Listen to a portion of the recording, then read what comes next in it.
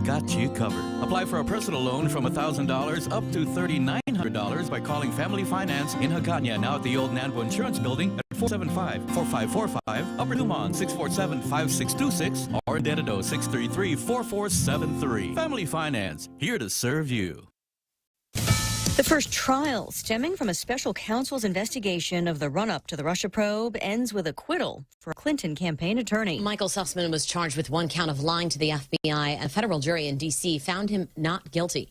Sussman said in 2016 he brought evidence to the FBI showing the Trump campaign had a back channel to Russia through Moscow-based Alpha Bank. He said he brought the evidence forward as a concerned citizen, failing to reveal that at the time the Clinton campaign was his client. The charge against him came about during special counsel John Durham's investigation into now debunked allegations that the Trump campaign had ties to Russian operatives. While this is the first trial, former FBI lawyer Kevin Kleinsmith has already pleaded guilty to altering an email that was used to help justify surveillance of former Trump campaign aide Carter Page. Jessica Rosenthal, Fox News. One of the candidates in a too-close-to-call Senate primary in Pennsylvania is asking for a hand recount in 13 counties. The campaign for former hedge fund CEO David McCormick says there's a lack of transparency, petitioning the court for the partial hand recount to happen at the same time as the broader recount that's already underway. After the initial count, the Trump-backed Republican in the race, Dr. Mehmet Oz, was leading McCormick by just over 900 votes.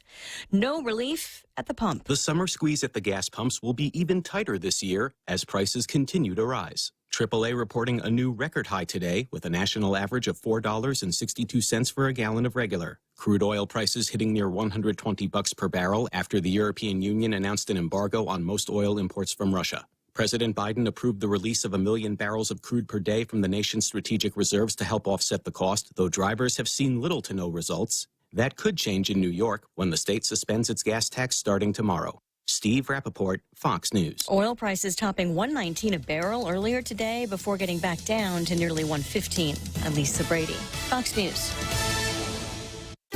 Half a day. Patsy Gogri from Security Title here with information about what a title company does. The title side of our business determines who owns a property and guarantees your ownership with a title insurance policy. The escrow side acts as an independent third party, managing the transfer of money and documents between the buyer, seller, lenders, and others. Security Title has the management of real estate closings down to a science. Give us a call. We are here to help. Half a day, this is Honey. Here at APL, our expertise and extensive network can help you grow your business and reach out to more global markets. As a responsible carrier, APL is also committed to a sustainable future, whether it's protecting the environment or investing our efforts in giving back to the community. Our dedicated teams in Guam, Saipan, and on U.S. mainland are here to support you. Call 588-4651 or visit apl.com. JV International Safety Equipment has it all for you. Fall protection, rain gear, traffic signs, speed bumps, custom signs and banners, PPEs, fire extinguishers, plus more. Check them out on Facebook at JV International Safety Equipment Company or visit their website, www.jvisec.com. JV International Safety Equipment, Guam's leader in occupational and environmental safety equipment. Call 688-9524. JV International Safety Equipment, located in Harmon Industrial Park.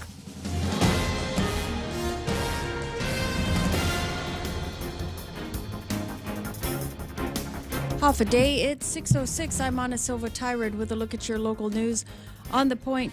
Last night's debate between the gubernatorial candidates was cut short after Governor Lulian Guerrero was struck with a coughing spell, but after being checked out by a doctor, she's said to be okay this morning.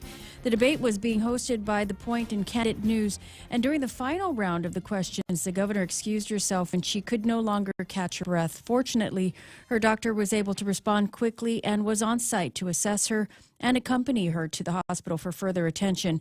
The governor's spokeswoman did later issue a statement that, quote, out of an abundance of caution, the governor is receiving medical attention at this time. She is feeling better, and thanks to everyone for their prayers and concern. Now, Delegate Mike St-Nicholas, who also participated in the debate, extended his prayers as well as his well wishes to the governor. St-Nicholas did ask that he conclude his participation during the debate when his challenger fell ill. Meanwhile, the debate was able to draw some solid answers from both the Democratic gubernatorial candidates with 2 full rounds and half the third round of questions. The questions ranging from public safety, health, economy, infrastructure, education, and regional and federal issues. Both the governor and congressman quick on their feet, exchanging a few barbs here and there, but seemingly on top of their game. Republican candidate Felix Camacho was not in attendance, though. Candid News did extend an invitation to the former governor, but did not get a response. Candid and The Point have said that they do plan on hosting a debate for the lieutenant governor candidates in the coming weeks. Elsewhere in the news, the raises went into effect last week, but still up in the air apparently is where the money will come from. According to the story in the Guam Daily Post, the raises will be seen in the paycheck set come out on June 10th. In the meantime, the Guam Department of Education continues to iron out where the money will come from and how the raises will be paid. The pay increases went into effect on May 23rd per the Department of Administration guidance. The first pay period to reflect the increase accounts for 4 days of higher pay. The superintendent, John Fernandez, said that there are clarifications being sought on the pay raises. Base salaries under the educator pay plan will increase by 20%. Additionally, a flat work pay differential of 15% and 10% will be granted to school principals and assistant principals, respectively. The raises for educators are expected to cost about $30 million a year. And while DOE had said that it couldn't afford the cost of the raises, DOE is continuing to look with the Department of Education if they will allow the use of the American Rescue Plan's funds to cover the pay increases for the remainder of the fiscal year. We'll have more news right after this. Gas is expensive, so let the bank come to you. Through our remote deposit capture, you can deposit your checks into your account from your phone. And with our Dynamite Bank Pacific Visa debit card, you can use your money anytime, anywhere. It's the perfect combo. Now we're banking on the future. Services to choose. Bank Pacific, where others put branches, we place roots. Equal housing lender. Member FDIC. Crank it up.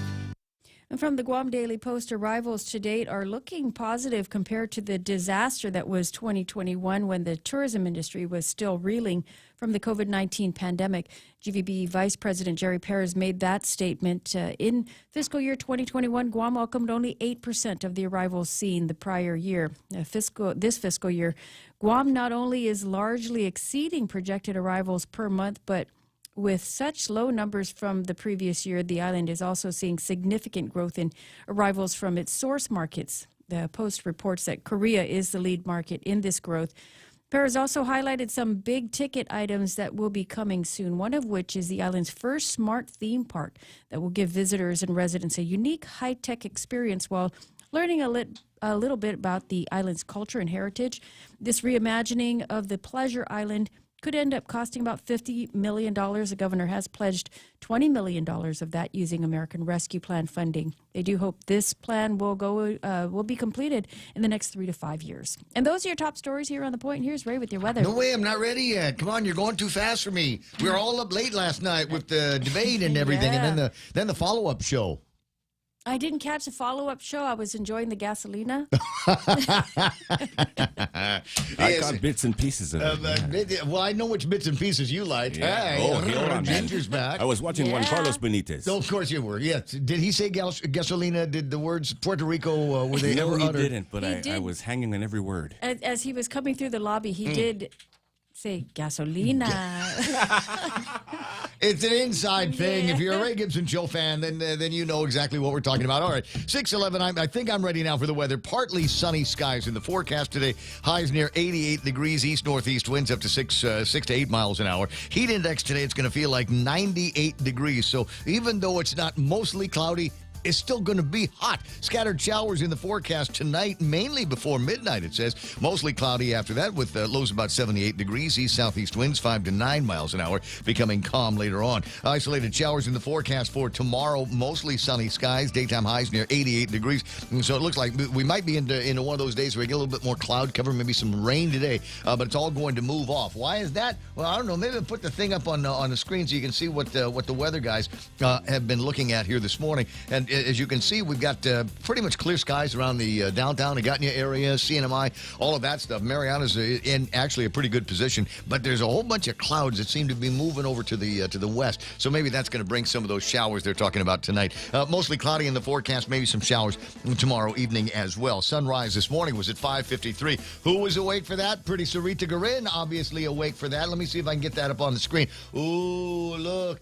And that's, I think, as good as it got. I think that might be, if you're watching on the YouTube and the Facebook Live, that might be as good as it got, because I went out at 6 o'clock sharp to go and take a look outside, and it already looked like lunchtime. The moment had passed. Yeah, it's all over. But you know, we got kind of a golden hour early in the morning, and it's something that made this picture that much more vibrant. And as you can see, ooh, look at the colors. Love the way they jump out on the phone. Good job there, Sarita. The sunset tonight is going to be at 6:45. Which means the good stuff's not going to hit until about 7. I was talking about this with one of my other favorite sunset hunters, and she was out there and looking at it, and she couldn't stay until 7 to go and watch the thing, because, you know, it's 7 o'clock. It's late already. It's time to go. Yeah. So, but the magic happens later then, sometimes. Bam, huh? color good. Color was good. Anyway, 6:13 in the morning. There it is. News, weather together, all kinds of other stuff. And the point being brought to you by our friends over at Bank Pacific, banking on the Pacific for 67, and somewhere between 0.5 and point like 0. So almost 60 for almost 68 years. Are you looking for a new place to hang out with your friends? Let's go along the sidelines at Sidelines Bar and Grill. Located at 154 Iriarte Road, Unit 4 and 5 in Tamuning behind Royal Bigs. Sidelines, a hidden gem with nothing but great things to offer. Great atmosphere, great food, top shelf drinks, and a great team. What are we waiting for? Let the fun begin at Sidelines Bar and Grill. Open daily from 3 p.m. to 2 a.m. See you there. My family and I trust the FHP Health Center because of our connection with the healthcare providers. The services are mostly under one roof, enabling a one-stop for all of my family's medical, urgent care, imaging, dental, vision, laboratory, and pharmacy needs. My family and I trust FHP Health Center. You can too. FHP accepts most insurance plans, TRICARE, Medicare, Medicaid, and self-pay patients. For an appointment, call 671-646-5825, press 1, or takecareasia.com. FHP Health Center, our island, your clinic. What happened? 6:14 in the morning. Portions of the program brought to you by the guys over at APL, American President Lines, a global presence with a local home. And Ron and Kim over at Security Title. Are you buying something today? I mean, something like expensive, like a house or something like that? Chances are pretty good you've gone through the escrow process, which means that somebody from Security Title will be at the bank with you today to help oversee that process. It's all part of the package at Security Title. The Ray Gibson Show. Morning talk that matters. Call now, 888-TALK. That's 888-8255.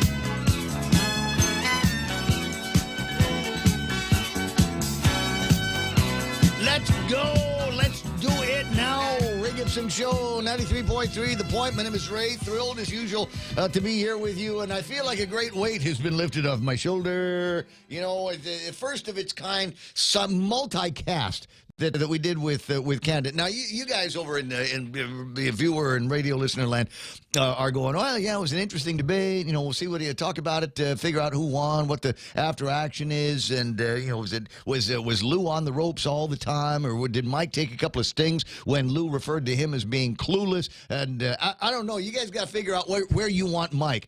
Because one of the things is like, well, if you were here, you'd know that. But when he's here and he's not voting, then you guys give him a hard time about that. So I'm like, there's only the one guy. There's only one Michael St. Nicholas, and he cannot be in Washington, D.C. and Guam simultaneously. So I don't know. But anyway, so, you can say what you want to about the debate, and we'll spend some time chewing on that and talking to some folks that we're watching and get their thoughts on it. But for me, it was, okay, we got to do something that, as far as I know, has never ever been done before. Multiple platforms worth of the broadcast. It was on television, on PBS. So the guys over at KGTF were taking the feed and throwing that back out. Also, it was on the Candid site. It was on our Facebook site. I believe it was on the YouTube site, because I'm almost positive I sent it there in that direction as well. But I haven't had a chance to take a look at everything. Of course, it's on the radio as well. That I know of, it's never happened before,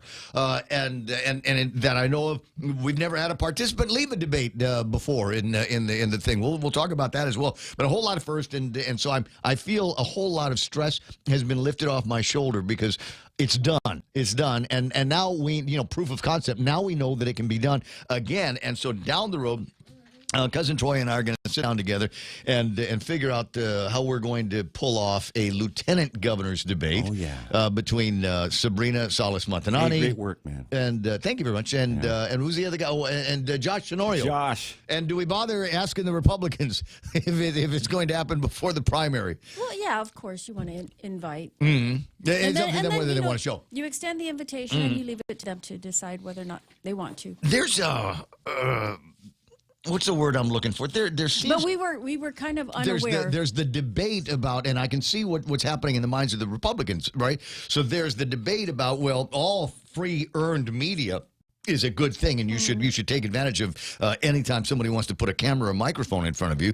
And then there's the other argument that says, well, it's not his race yet. He's going to sail right through the primary, and why bother going in? It's like watching the pre-games in football. You know how they get those preseason games? Yeah. And it's all the C-string guys that go out there. You never see the stars because they don't want to go and possibly injure themselves and make it so they can't play for the rest of the season. Yeah, but from the organizer's standpoint, it would have been nice to know whether or not they were going to participate, because you don't want to assume that they're not going to be there and then they show up. So we were prepared for them to show up, even though we didn't hear back. Now, when you say you prepared for them to show up, that means you had some gasolina and some Krispy Kreme and some Linda's Chow that was set aside. Well, we had the Felix? desk. We had the desk. I saw that. We had the questions that were all lined up, and the program set. Right.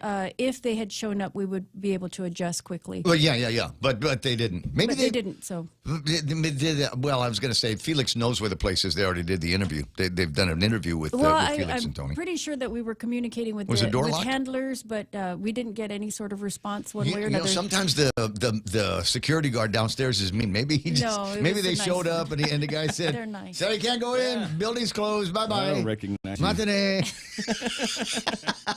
You look like the guy who used to be governor of Guam. Anyway, so it was kind of interesting. We go around the room and kind of get a sense of how you felt about it. I keep looking at this. I imagined this morning a different scenario of press releases, the press releases that went out that said, well, she got sick, she was under the care of the governor, of a doctor, whatever. I was expecting from the Democratic Party and the Republican Party, both of Mike's team and Lou's team, both of them claiming victory at the debate. I don't know that was true, but and everybody's got different impressions. I think they both did very well. They were very sharp. Their answers were quick, and even from the moderator standpoint, whenever the governor would give a response, that was a good one, and then the congressman would respond, oh, that was a good one. So they were both very impressive and sharp with all of the questions, because they were randomly placed. They had no idea what the questions were. So correct. They were given categories and what the titles of the categories would be. And basic stuff. I mean, healthcare, foreign relations, economy, school. But some of them were just because it was an independent panel of individuals in the community that came up with these questions. So you could only imagine what they would say, or what questions they would ask. You were about ready to ask the last question before you threw to the break. Do you remember what it was? Gosh, I don't. Because I remember going, getting tantalized because it seems that as the program went through, some of the questions got a little bit more focused on things that I was interested in, the general economy and the taxes and things like that. And you were, I want to say that just before you left off, you had kind of teased I can look real quick and see what it was. But again, it was one of those tantalizing things, and I kind of had the sense going into the break that we were going to be done for the night. I'd already popped my 11th beer, and I want to say that the governor is a trooper because she started coughing in the second round. Oh yeah, in the middle of the second round, and I already recognized that she was having some issues. It might have been. Now I'm coughing. The studio is just freezing cold, so it could have been anything. It could have been the water or pugwa or something. But I recognized it, and so she stuck it out, even though we went to a break, so she tried to cough it out, and she came back for the third round, even struggling as she was. So I have to say she was a trooper. There was it's kind of made it sound like there was a doctor there already. They called her. They called her early on.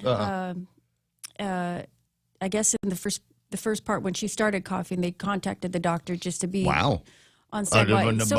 So when she stepped out, the doctor was already there to take care of her. All right, so but I'm glad she is okay. My takeaway, I thought they both did okay. Mike has got a little bit more by way of stripes, I think, in terms of public speaking than Lou does. I think he had her on the ropes, and I think that it was frustrating to her, and that's why she kind of lashed out at Mike a couple of times and referred to him as clueless, and then a little bit more back and forth. And there were a couple of points that they absolutely agreed on, and some points that they disagreed on to that degree. So I don't know. I don't know that anybody can be crowned the winner of the debate. But if you've got a sense of who loves a 5% BPT and who doesn't like a 5% BPT, that question was answered last night. If you are more in favor of a wide open plebiscite on self-determination, then Mike's your guy. If you want it just for folks from around here, then that's Lou's. I mean, you've got at least a couple of things there that you can put a little bit of a toehold on determining who your favorite of the two candidates is going to be for the Democratic Party. And there were some issues that they actually agreed upon. Public safety, education were some of the key issues that they kind of seemed to be in the same page. Marie Rojas, those tasteless commercials were coming straight out of Peter the repeater's mouth. I didn't hear any of them. I could see the visual, but I couldn't hear any of the commercials. It was those commercials in the comment section. That's what had me. All the people pot-shotting each other, the low blows. Dude, the action, never mind the action on the screen. Always in the comments. You got to go to the comment section. This is another first. Let me just point out another first here when it comes to debate technology and debates here on Guam. For the first time, I think in the history of all of this, you were able to see comments in real time from viewers, supporters of Mike, supporters of Felix, and then I think there were just a bunch of people went in there to bang head, right? Just going in there. I'm looking for a fight, and I don't care who I got to fight. There was some guy on the feed that I was looking at that was going after Ismail, and I'm going, man, you're messing with the wrong guy. What's this? Who's the guy? Chad. Achilles. Right? It's not Aguero. Not Aguero. No, it's Chad Achilles. Good morning. Buenos Zen Hafade. Welcome to the Ray Gibson Show. Buenos. How am I, Chad? Hey, what'd you do yesterday? Yesterday, I cut grass, I mowed the lawn, I manicured the lawn, then I listened to the debate. Okay. One thought on mowing the lawn. One thought on mowing the lawn here, Chad. Number one, how can you afford that anymore? And number two, where can I get a goat? I'm thinking maybe instead of just going out there and using gasoline to cut, maybe just I'll run the tsiba around the front yard and backyard. Well, I got one of those lawnmowers that is half and half. While it's running on gas, it's charging the battery. Hey. And then when the battery starts to run down, I switch over to the gas. Oh, you're going to DM me, send me a note, and tell me where you bought that significant technology. It's a 31-inch push behind propel. I don't use a riding mower. Because that riding mower is for like when you get in your 80s. We're almost there. These guys that I see nowadays riding around in a riding mower with their 0 turn radius. Hey, get up and push that mower. But you know what? My mower is not zero turn radius. My mower is zero tolerance. Zero tolerance? Right on. Zero tolerance radius. Anyway, man, Lou was scaring me. She was getting all mad. She was fuming. That's probably why she ended up having to cut short, because she just couldn't handle her madness.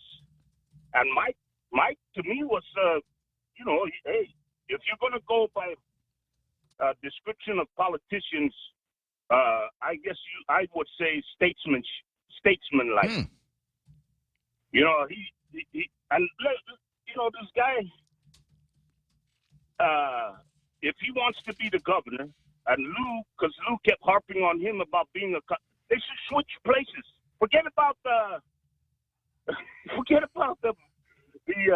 election. Just switch places. Lou, you're the new Congress. You go to D.C. And you go to D.C. and let Mike be a governor here. Can we do that? Is that an option with the election commission? Or just and that way everybody's happy except Jimmy? And forget about Felix. That already showed me Felix. Felix, just like when in high school when we were playing football, just sit on the bench. Ooh. On the bench. Ooh. And maybe every now and then bring the water and the Gatorade. Ooh. But just sit on the bench, because he just showed that he's you know, when I said that the legislature a couple of days ago was coward, you know, that's too harsh a word. Wow. They're cowardly. Is that more nice? So what I'm inferring from you now a sense that while there might have not been any knockout blows, there was certainly a loser in the debate, and it was the party that did not show up. It was the party that did not show up, and the one that had to cut short and walk off, you know, because she couldn't handle her madness. Because, you know, she was just, that's how come she lost her, hey, and if anybody should have been she should have been, when she started coughing and gagging, she should have been wearing a mask. She should have took the time and put on the mask. Took some leadership. You know, you're the one that espoused mask wearing. Well, wait a second. If she goes back to wearing a mask, she might make all the rest of us go back to wearing a mask. No, yeah, but let's not encourage that anymore. Let's forget the whole mask thing. No, but when she started coughing and gagging, for the love of the host and the hostess and Mike, you know, for their sake, you know, that's the liberal way of looking at things. For their sake. If we save just one life. Jose Tepahago online says, this guy is on point, and that's why we call it that. Hey, bro, I got to run. I'll talk to you pretty soon. You have a great day, and hope your lawn is looking good. I was taking a look at mine the other day, and it's not time to mow it yet, which is weird because I spent, you know, it seems like every 2 weeks I was mowing the yard, and now it's been like 3, and I haven't, just a few places where it's beginning to sprout up. Now, he might have been rather cutting in his interpretation of what happened to Lou. Mike St. all class, wrote on Facebook this morning, folks, work can be very demanding, whether it's in the home, on the job, in the private sector, in the public sector. We're all human beings, and all of us know that wellness is something that we all have to deal with, even at the least convenient times. We have our own struggles as well. Sometimes they creep up, and some are ongoing. And yeah, there have been times we, too, have put our wellness first because circumstances require it. Let us never lose our compassion and respect for this human reality. Political ugliness has no place on this subject, and we urge everyone to care first about the person rather than the politics. Governor Lou did a great job in tonight's debate and was a valiant counterpart on the issues. Her toughness was most respectable. It was the most respectable thing on display during the first debate, and we deeply admire her for it. All of us should. And that was the statement, as I said, posted on Facebook from Congressman Mike St. It's all class, buddy, all class. So, like opening statements, who do you thank first? Who did he want to do a shout out to first? Family back in the States, and then everybody in the thing. He's hitting the point. And what did we do right during the pandemic? And Mike St. Guard. The Guam Army Guard, the reserves, the guys, Air and the Guam Guard that were out there doing all the security in the hotels and the vaccinations and all of this other stuff. So I thought, I don't know how much thought he put into that. I don't know if that was, off the cuff remarks, but good on you, Mike. 6:31 on the Ray Gibson Show. We'll get your comments in here as well. Kind of out of place here. I haven't done the cheers thing yet.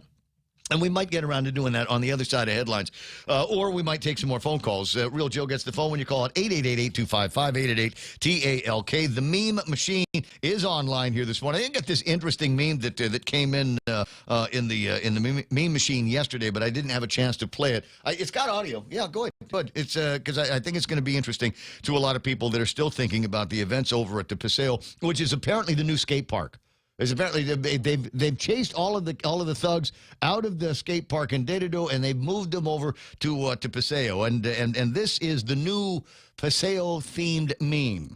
Chookies, what is your profession? 10 years later.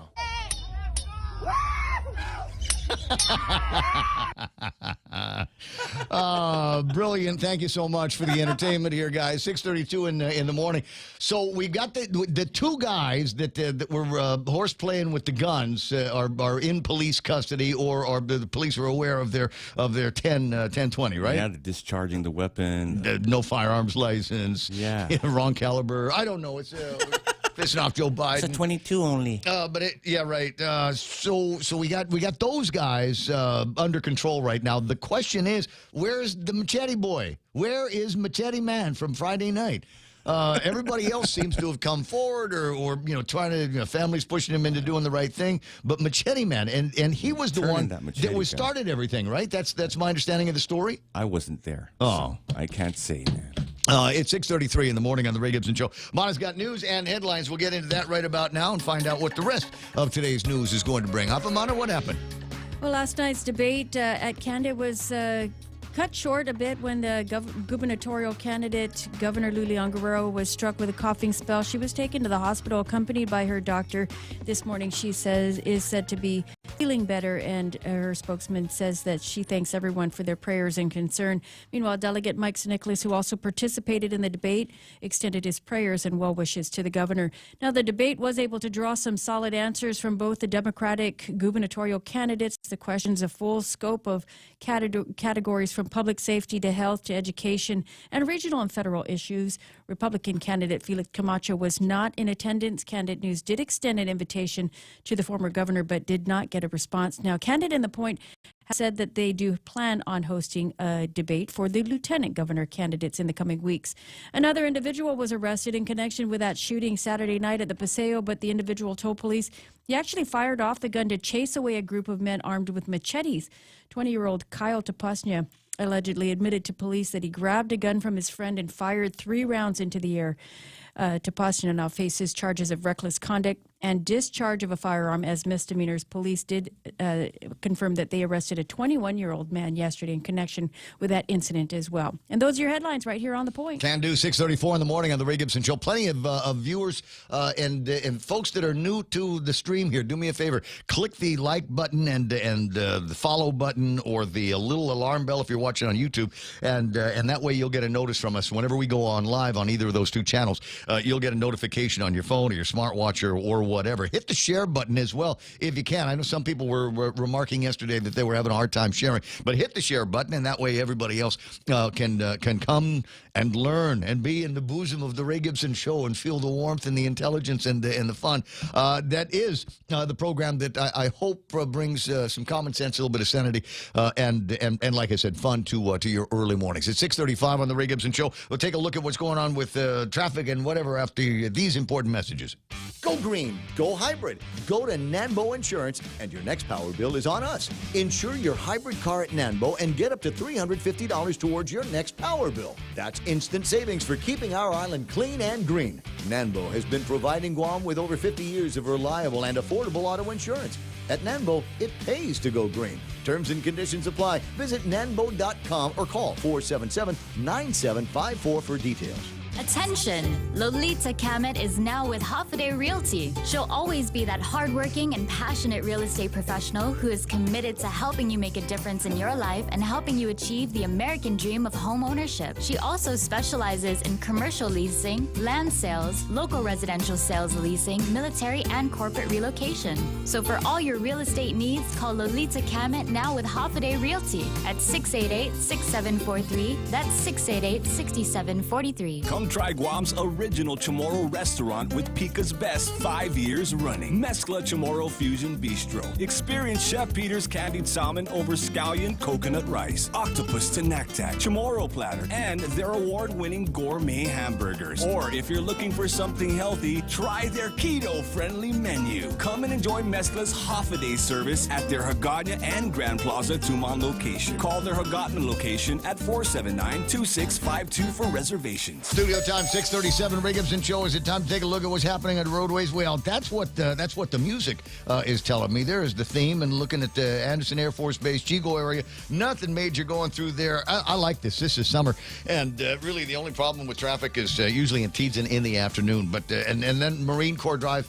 Pretty much all the time these days, but because of the construction, and it looks like yesterday I caught them in the act of putting the reflectors down along a piece of Guam roadway, so hopefully that stuff is going to be ending sometime soon.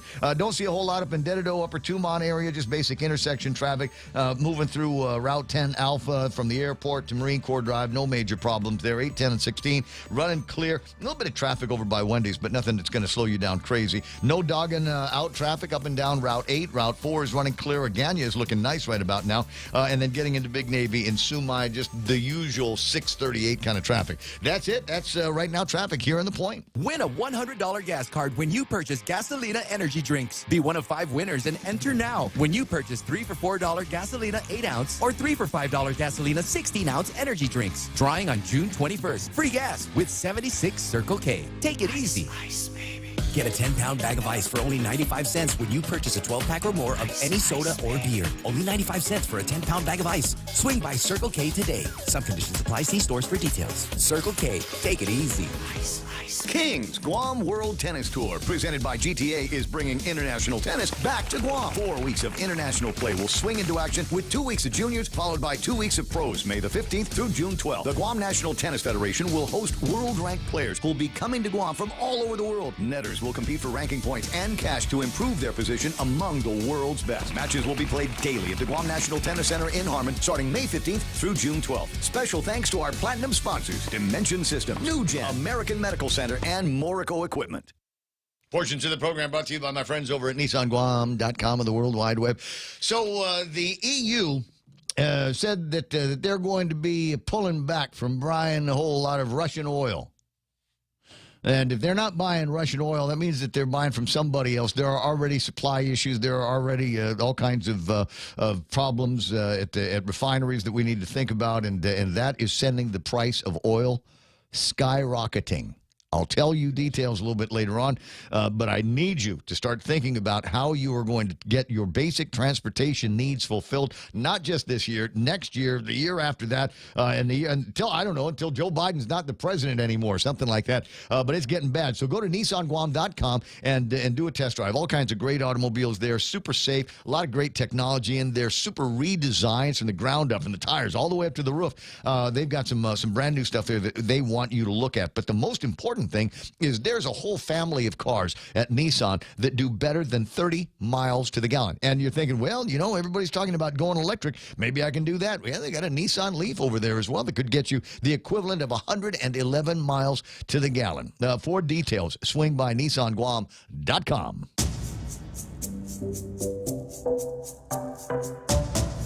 Any speaker, anytime.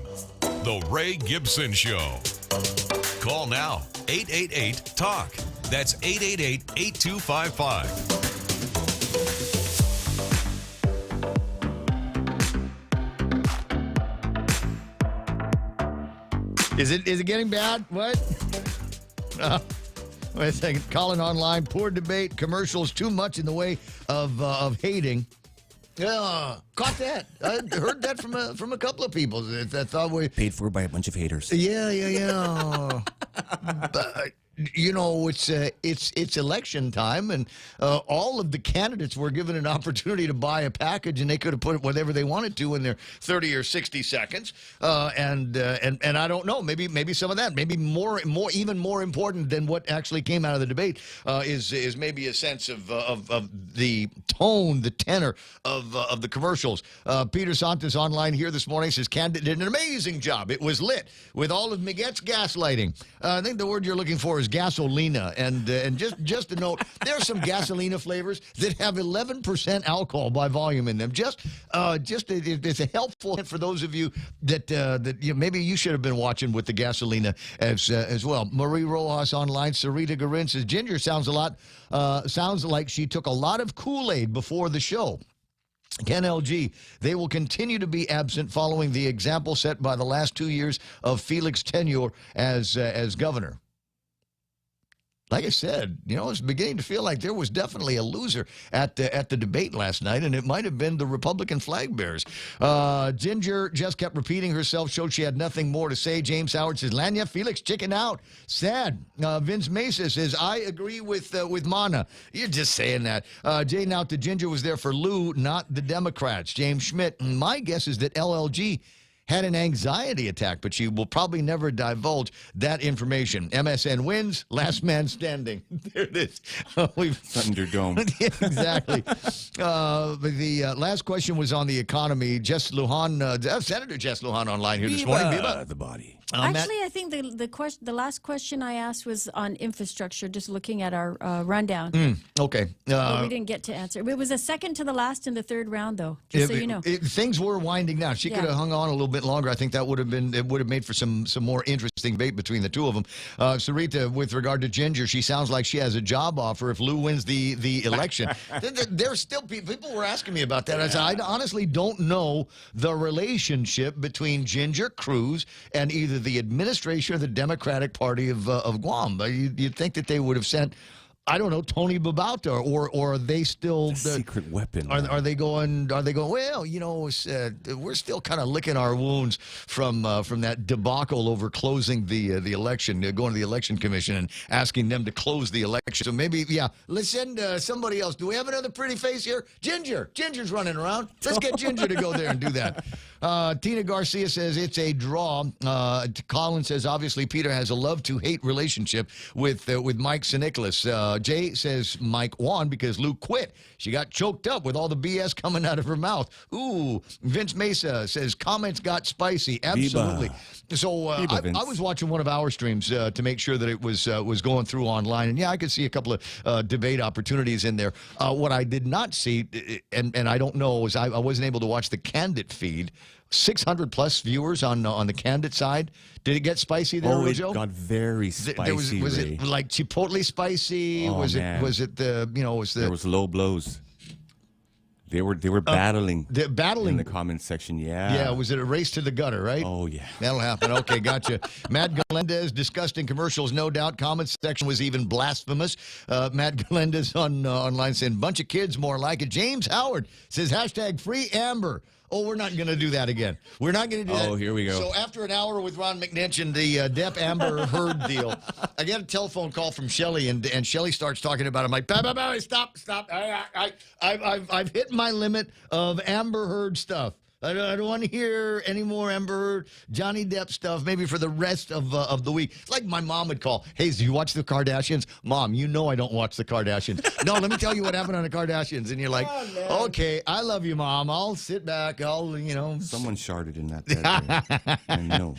James Martinez, it was a primary debate. No need for Felix to be there. Again, there's a debate that we're going to have from among it. I think maybe that ought to be the poll question of some kind. Was Felix in the right not to go to the debate last night? Was it not to attend? Was it a smart move, considering that he didn't have to do anything in order to pass the primary election? Why bother? Why risk injuring yourself, saying something in a debate format that has no bearing on whether or not you're going to make it past the primary election, it's a guarantee. It's a straight shot. It's a win. Or should he have been there just to provide the Republican perspective? It is, after all, he is, after all, going to be a fixture in the general election. And wouldn't it have been nice to begin to hear some of his party platform ideas, how he would use his experience as an 8-year governor of Guam to be able to take all of today's new problems and put some old school kind of spin on them now that he's an elder statesman of the GOP. But then how about the courtesy of at least extending the phone call to say, we're not going to, we respectfully decline. We'll wait until the general election comes up. Yeah, don't least disagree. I mean, maybe a little bit of manners. Joanne would have sent out a card, a little handwritten note. Sorry, appreciate the opportunity, but we've already got prior arrangements. Oh, by the way, yeah, because they're setting up a party over at the headquarters for this coming Monday. 888-8255-888-TALK. Jose Tetpago says Tony Babauta done did it. Gina Nicholas online. Sarah Lake is there. Hemorrhoids, spicy indeed. Harvey Egnes is no benefit for Felix to show last night. There's no upside and plenty of opportunity for downside. And then Lonnie Salas chiming in this morning says Felix should have been there. Interesting evening over at the candidate offices, and then there was the post-debate recap.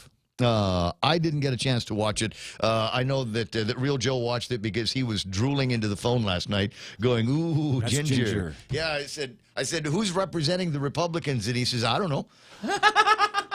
I don't know. Wait, there's somebody else in the room? Some Spanish-speaking guy. There's the man.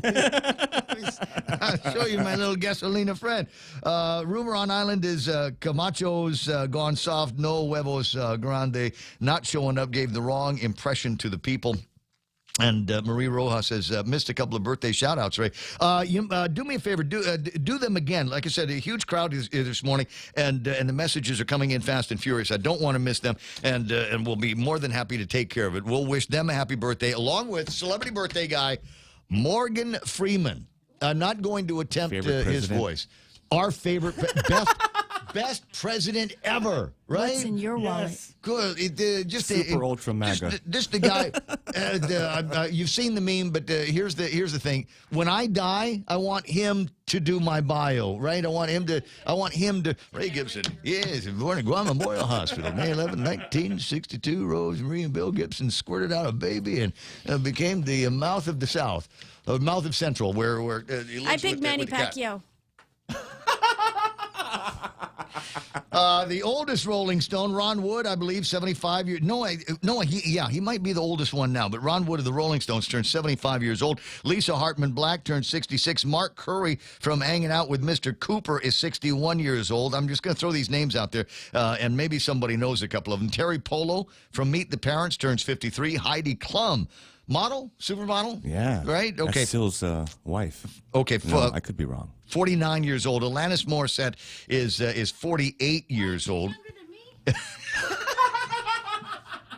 Amy Schumer, 41. Nikki Glazier is 38. Taylor Handley from the OC is 38 years old. Zazie Beetz from Joker and Deadpool 2 turns 31. And Willow Shields from the Hunger Games, you know her, is 22 years old. If you're looking for something to celebrate today besides the Mike and Nicholas victory rate debates, sorry, just trying to trigger all my friends over at Adeloop. It's Dinosaur Day, Flip a Coin Day, Global Running Day, Heimlich Maneuver Day. Oh, yeah. A day to go barefoot. Which is among my favorite things in the world. It's Hazelnut Cake Day, Nail Polish Day. Did you ever, Real Joe, just grab Mom's bottle of nail polish and just huff it? You ever? And then pass out for a second and wake up happy? Yes, Ray. Nail polish remover? Every day. Yeah. I thought it was just me. Apparently not. That kind of explains everything now, doesn't it? Pen Pal Day, New Year's resolution. There's Recommitment Day, Oscar the Grouch Day, Say Something Nice Day, Wear a Dress Day. It's Say Something Nice Day. Mike and Nicholas already wanted to say something nice thing on Facebook. It's Wear a Dress Day. Okay, only the girls. Only the girls. This is not You a day still to have my celebrate green some of that. dress. I still wear that green dress at least once. It's a thing. It's a party thing, for heaven's sakes. 10 away from the top of the hour. All right, just because I didn't. There were things that I didn't get to yesterday on yesterday's table of contents because you know what? I don't know.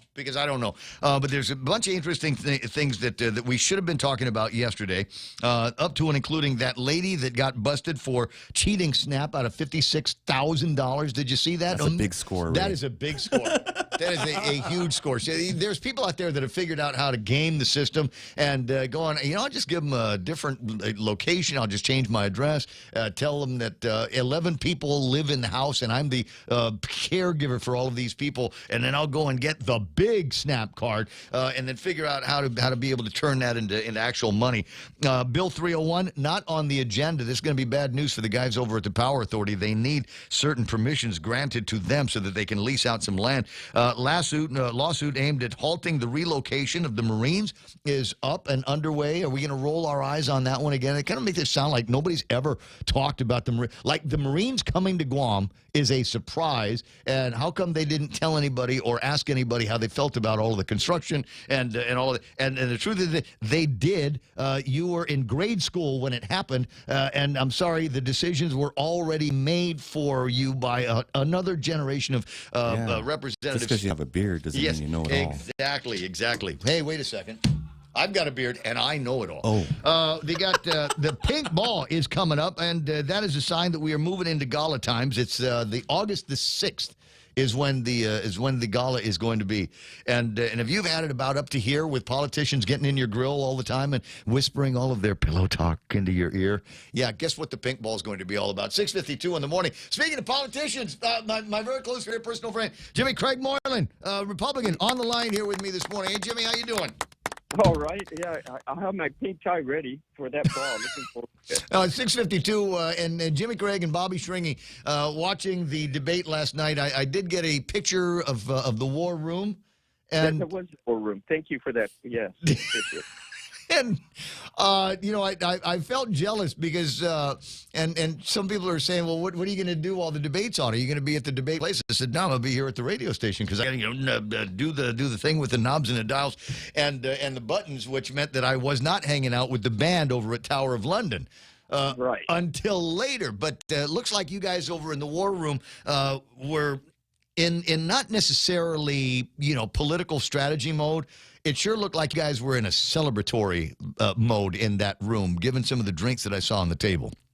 Well, the hydration is very important, especially while you're listening to a debate, of course. And it was helpful to understand and make sure we're clear on what the point of views are coming across by each of the candidates presenting themselves. So, yes, we were in the right state of mind. For those of you that had the Lulian Guerrero debate bingo card out there, if you got clueless, you should have been able to mark a square at least twice on that one. Very, very interesting debate, don't you think? I certainly did. I think it was well put together.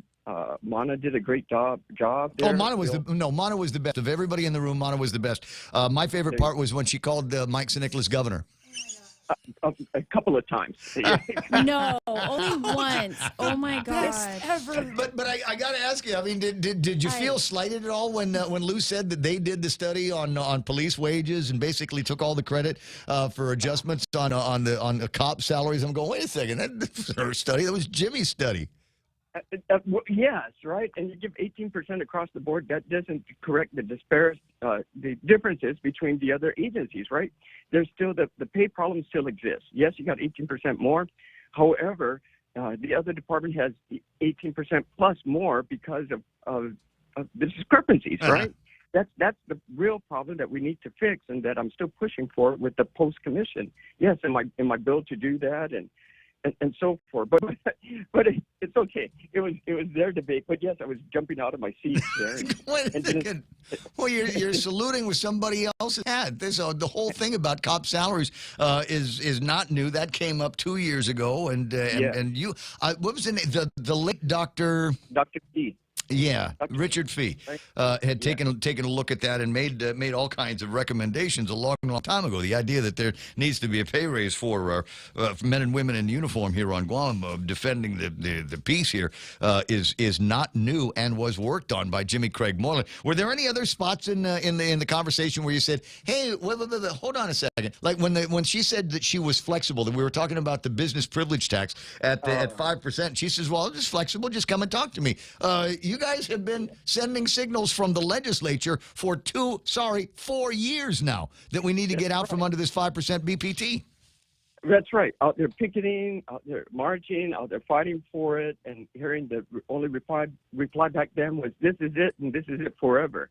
And now, okay, yeah, as it comes close to the election time, okay, maybe we'll relook at it. Maybe because we're 87 million above projected appropriated budget, right? Maybe we can consider that. Well, that's great, but don't have to consider it. Just do something about it now. We know what needs to be done. Then just take action, right? It's just a matter of priorities. The governor's in charge. She just has to prioritize. The legislature wants to say a few things, that's fine. But at the end of the day, the governor's going to make that decision. Right. The leadership role that has to make that change.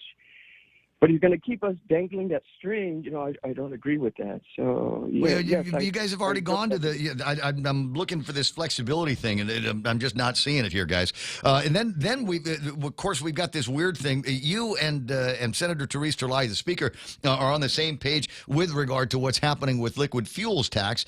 And I support Therese's legislation that would eliminate it. The people are suffering right now. We still got to drive around because we don't have a great mass transit system. Our mass transit system here on Guam, for all intents and purposes, is invisible to most people. It's not reliable. It's not economical for a lot of people to be able to use. So we've got to drive the kids from here to there. We've got to get in the car and use it to go and run all the errands and do all of those things.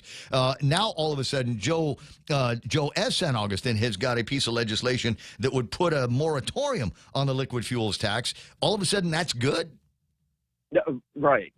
Whichever bill can get through. When Jimmy Craig and the Speaker of the legislature say we got to do something, everybody says no, we can't afford it. We've got to find alternate funding. When Joe S. says it, then it's okay. Les comes out and says, yeah, we might be able to deal with that or whatever. Yes, and that's you got to be working with your colleagues, right, on that. The end result should be for the people of Guam. Our bill actually was to. There's one for the liquid fuel tax, but our bill was to remove the BBT. As well. That would have saved 30 cents per gallon, plus the liquid fuel tax, if that goes through, which the administration didn't like when they had the public hearing for it. Of course, my bill never had a public hearing. But the liquid fuel tax would be about 30 cents or 27 cents or so. But combine that, the BBT plus the liquid fuel tax, moving those things, man, that's like 50 cents. That's what we have control of, right? And you fill up your tank, 50 cents per gallon, that you can reduce that. That's a good discount as well. Look, they're doing it in New York. They're in New York. Yeah. They're getting rid of the liquid fuels tax there because they realize that this is a major problem for a lot of people. And they've got alternatives. They've got subways. They got trains. They got great mass transit in New York. But they still recognize that for a lot of consumers and a lot of businesses, this has become a cost that they cannot absorb. So they're going to pass that along to the consumers. Econ 101. I got a note here from soon-to-be Senator Harvey Egna. You'll enjoy working with him from D.C. My daughter, Angel Nicole, is graduating John F. Kennedy today. Can you give her a shout-out during your show? Absolutely, Harvey. Happy to do that. Congratulations. And so are you one of those dads where, okay, you're 18, you graduated, get out, go.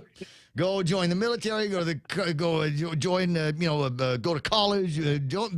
Where's the convent? Go there, but anywhere but here now, because you're over 18.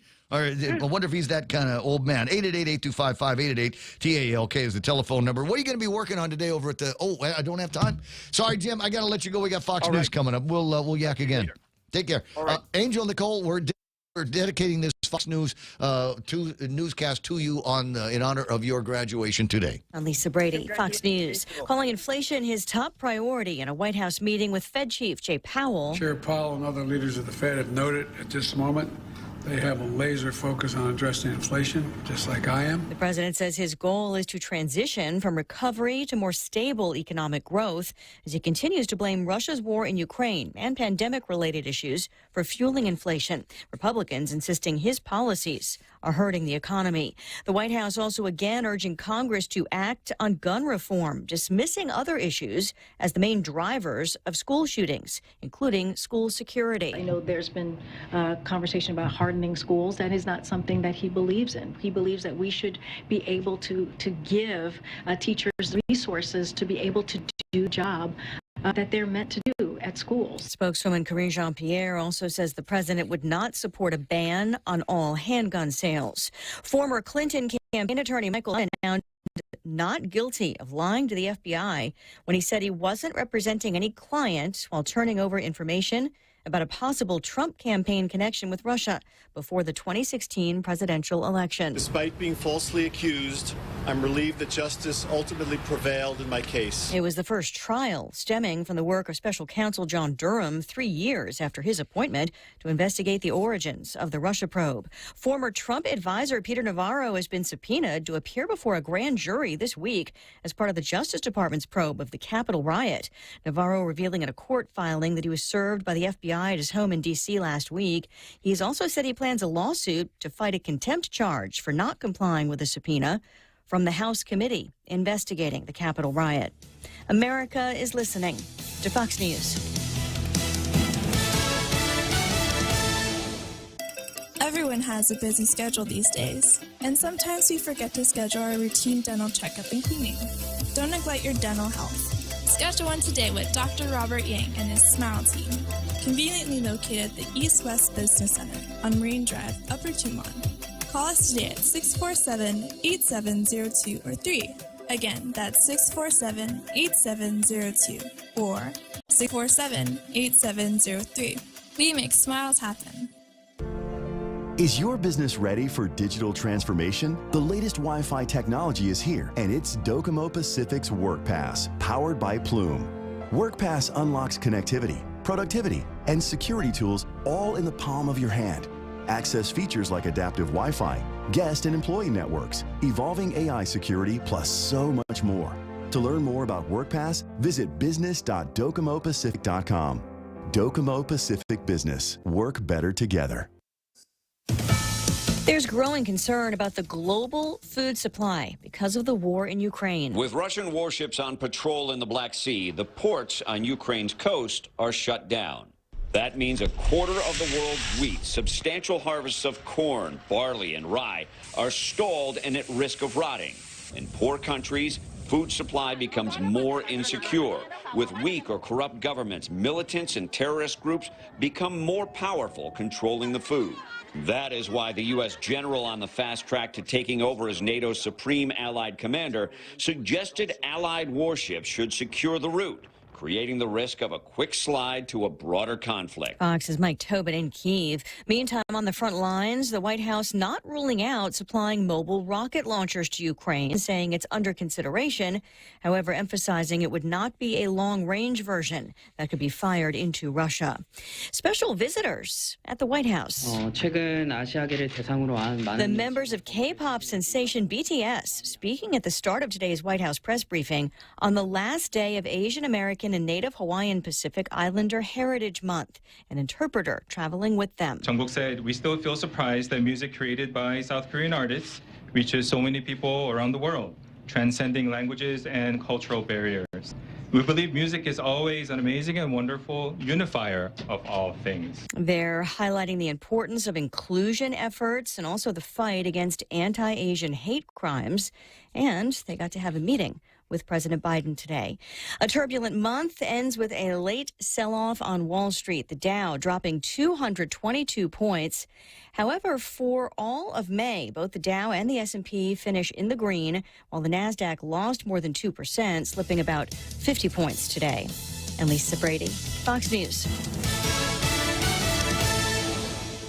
As part of our ongoing commitment to keeping you connected, GTA is proud to participate in the Affordable Connectivity Program. The Affordable Connectivity Program, or ACP, provides eligible households with a $30 credit toward internet or mobile services. And now, if you qualify for ACP, you can get internet for as low as $28 a month. We're making it simple for both new and existing customers to apply this credit toward GTA internet and mobile services. To see if you qualify, visit gta.net. GTA, we start with you. Are you looking for a new place to hang out with your friends? Let's go along the sidelines at Sidelines Bar and Grill. Located at 154 Iriarte Road, Unit 4 and 5 in Tamuning behind Royal Bigs. Sidelines, a hidden gem with nothing but great things to offer. Great atmosphere, great food, top shelf drinks, and a great team. What are we waiting for? Let the fun begin at Sidelines Bar and Grill. Open daily from 3 p.m. to 2 a.m. See you there. Hafaday, this is Severina. Here at APL, our expertise and extensive network can help you grow your business and reach out to more global markets. As a responsible carrier, APL is also committed to a sustainable future, whether it's protecting the environment or investing our efforts in giving back to the community. Our dedicated teams in Guam, Saipan, and on U.S. mainland are here to support you. Call 588-4651 or visit www.apl.com.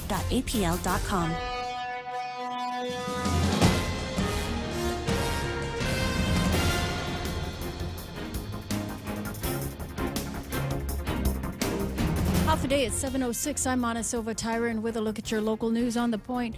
Well, Governor Lulian Guerrero is feeling better and doing well this morning after she was seen by a doctor last night at the Guam Memorial Hospital.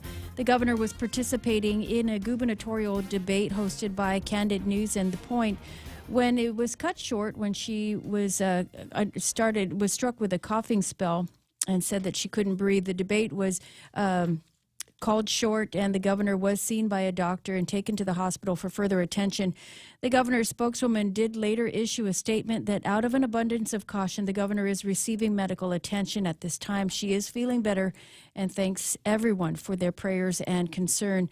Delegate Mike St. Nicholas, who was also participating in the debate, extended his prayers as well as his well wishes to the governor. St. Nicholas did ask that the debate be concluded when his challenger fell ill. Meanwhile, the debate was able to draw some good answers from both Democratic gubernatorial candidates, with 2 full rounds and half of the third round of questions being able to address the questions. The questions did range from public safety, health, economy, education, infrastructure, as well as regional and federal issues. Both the governor and congressman were quick on their feet, exchanging a few barbs, but seemingly on top of their game.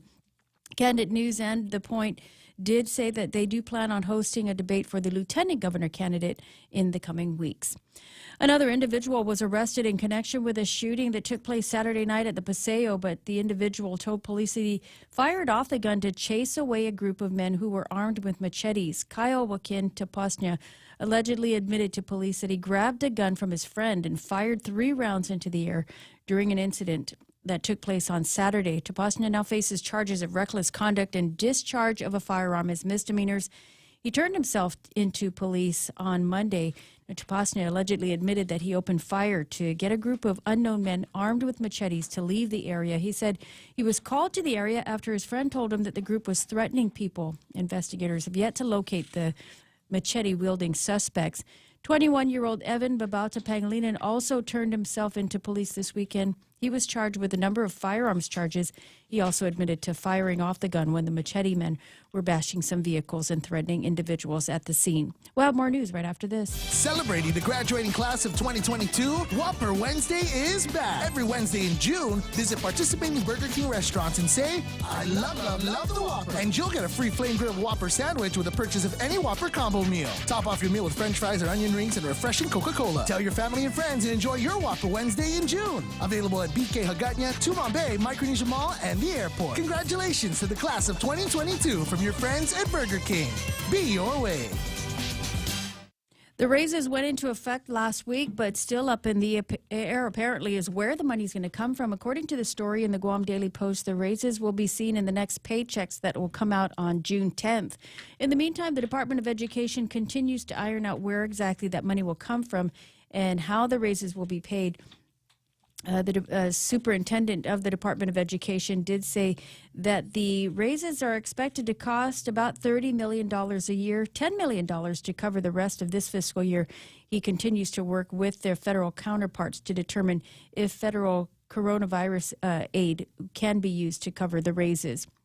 Meanwhile, a 29-year-old man faces criminal sexual conduct charges after a girl reported him to authorities after he allegedly molested her when she was 14 years old. The victim, now 17, alleged that the incident took place when they were at a hotel party back in 2019. John Wigglesworth was charged with fourth-degree criminal sexual conduct. The victim told police that the man got drunk at the party and molested her while they were in a hot tub.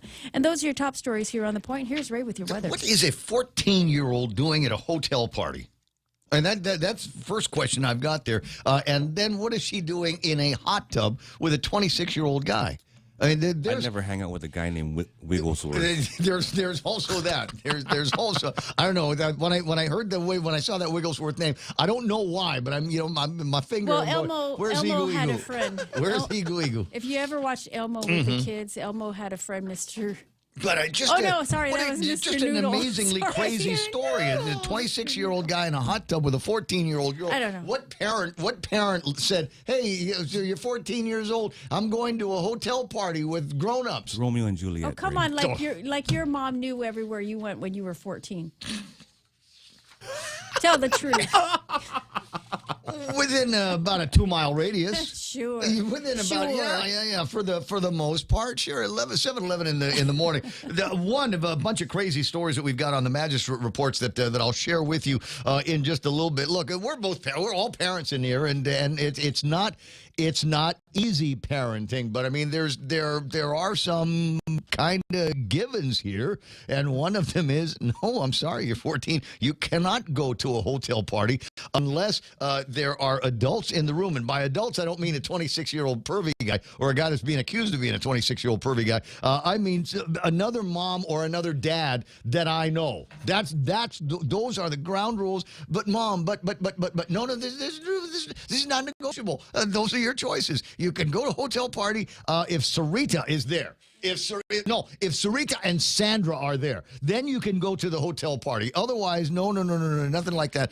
You want some stay snazzy home. Mom advice? Yeah. There's an app. It's called Life 360. I'm familiar.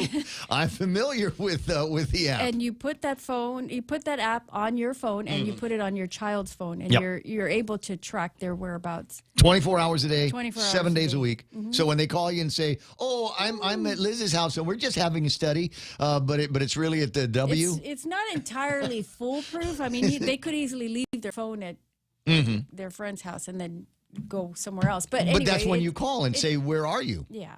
And they say, It's I'm at my friend's house. Why don't you show me a video of what you're doing? Let's do a FaceTime right now. You're right. Yeah. There are some great parenting tools that are out there. So did you turn Mika onto that, or did Mika turn you onto that? I will neither confirm nor deny. 7:13. She's in a news game. 888-8255, 888-TALK. Scattered showers, partly sunny skies. Daytime highs near 88 degrees. East-northeast winds blowing to about 8 miles an hour. Still going to be hot, though. Heat index says 98 degrees for tonight. Scattered showers in the forecast mainly before midnight, and then mostly cloudy skies throughout the rest of the evening. Tomorrow you'll wake up to mostly sunny skies. Daytime highs 88, another heat index of 98 degrees. Scattered showers and mostly cloudy skies by the time it gets to be Thursday night, which is tomorrow, which is one day away from Friday. Gotta love a short week, don't you? Sunset tonight, 6:45. Hashtag tell the others. There it is. News and weather together on The Point. Half a day. Patsy Gogri from Security Title here with information about what a title company does. The title side of our business determines who owns a property and guarantees your ownership with a title insurance policy. The escrow side acts as an independent third party, managing the transfer of money and documents between the buyer, seller, lenders, and others. Security Title has a management of real estate closings down to a science. Give us a call. We are here to help. Attention! Lolita Kamet is now with Half a Day Realty. She'll always be that hardworking and passionate real estate professional who is committed to helping you make a difference in your life and helping you achieve the American dream of home ownership. She also specializes in commercial leasing, land sales, local residential sales leasing, military and corporate relocation. So for all your real estate needs, call Lolita Kamet now with Half Hoffaday Realty at 688-6743. That's 688-6743. 7:15, Ray Gibson Show. Portions brought to you by APL American President Lines, a global presence with a local home. The Ray Gibson Show, bringing you closer to the action. This is The Point, Guam's FM News Talk Superstation.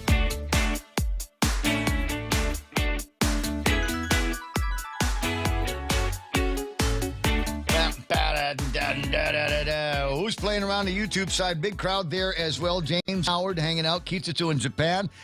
Did Governor Liu have her mask on? No, there was no there's no more indoor mask mandate. So no. Even though Chad said that maybe we ought to. She should have put the mask on after she started exhibiting some of those symptoms. Kitsuto in Japan changed yesterday. 126.20 yen to the U.S. dollar. Still not great, but good for people that are going to Japan. And we'll talk about that in a little bit more detail here. Lupang Guam Online, Joey Kitsuchu saying buenas. Ken Brown from California on that one. Who else is there? Demon, and he's just got a bunch of, I don't know, animal gifts in there. I'm trying to figure out what it is that he's trying to say. Living in the Pacific, it's such a great day after here on Guam. Long MD, U.S. justice system, died today. Well, I think he's been on life support for seemingly a long, long time. I'm thinking Felix did the smart thing and took a smoke break, says Elvis Kanata. James Howard, maybe she said they were going to do a study group. In Japan, June's larger reopening follows a small trial that allowed about 50 people on organized tours to visit 12 prefectures starting this week in Japan. Yeah, we're watching that. When I say we, I mean there's a whole bunch of people that are watching to see what happens in there. I think Japan might be among the last places that kind of reopens completely to tourism. I think I'm more concerned with them opening up as many flights out of Japan as possible. So everybody kind of excited to hear news about Japan Airlines getting back in the game. United has been in the game, but now they're adding a bunch of different flights leaving Narita City and the second city of Osaka. So we should start seeing more Japanese flying into Guam. Good things happening on the Taiwanese front, and we've got all of those kinds of things to look forward to. Where is it? 7:17. Other comments that the people are making.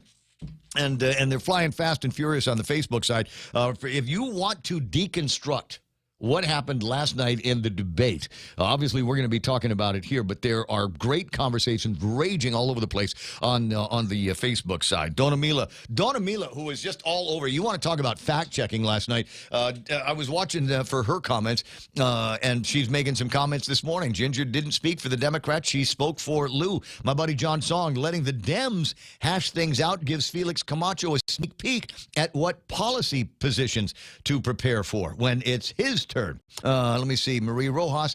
There's the birthdays. Happy birthday to Shauna Jean and Stephanie Casey. Now, is it Shauna Jean? Because we also have a birthday for Tattoo Shauna today, right? Yes, it is her birthday. Happy birthday to you. Her? I don't know what her middle name is, but we got that. Dennis Benzer talking about Seal, who was married to somebody I mentioned had a birthday.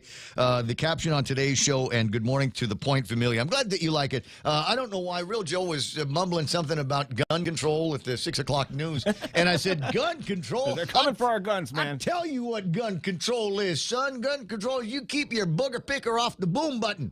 That's gun control right there. That's how you control your weapon, son. Never point that at anything you do not want utterly destroyed. Yes, That's the rule. Miss Jones, 69, she got a thing going on. Hi, Keyshawn Marie. Joe and Goko watching the program. Army Lynn, Jose Tetpahago says, today is Adobo Day. Marie Rojas, Ginger played. Oh, I'm not going to say that. I can't. I don't want. I mean, it's a clinical word. I could, but I'll use a different word for it. Ginger played the JJ card. Did you? Now, was any of that going on last night? Did you see that on the Candid? No. Was there a deep expression and love for the innate womanhoodness of this administration? The Famulaan in God, she charge? still looks great. What everybody seems to be saying here. I think we are all agreeing on that. I don't even know what the words were that were coming out of her mouth. It was just nice looking at it. But Governor LG supports the lawsuit against the buildup. Follow the money. Jeff Pleadwell saying, keep the power plant close to the port. How about Juan Borja and Evelyn Bernardo, John Mendiola, Ebil Marino? Ismail is online. Ismail was going toe-to-toe with this guy, Augustin Ada. Did anybody right-click on that and see whether that had all of the earmarks of a fake name? Anybody? John Mendiola, Randy Landis, Dona Mila Martinez, Ken LG. I'm not versed in these tactics of either party. I thought it was a smart move, though. Staying out of this debate allowed the people to focus on the debacle the Dems are facing in the primary. Clearly, LG lost this and provided no solid solutions or provable answers. She even credited the Calvo administration for providing the BPT rate that kept the island afloat during the fiasco she created during the pandemic. His absence kept clean. James Bondo online, Tom Tanner's there. I don't like hearing the word discharge for some reason. It puts a nasty taste in my mouth. Oh, God. Where to? Mike Grace Blas now says Fiesta of Flavor. Okay, you guys, Sarita's kids, little Chansey is looking at the comments going, Mommy, what does that mean? What does that mean? Boy. Nick Prosky, so instead of calling GPD on the machete-wielding people, you call your friend. What's wrong with this picture?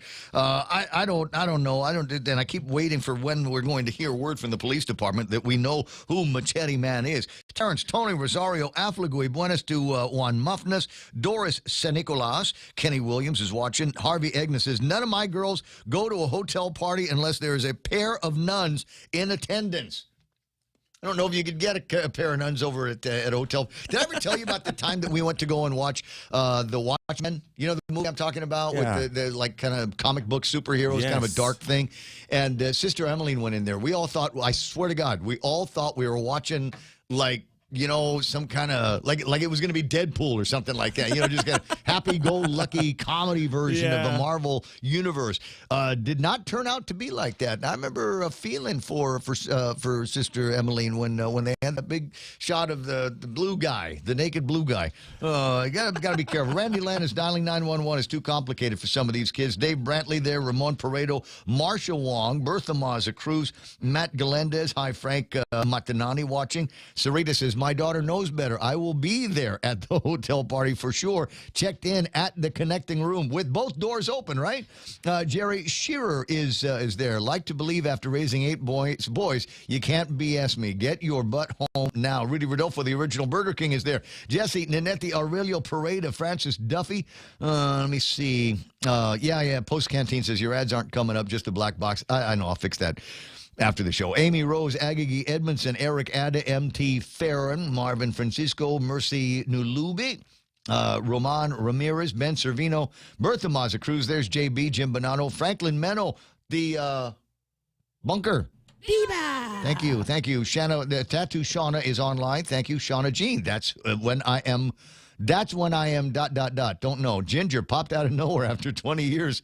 Luis Hortillosa online. Oh, that's a long one. I don't have time to read that. Matt Galendez, Mike Grace Blas, checking to see if there's any other new names that we've got in here all over the place. I mean, thanks very much. Again, hit the share button, hit the like and follow button, YouTube, Facebook. That way you get the notification. 7:23 in the morning. Quick look at what's going on in the markets. What did we have? A big sell-off? It sure did. S&P 500 bleeding 26 points today, closing at 41.32. The NASDAQ, 49.74. That's how many points they're off. 49.74. 12,081 is where the NASDAQ closed. Dow Jones Industrial Average off by 222 points. 32,990 is where they leave off. FTSE is in the green, but not by a lot. Nikkei off by 89 points. Hang Seng picks up 291. The Shanghai Index is up by 37 points, no doubt, because we have reopened or taking steps to reopen the city. The DAX is off by 187 points. Big winners on the NASDAQ include JD.com, Amazon.com, Pinduoduo, Dexcom, and Qualcomm Incorporated. Looking to see if there's anybody down around the bottom that's kind of interesting. That's that noise you're hearing in the back. That's Jerry Roberts. He's the background. You keep saying only you hear it. It does not come through. Yeah, I could hear it. Just like you couldn't hear Lulian Guerrero beginning to cough and choke a little bit last night. That was audible. Sorry, didn't mean to use the word the choke in all of this. On the commodities, gold at $1,833, off by $17.50. West Texas crude today trading at $115.26. Yuck. I told you that we were going to need to brace because the EU is no longer going to be getting a whole lot of oil from Russia and that is going to hit the supply side square in the chest, and they believe now that we're going to be seeing West Texas crude and other gas prices up around 130 soon. We are already seeing now $124 and about 50 cents a barrel for Tapas. That's the new number today, up by $2.37. Yesterday it was up by $3.50 from where it was previously. You know, the question would be, is if you take a look at the global perspective on oil and who buys what and where it comes from, you say, well, okay, so if the EU doesn't buy their oil from Russia, where would they get it from? And then would the domino effect eventually reach Tapas out here in Singapore or wherever they get it from? You have to wonder, will it? And will that cause Tapas? Should that cause Tapas to go up, therefore? Index to whatever. I mean, they got the guys that are pulling oil out of the ground, the people that are refining it, and they all control the valves. And if they see over there that the market is pushing $130 a barrel. If they want, they want more because the market elsewhere is saying so. I mean, and that's kind of part of the problem. All this is speculative, and we get whacked on both sides of it. Yes, we do. So we're getting hit on the West Texas side as that index begins to go up because of whatever. That has a link to what we are charged for electricity over at the house. And then we've got the Tapas side. Then every time that creeps up, we get a hit over at the gas tank. And it would not surprise me if in the next couple of days we saw the prices go up over at the gas stations here on Guam. Did you see one in California, in L.A.? I've seen it up around $9. Yeah. It was $8-9 yesterday. I saw the graphic of it. And I know there's a lot of people who go, well, a lot of that is taxes. Well, a lot of that is taxes. It doesn't matter whether it's taxes or what. It's still there's a number that comes out of people's wallets and their credit cards and their cash. There's a few gas stations in California that do this, and I think in the same ones pretty much every time. They just go like $2 above the market for some reason, and they're able to get away with it. Maybe because of where they are. Location. You know, I don't know. They seem to still be in business and not get picketed for this. I don't know. Is it possible? You know, it's the gas stations that are closest to the airport, and everybody that is returning a rent-a-car has to go over there and buy. Yeah. And I remember getting warnings a couple of times that I did rent a car in the mainland where they said, okay, you're going to want to get gas before you get close to the airport, because if you buy gas from the gas stations at the airport, it's a lot more expensive. So, give me an idea of where, within a 5-mile radius, because I still want to make sure that it's full when I drop it off to the lady. 727, Jerry Roberts in the studio. We got some other serious conversations to go on, and you were watching and listening to the debate yesterday. Was there a winner? Was there a loser? Was everybody, kind of tap dancing with each other in a debate? And I'm not an expert on this, but I can only give you what I've learned about it. It's not always about the answers you give. It's about the impression you leave. Now, the answers you give are going to be sliced and diced by talking heads and all the other people that do that for a living. But in terms of the populace, the actual voters, it's the impression. Is how do I come away thinking about the candidates? Okay, now, I don't know that in this election there are that many undecideds. Could be, but I don't think so. I think that there's enough acrimony between two camps here that there's not a lot of people in the middle that haven't figured this out already. People running to their dictionary going, acrimony. Yeah. It sounds like a bad word. It is. It is, yeah. So let's say no love lost, okay? So I don't know how many people. Ron McNinch can probably tell you what he thinks about how many undecided voters there are, because that's really who you're after. Because your base, I mean, if you look decent in the debate, your base is solidified. But how many people are in the middle? Those are the ones you're really after, or should be. 729, one other thought here, and you remind me about the Nixon-Kennedy debates, is there were 3 kinds of people that were watching the debate last night. One of them, a very, very small group, just the folks that were actually in the studio at Candid at the PDN building, right? So you got that group there, and I think they have an impression of wins, losses, draw, whatever. And then you've got people that maybe watched this on video, watched it on a screen, watched it up on the television because it was on PBS last night as well. And then you've got the third that heard it on the radio or listened to it in the stream. Absolutely. I wonder if they all come away with the same impression. If you heard it on the radio, do you think that Lou or Mike came off any differently than somebody that saw it on the screen? absolutely. or that was in the studio. Absolutely. You're going to have 3 different impressions. It will be just like that. 888-8255-888-TALK. Juan Carlos Benitez is about ready to get on another airplane ride and wanted to chime in this morning. Good morning, Juan. Hey, good morning. A warm half a day. Well, how you feeling? I understand you had a couple of those gasolinas last night. Hey, gasolina. You have to sing the song. Yeah. You got to sing it like you sang it last night. Yo quiero más gasolina. That's not bad. That's not bad at all. It was wonderful. A nice tribute to Daddy Yankee and my fellow Puerto Rican. Gotta get that in there, too. Yeah. So, how was it with Ginger last night? I think that was kind of unexpected that Ginger, after being here or there for about the last 20 years, all of a sudden shows up on television again, representing. And I'm not sure who she was representing. I know you were there representing the interests of the Republican Party of Guam. Was she there as a member of Lou's camp, or was she there as a member of the Central Committee of the Democratic Party of Guam? I'm still trying to figure it out. She mentioned that she was there as a Democrat and selected by the Democratic Party of Guam to represent him, but that she was not an officer or anybody in leadership position. So it was weird. If you went by her answers, it seemed to me that she was absolutely supporting the incumbent. Well, it seems to me that is the whole motive. The Democratic Party of Guam only represents Adelup and Lulian Guerrero. It does not represent all Democrats, including what I think is a significant number of Mike Democrats. Now, somebody did chime in on the Facebook Live, Juan, and said that it actually kind of looked like you were kind of supportive of Democrat Mike Nicholas. Yeah, it's I almost felt I'm going like, man, I sound supportive of San Nicolas right now. And it was just that it was so one-sided that in order to bring back the objectiveness of the situation, you had to come up and say it. Reality is you can't take credit for things you did not do.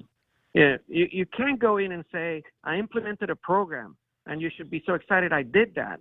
When the federal government gave you the money, what were you supposed to do? Not use it? Just leave it in a pocket and say, I'm going to ignore it?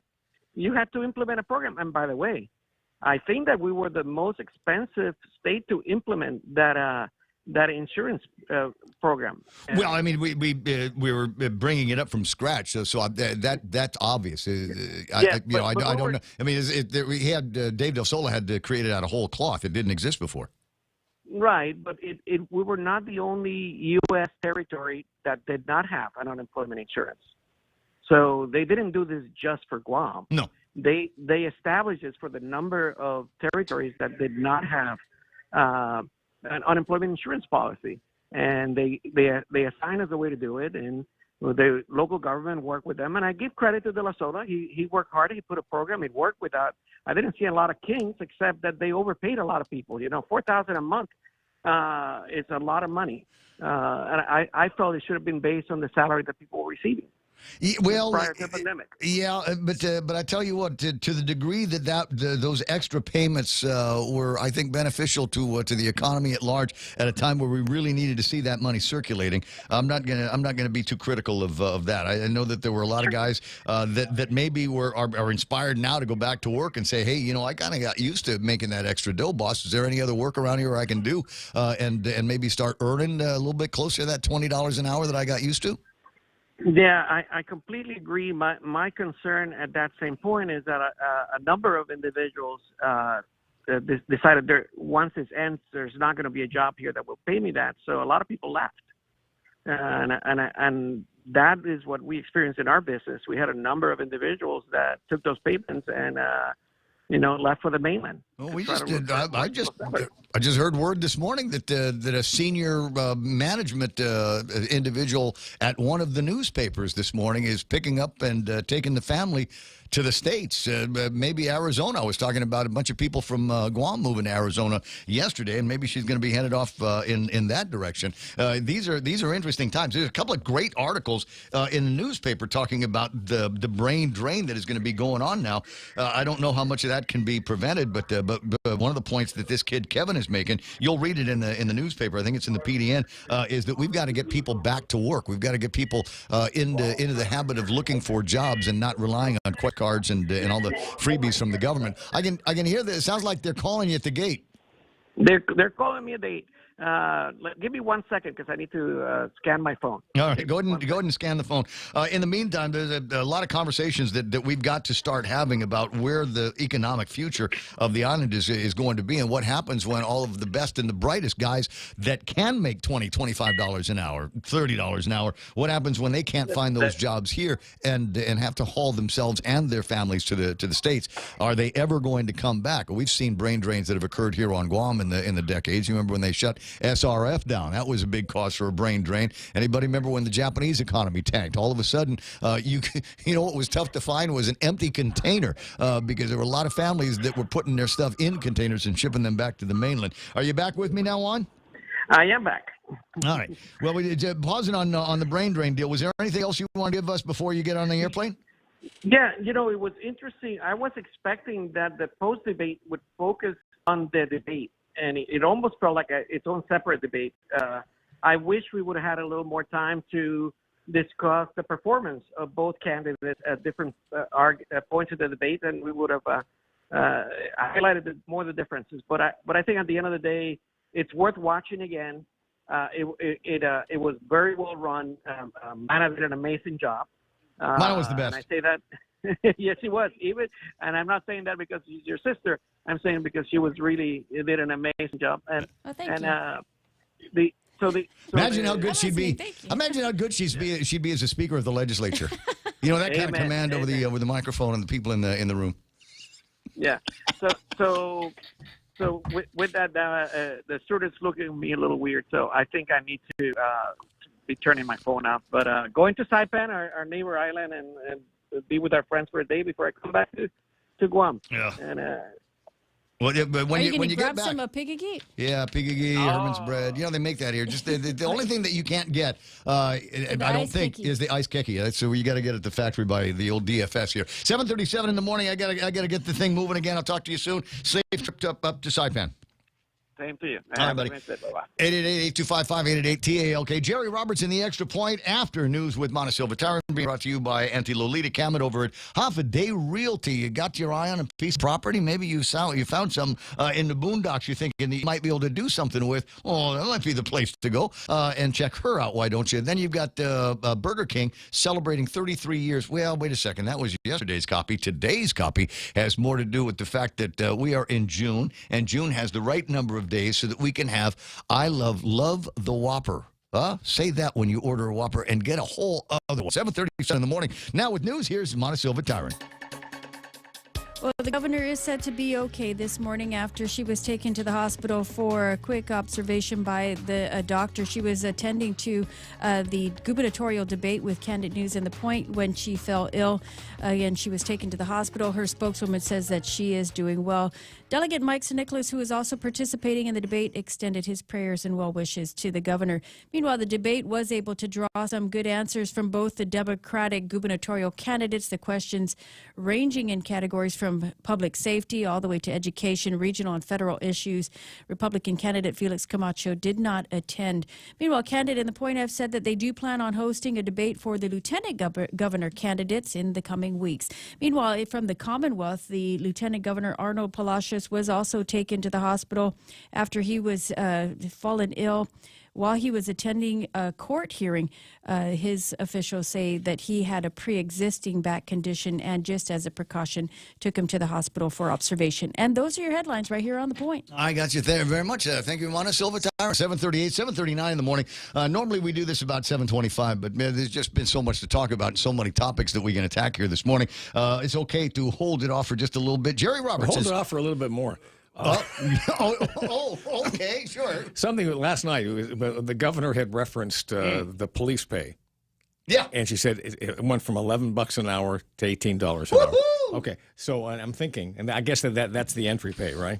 For a new officer. You know, a flash in my mind. I said that almost as much as a kid flipping burgers back in California. Yeah. Jonah Milas made the same point in the conversation that we were having on Facebook Live, going, wait a second, this is not an inspirational number to get people the training that they need, the time that they need to get themselves mentally and physically prepared to be a police officer in this community. I mean, it just seemed wrong. Agree. Yeah. Why isn't a police officer a $50,000 a year job in this economy for everything that they've got to put up with, arresting the same guys over and over again, and endangering their lives on a daily basis? First responders, if something goes sideways, it's your tail. Yeah, I'm not saying the whole issue of too much government and right sizing and all that. That's another topic. But there are certain jobs in the government of Guam that need to be reevaluated for the value that these jobs give to them. Teachers are one, and cops are another one. When you get in the nurses and all that, I mean, you got to take a look at what are the jobs that are tough to fill. And number one, yes. And the other thing, the value that it gives to the community. How hard is it to get a PIO at the hospital? How hard is it to get somebody that will do quote social media management at the governor's office? You take that money that guy is making and give it to a cop, and make it so that the cop feels like his job is worthwhile and that his efforts are appreciated. The 12-hour shifts and all of this other nonsense. And like I said, first one to have to run into danger when everybody else is running away from it. Yeah, and the second point is I produced a debate in '94. The debate with Tommy Tanaka, Frank Blas. Okay, we did it at the Hyatt in front of a live audience. Put 300 people in the Hyatt, 150 on one side, 150 on the other side, and it was wild. With a power outage in the middle of it. And so I kind of thought last night about the visuals of what I was seeing. It's different today with social media, the way we do it. The live element of an audience. Okay, that I think would make this better. So I don't know if there's going to be another debate between the gubernatorial candidates. Maybe it'll be in the general, but I would recommend to Troy and anybody else consider doing this on television and radio and social media, but also with a live studio consider audience. Doing it with a live audience. Yeah, there's just another element to that that it just makes it more exciting. I was actually kind of happy that we didn't have a live audience because it was long applauses and you lose yourself in the noise of it. It would have been more difficult for the moderators because instead of controlling the people that were on stage, you'd be turning around and having to try to wrest control from the audience. We've seen that happen before as well. But I do want to say that the debate was almost concluded. We had already gone through 2 full rounds, and we're at the last 2 questions of the 3rd round.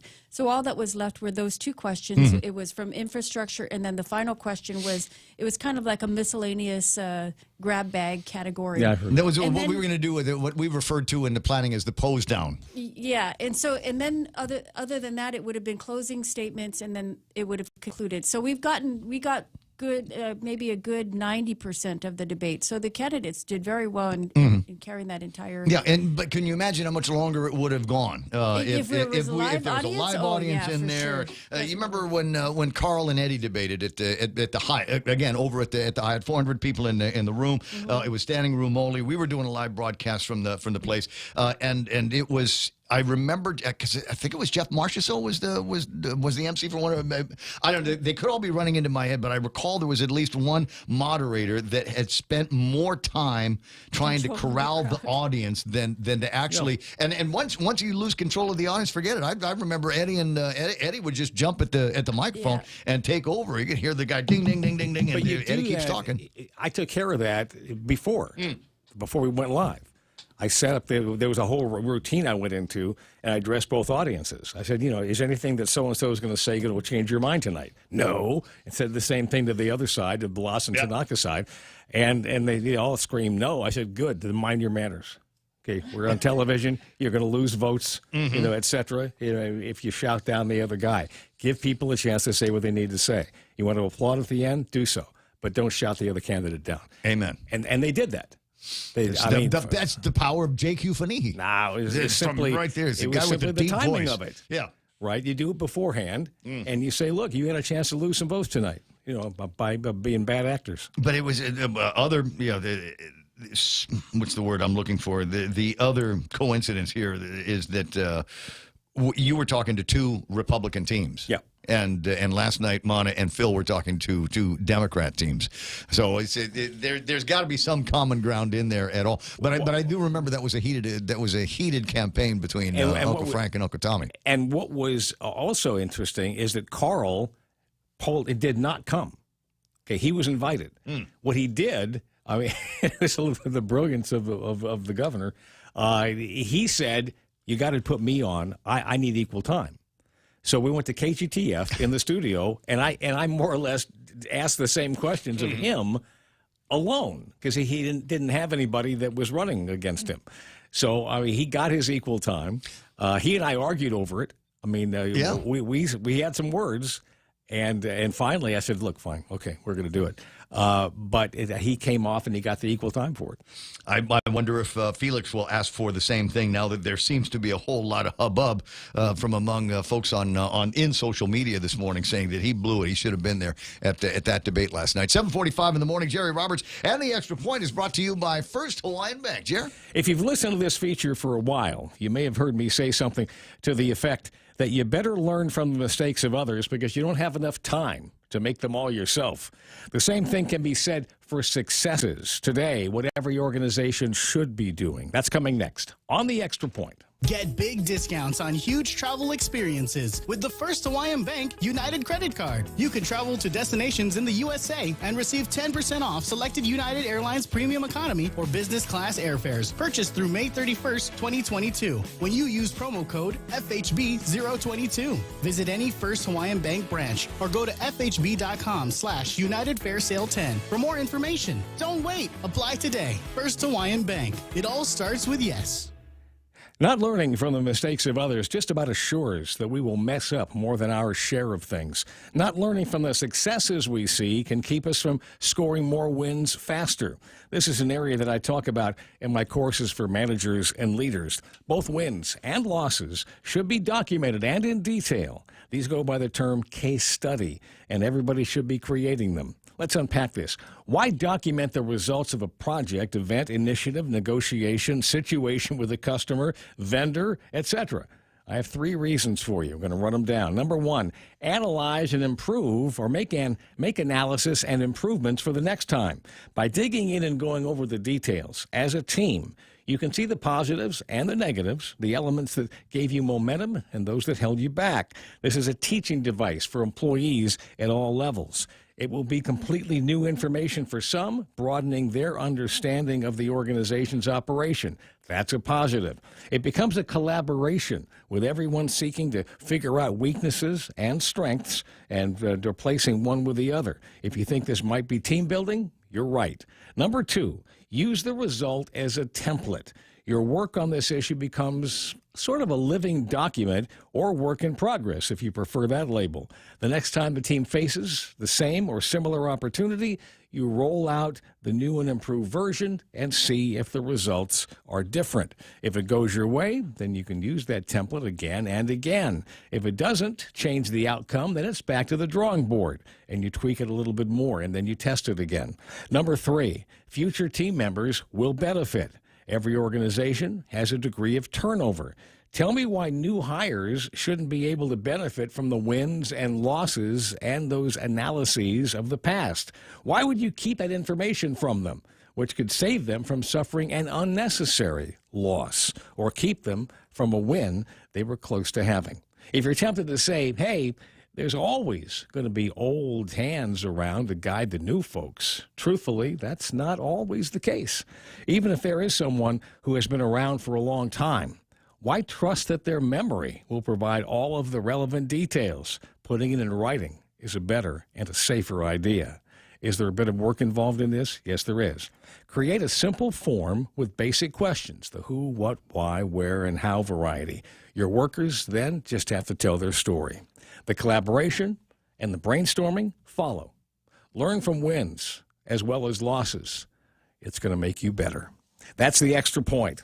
be responsible, and make something good happen today. For 93.3, The Ray Gibson Show and First Hawaiian Bank, I'm Jerry Roberts. 10 away from the top of the hour. William John Shadowin writes in this morning. We were talking about compare and contrast cop salaries here on Guam, even after the adjustment. Cop salaries here on Guam and what burger flippers are making in the mainland. He says, no, it's not maybe. It's definitely the same. Burger flippers across the country are making cop salaries here on Guam. And you're right, that absolutely has to change. And I don't know who is going to be the bringer of that kind of change. Was that person at the debate last night?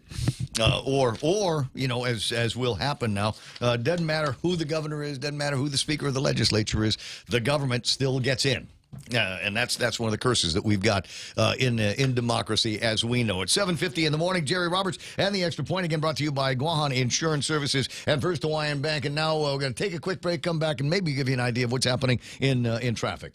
Parents, take advantage of FHP Health Center's Back to School Early Bird Special. Before summer gets too busy, make an appointment now to update your child's immunizations, PPD skin tests, and sports physicals. Call FHP Pediatrics. Most insurance plans accepted, including TRICARE, Medicaid, and self-pay patients. Call for an appointment. 671-646-5825. Press 1. Go to FHPGuam.com for more information. FHP, our island, your clinic. Wow, nice smile.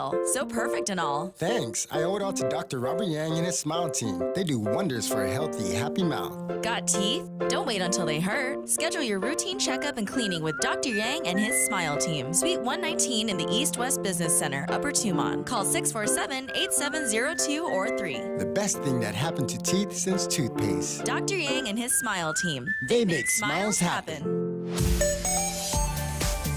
9 away from the top of the hour in the Ray Gibson Show. We're looking at traffic right now. Northbound, not a whole lot happening up there. Looks like a little bit of folks trying to get out of the Jigo area up around looks like where the kennel is, the Gain thing. Maybe a little bit of southbound traffic through there, but nothing else worth watching. Maybe something happening between intersection of Waiseng Song and the one over at 1 and 3. Long stretch of roadway. Looks like traffic southbound is moving a little bit slower. Traffic on Route 3 trying to get onto Marine Corps Drive, almost non-existent. It looks like just regular traffic light traffic that we see down there. Looking at some of the other roadways, 10 Alpha headed to Marine Corps Drive. You might see some slowdowns at its intersection on Route 16. Then again over at the airport. Then again at the intersection of 1 and 10 Alpha. Always, and it might be setting up some construction over here. Isn't that just like you just never know? You're coming out of the airport, going to Marine Corps Drive. It's smooth, and then you pass the Home Depot, and bam, solid block of traffic, and you got the light that lets like 7 cars through, and you're going, come on, man,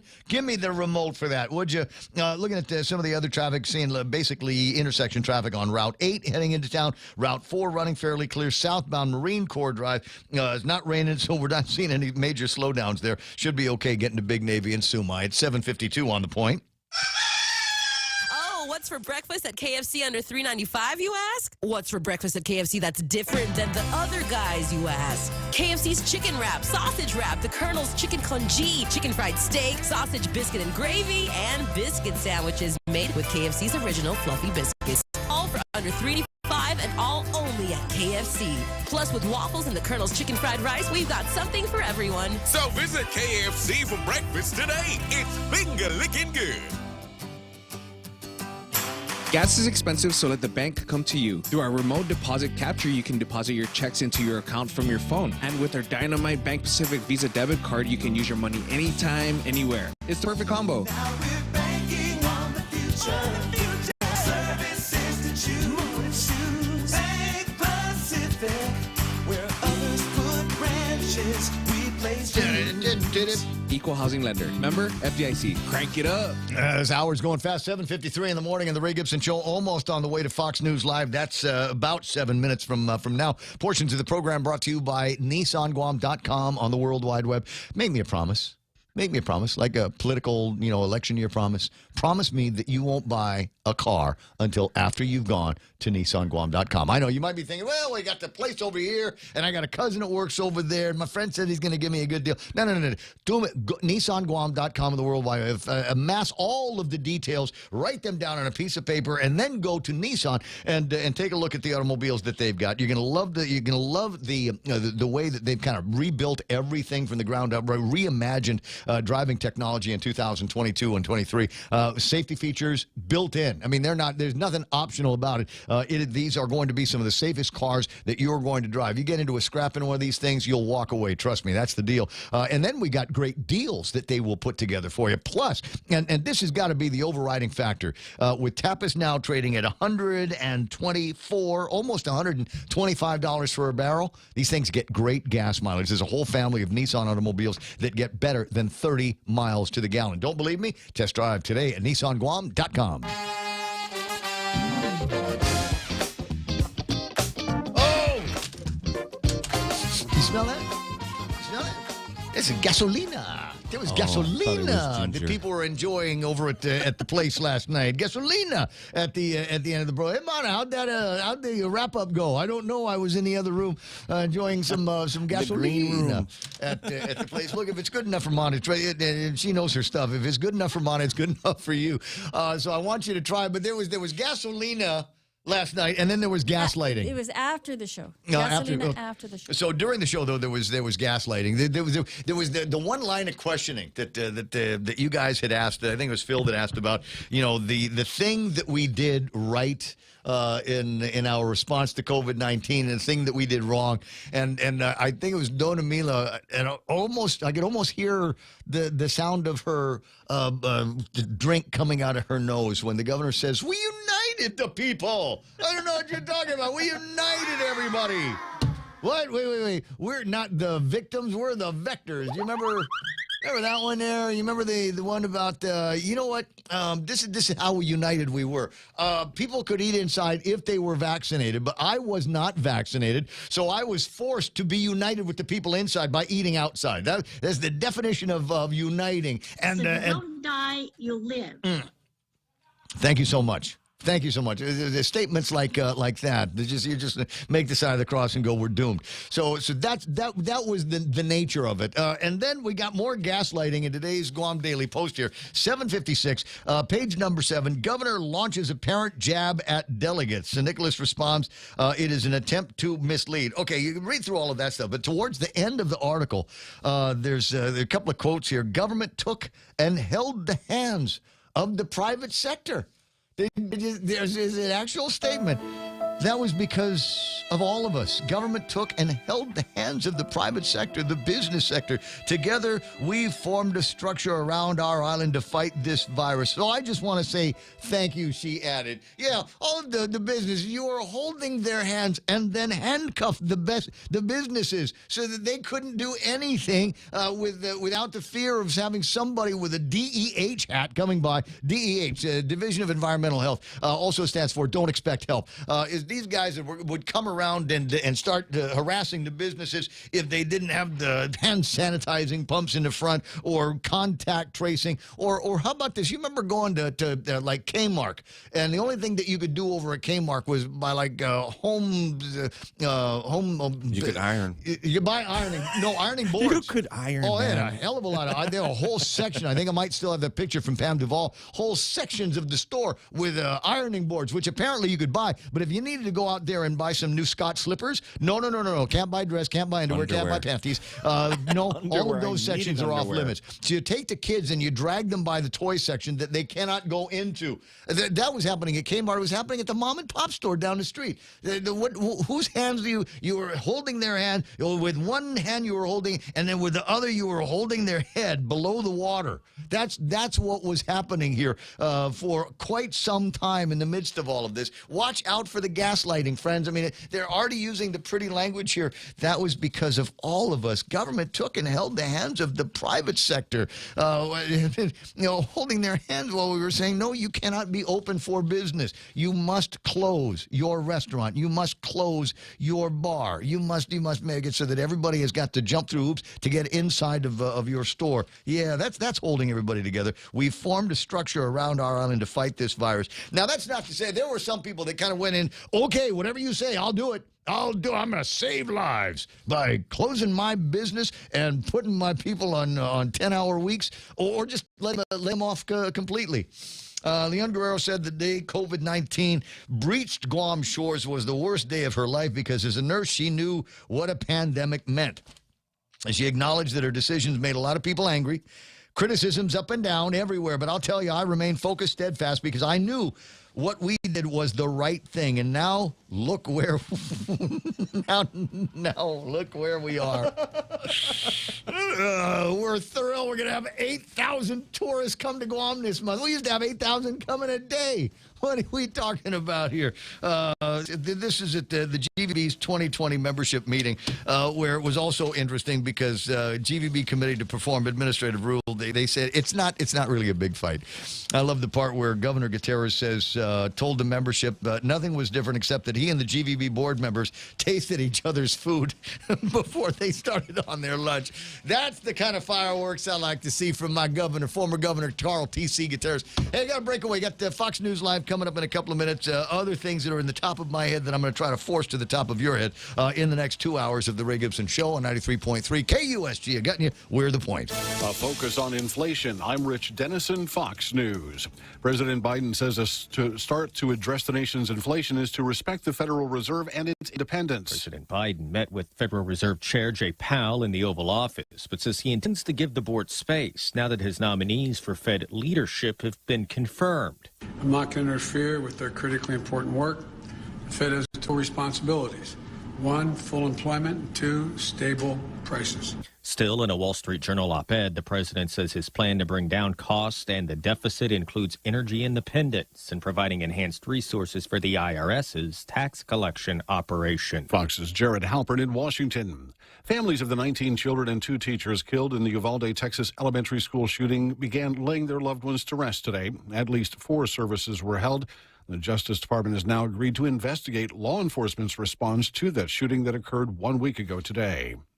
A jury has acquitted an attorney with ties to the Clinton campaign on charges he lied to the FBI. Attorney Michael Sussman told the FBI in 2016 about information revealing the Trump campaign had a back channel to Moscow-based Alpha Bank. At the time, he told the FBI he was bringing them this as a concerned citizen, failing to note that he was also working with the Clinton campaign. After the verdict, Sussman spoke briefly. I told the truth to the FBI, and the jury clearly recognized that with their unanimous verdict today. This was the result of the first trial to come out of special counsel John Durham's investigation into allegations that the Trump campaign had ties to Russian operatives. Fox's Jessica Rosenthal. The Supreme Court's investigation has intensified into who may have leaked a draft opinion that indicates the justices could overturn Roe v. Wade. Fox News has learned officials are in the process of having law clerks turn over personal cell phone records and sign affidavits. America's listening to Fox News. Hey there, folks. It's me, KFC's Extra Crispy Colonel. My KFC Extra Crispy Chicken is freshly double-breaded and fried to a luxurious, mouth-watering bronze. You see, Extra Crispy KFC Chicken isn't just a product, it's a lifestyle. And for a limited time, KFC's delicious egg tarts are back. Pick up your KFC Extra Crispy Chicken Meal and an order of egg tarts at your favorite KFC today. KFC, it's finger-licking good. Win a $100 gas card when you purchase Gasolina energy drinks. Be one of 5 winners and enter now when you purchase 3 for $4 Gasolina 8-ounce or 3 for $5 Gasolina 16-ounce energy drinks. Drawing on June 21st. Free gas with 76 Circle K. Take it easy. Get a 10-pound bag of ice for only 95 cents when you purchase a 12-pack or more of any soda or beer. Only 95 cents for a 10-pound bag of ice. Swing by Circle K today. Some conditions apply. See stores for details. Circle K. Take it easy. Ice, baby. Gas prices hitting yet another record high. The summer squeeze at the gas pumps will be even tighter this year as prices continue to rise. AAA reporting a new record high today with a national average of $4.62 for a gallon of regular. Crude oil prices hitting near $120 per barrel after the European Union announced an embargo on most oil imports from Russia. President Biden approved the release of 1 million barrels of crude per day from the nation's strategic reserves to help offset the cost, though drivers have seen little to no results. That could change in New York when the state suspends its gas tax starting tomorrow. Steve Rappaport, Fox News. Inflation in the 19 countries that use the euro currency has hit a record 8.1% amid surging energy costs prompted in part by Russia's war in Ukraine. The latest data from European Union statistics agency Eurostat shows that energy prices jumped more than 39%.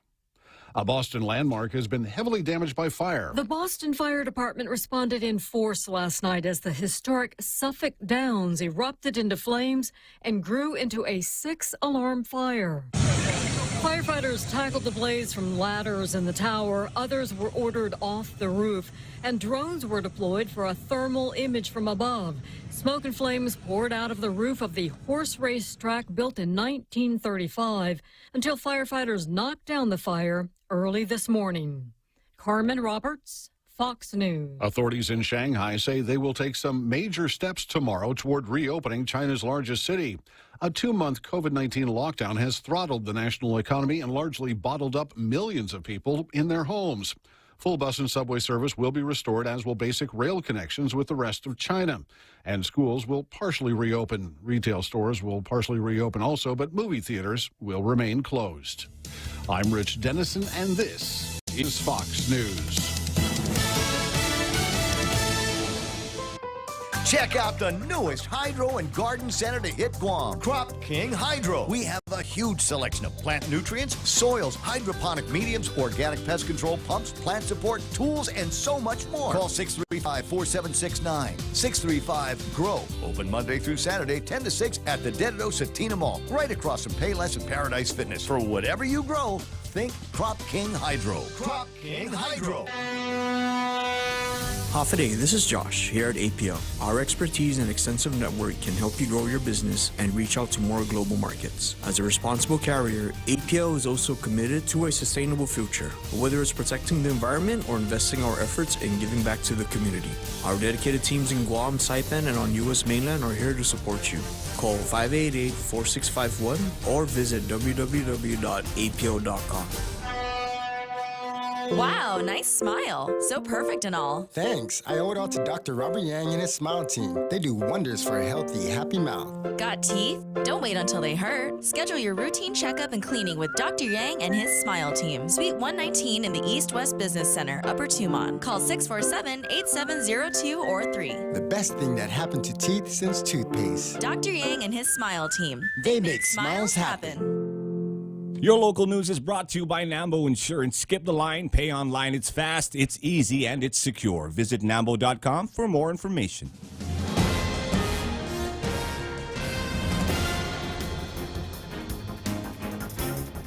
Half a day, it's 8:06. I'm Mana Silva Tyron with a look at your local news on the point. The Governor Lulian Guerrero is feeling better this morning, doing well after she was seen by a doctor last night. She was participating in a gubernatorial debate when she was struck by a coughing spell. The debate was being hosted by ThePOINT and Candid News, and during the final round of questions, the governor excused herself when she couldn't catch her breath. Fortunately, her doctor was able to respond quickly and was on site to assess her and accompany her to the hospital for further attention. The governor's spokeswoman did later issue a statement that, quote, out of an abundance of caution, the governor is receiving medical attention. At this time, she's feeling better and thanks everyone for their prayers and concerns. Delegate Mike Nicholas, who is also participating in the debate, extended his prayers. Meanwhile, the debate did cover a wide range of questions in the 2.5 rounds of questions that were conducted, ranging from public safety, health, economy, infrastructure, education, and regional and federal issues. Candid and ThePOINT have said that they do plan on hosting a debate for the lieutenant governor candidates in the coming weeks. Well, from the CNMI, the Marianas Variety is reporting Lieutenant Governor Arnold Palacios is recovering after he collapsed during a court hearing yesterday. Palacios was testifying when he fell over. He was taken to the hospital. His spokesman says that the matter was with a pre-existing back condition that required immediate medical attention. His statement says that the lieutenant governor was brought to the hospital as a precautionary measure. Lieutenant Governor Palacios is alert, engaging, and was talking the whole time he was getting attended to. We'll have more news right after this. Go green, go hybrid. Go to Nanbo Insurance, and your next power bill is on us. Insure your hybrid car at Nanbo and get up to $350 towards your next power bill. That's instant savings for keeping our island clean and green. Nanbo has been providing Guam with over 50 years of reliable and affordable auto insurance. At Nanbo, it pays to go green. Terms and conditions apply. Visit nanbo.com or call 477-9754 for details. Another individual was arrested in connection with the shooting that took place at Paseo on Saturday. But the individual told police he fired off the gun to chase away a group of men armed with machetes. 20-year-old Kyle Joaquin Tapasna allegedly admitted to police that he grabbed a gun from his friend and fired 3 rounds into the air during the incident. Tapasna faces charges of reckless conduct and discharge of a firearm as misdemeanors. He turned himself in to authorities on Monday. Tapasna allegedly admitted that he opened fire to get a group of unknown men armed with machetes to leave the area. A 21-year-old, Evan Babauta Pangilinan, was also arrested after he turned himself in for the same incident. Investigators have not yet located the machete-wielding suspects, nor have they said if they are aware of who the individuals are. And with North Korea appearing to ramp up its nuclear testing and missile launching, comes news that the United States is poised to make forward stationing of its B-1B bombers in Guam within the next several weeks. According to international news this morning, the Air Force will relocate 3 or 4 of their B-1B bombers from South Dakota to Guam. Military officials reportedly saying that there is a high probability that the B-1B bombers will stay ready in Guam before being instantly deployed to the Korean Peninsula in the event the North should conduct a nuclear test. And those are your top stories here on The Point. Here's Ray with your weather. And there have been in my email blasts a number of kind of alarming stories about what needs to get done around here for being able to project power of the United States of America in this area for peace and stability. But there are stories now about how we need to beef up our defensive capabilities in light of a more offensive North Korea, in light of a more offensive China. And every once in a while, I saw this story yesterday, and obviously we had other things to talk about. But there was something about the way the headline was written that got my attention. Helpless against hypersonic U.S. to boost its military base that China is practicing to obliterate with deadly missiles. They're not talking about Zama in Tokyo. They're not talking about Tori in Okinawa.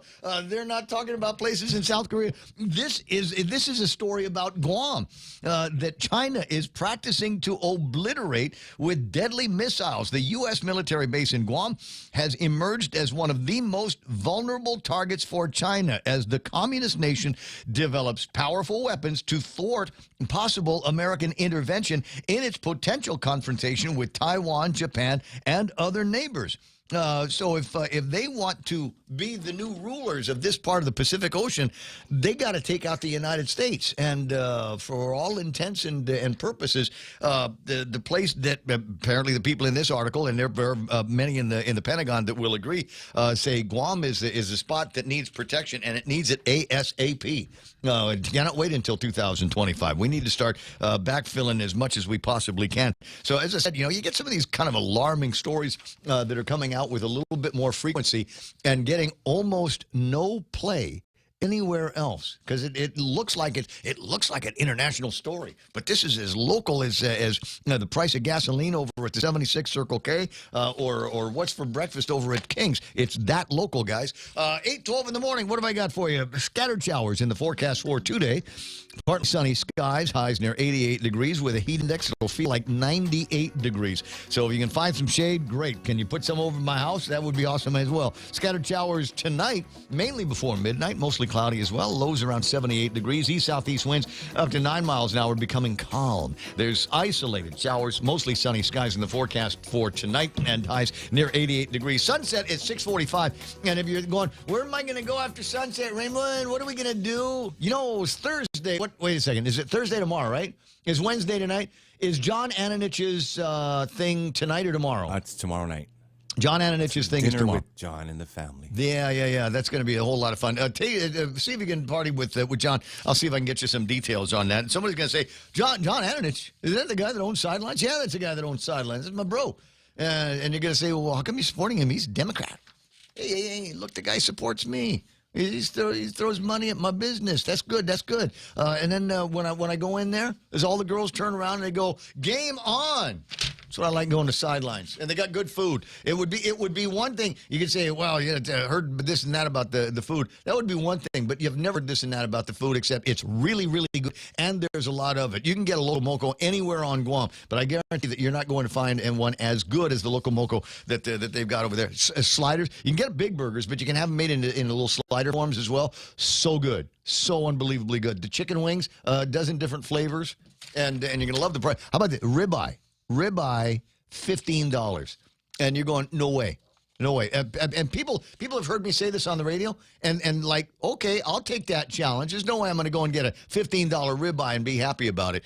And then they tell me, oh, my God, I'm so glad I went there. I was watching a couple of people that were trying it out there, loving the ribeye, love the marination on it, and love this super chamorro red rice. It's a family recipe, and I can't get enough of it when I'm there. 8:14 in the morning, there's news and weather together on The Point. When one of my family members needs to be seen by a medical provider for an illness or injury that's not life-threatening but still requires immediate medical care, I go to the FHP Health Center Urgent Care. With convenient hours, no appointment needed, and medical providers I trust, I know my loved ones are receiving quality medical care. I trust the FHP Health Center Urgent Care. You can too. For more information, go to www.fhpguam.com. FHP Health Center, the island's only truly dedicated urgent care. Come try Guam's original Chamorro restaurant with Pica's Best 5 years running. Mezcla Chamorro Fusion Bistro. Experience Chef Peter's candied salmon over scallion coconut rice. Octopus to Naktak, Chamorro platter, and their award-winning gourmet hamburgers. Or if you're looking for something healthy, try their keto-friendly menu. Come and enjoy Mezcla's half-a-day service at their Hagåtña and Grand Plaza Tumon location. Call their Hagåtña location at 479-2652 for reservations. 8:15 in the morning, portions of the program brought to you by APL, American President Lines, a global presence with a local home. Ron and Kim over at Security Title, absolutely delighted to help you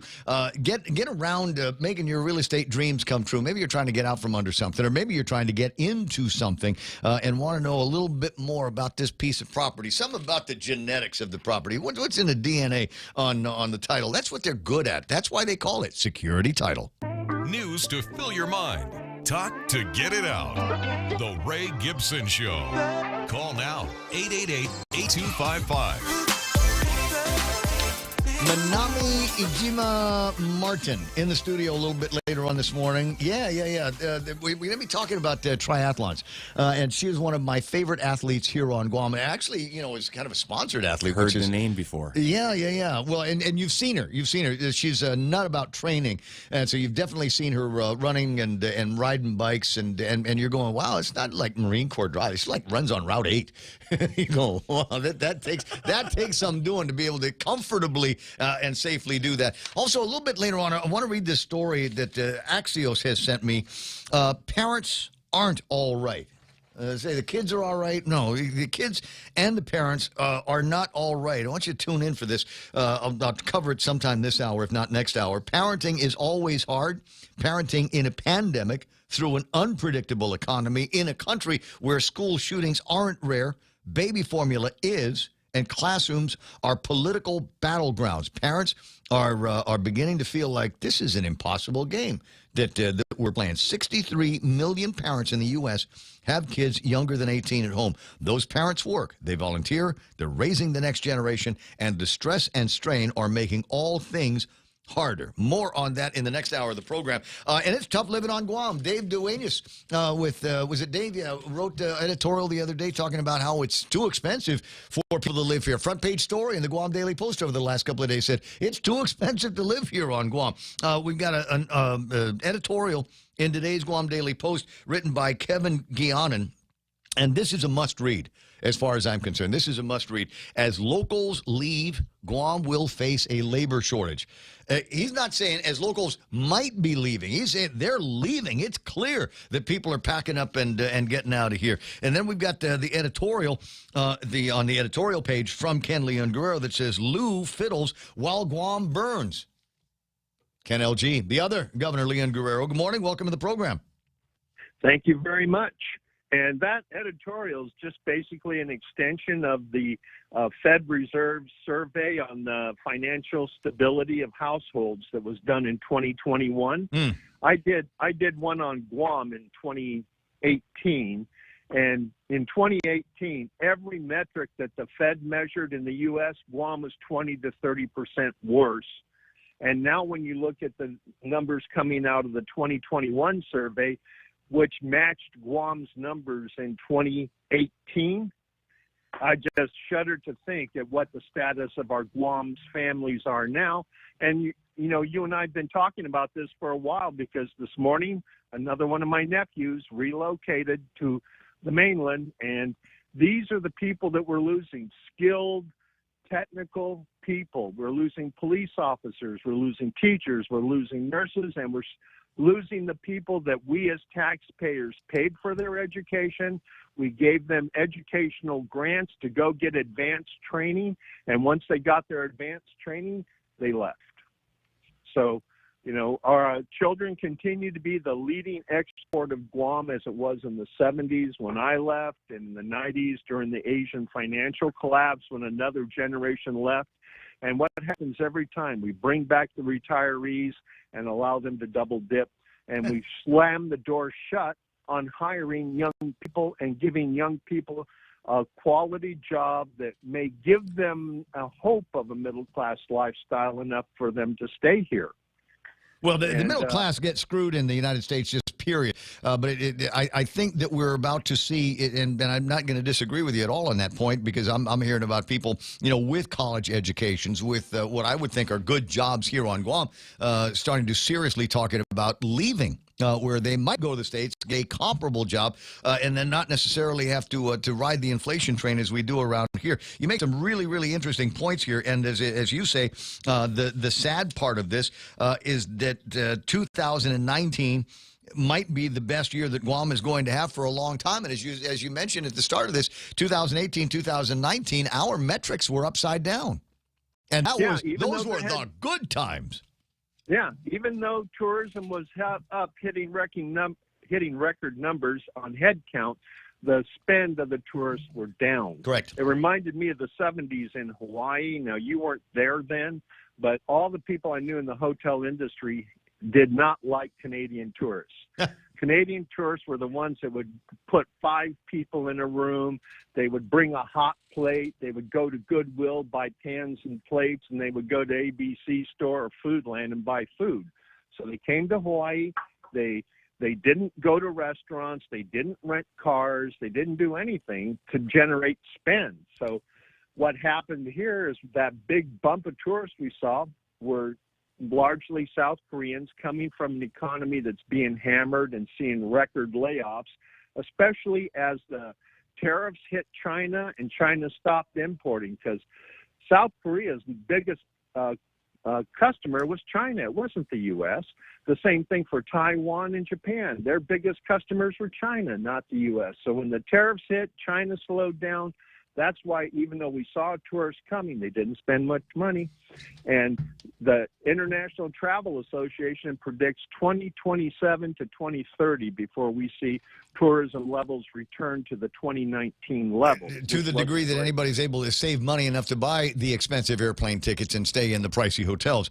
So here's the prediction, and it's easy to see from this vantage point that, within another year, 2 years here on Guam, our population will resemble this. Now, I couldn't figure out what the numbers and what the pie would end up looking like, but Gov Guam employees, and I think they would make up the bulk of what's left of the middle class. You have the military.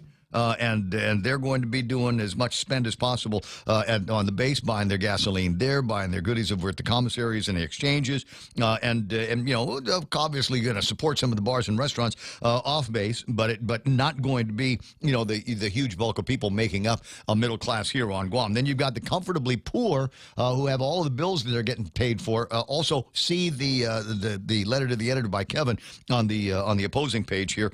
You got the comfortably poor, and then you've got budget travelers. Did I leave anybody out? Nope. Oh, wait. We got the construction workers. We're still going to be in construction for another couple of years. So we've got those guys, but they're going to be repatriating their money back to the States, back to the Philippines. Yeah, or to the Philippines. Yeah. The proof of that statement goes back to when I got here in 2007. The Department of Education was trumpeting 41,000 students. In the last comments I heard from Department of Education, they were looking at an enrollment of around 25,000 for next year, and that's because our younger people have left and they're establishing lives out there. Now, we always talk about how Guam is a great place to raise children and have families. We need to get back to that. We need to make it affordable so that people can afford to stay here. I'm not talking about, just taking a chainsaw and cut all the pricing down, but look at how we're killing our small businesses as the Wait, the governor said they were holding their hands during the pandemic. Why are you saying the opposite of what the governor said in the article? We held the hands of the private sector as we pushed them over the edge of the cliff. But they would fly. They'd learn to fly on the way down. Teamwork makes the dream work.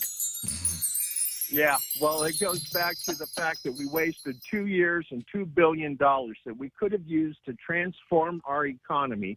And we could have improved the quality of life on our island at the same time for our residents that would have attracted the visitors here. I mean, we still have a competitive edge over Hawaii by our location. Yeah. But we don't offer anything other than location. If we upped our game and concentrated on making this island better for residents, which mean a reliable mass transit, because we know our markets, Asia, all depend on mass transit. They're comfortable with mass transit. You and I saw that in Hawaii. Oh, I give up on the concept of a reliable, safe, and efficient mass transit system here on Guam. I bristle at the idea that it feels like DPW is being forced into buying these electric buses.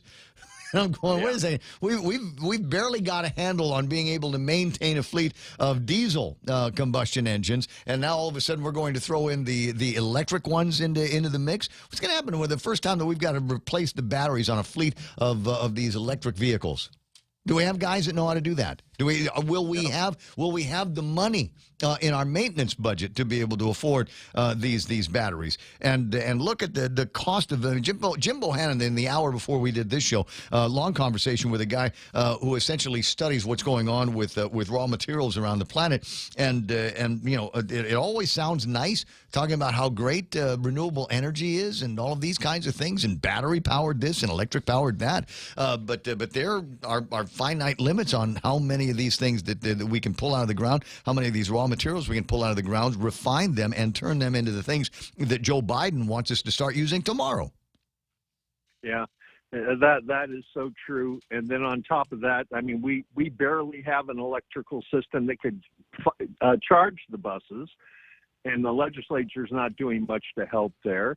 And then where are we going to get the money to keep them running? I mean, we don't even have the money to keep the pay raises in effect that were put in without consultation of the legislature and appropriate right sizing of the government. There's a point in time we're going to run out of federal funds, but this is where our politicians' favorite hobby is kicking the can down the road to make it somebody else's problem. And so in a way, I think Lou's performance last night reflects the fact that she hopes that she doesn't win. That way, all the problems she's created will be Mike's problems.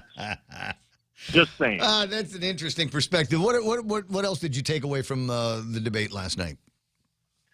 The fact that Felix wasn't there really upset me because, what we need to do is we need to have more events where politicians can talk to the people or answer questions that don't come from the choir. Because we know in a series of Round the Island phone calls, what we're going to see is prepared talking points.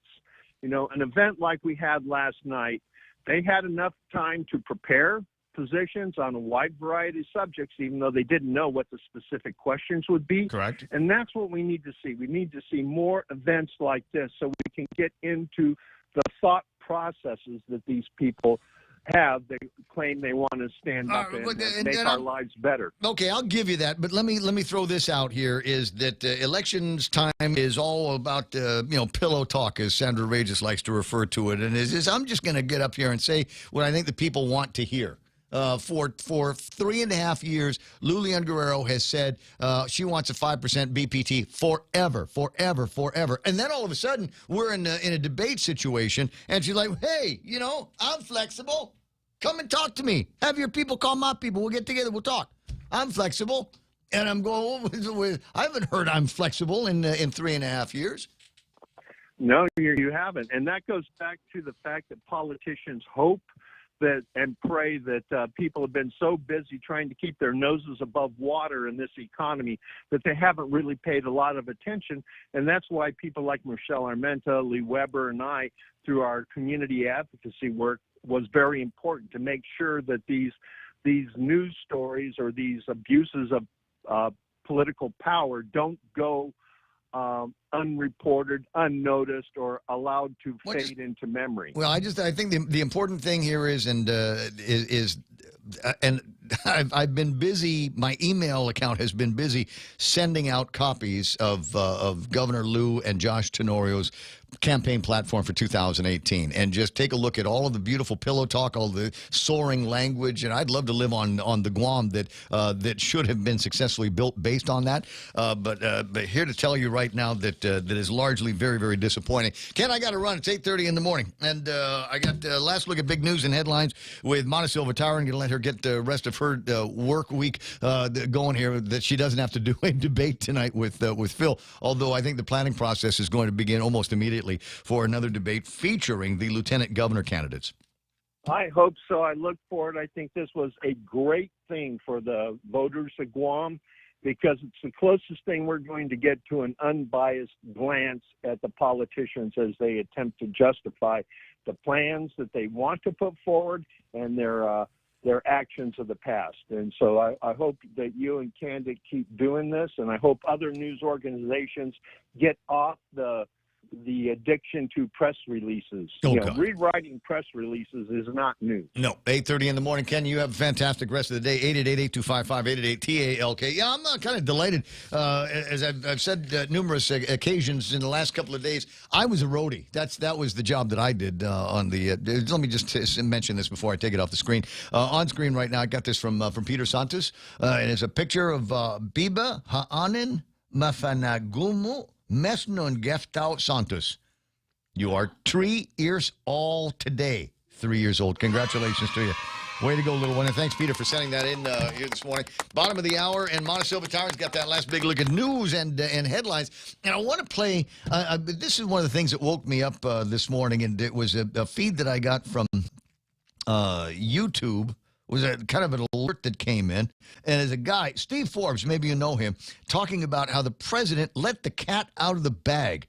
And he reveals the president's true confessions. And I will have that for you in just I don't normally play videos and things like that unless I'm in them, because, ego and everything. But I thought this is too good to share, and will give you an idea of what's going to be happening with fuel prices, because the president already said, and what he considers to be a doomed plan from the beginning. I don't know if I'll play the whole thing, but I'll play just enough of it that was interesting to me in just a few minutes. But in the meantime, Mona Silva-Tyron with a look at all the big news and headlines coming up right after these. Celebrating the graduating class of 2022, Whopper Wednesday is back. Every Wednesday in June, visit participating Burger King restaurants and say, I love the Whopper. And you'll get a free flame grilled Whopper sandwich with the purchase of any Whopper combo meal. Top off your meal with french fries or onion rings and refreshing Coca-Cola. Tell your family and friends and enjoy your Whopper Wednesday in June. Available at BK Hagåtña, Tumon Bay, Micronesia Mall, and the airport. Congratulations to the class of 2022 from your friends at Burger King. Be your way. We're already Pika's best radio station, but we're always looking for ways to be even better. Announcing the point on Alexa. In addition to our FM and HD radio feeds, our incredible app, informative website, Facebook Live, and YouTube Live, you can now tell Alexa to stream The Point. And your smart speaker will start playing whatever we're saying. News and views 24/7 with your 4-word command. Alexa, stream The Point.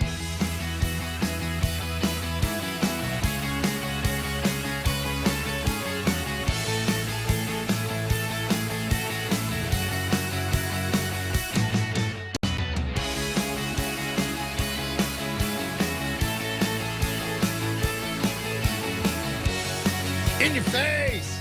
In your face!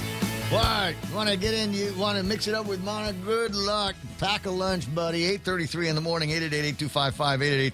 TALK is the telephone number here around these parts. Something you want to talk about, something you want to engage in. By all means, we have more than happy to do engagement with you at one point or another. I feel bad. I didn't have a chance to go through too many of the magistrate reports, but there's a couple of good ones here, including this guy Chris Carson. It's Chris with a Carson with a K, who apparently just kind of walked into somebody's house, started rummaging around, and then laid down on a couch there, and was later found by make yourself at home. The owner of the house. Did Police, he take off his shoes at least? I don't know. It was up in East Acapulco Street in Dededo.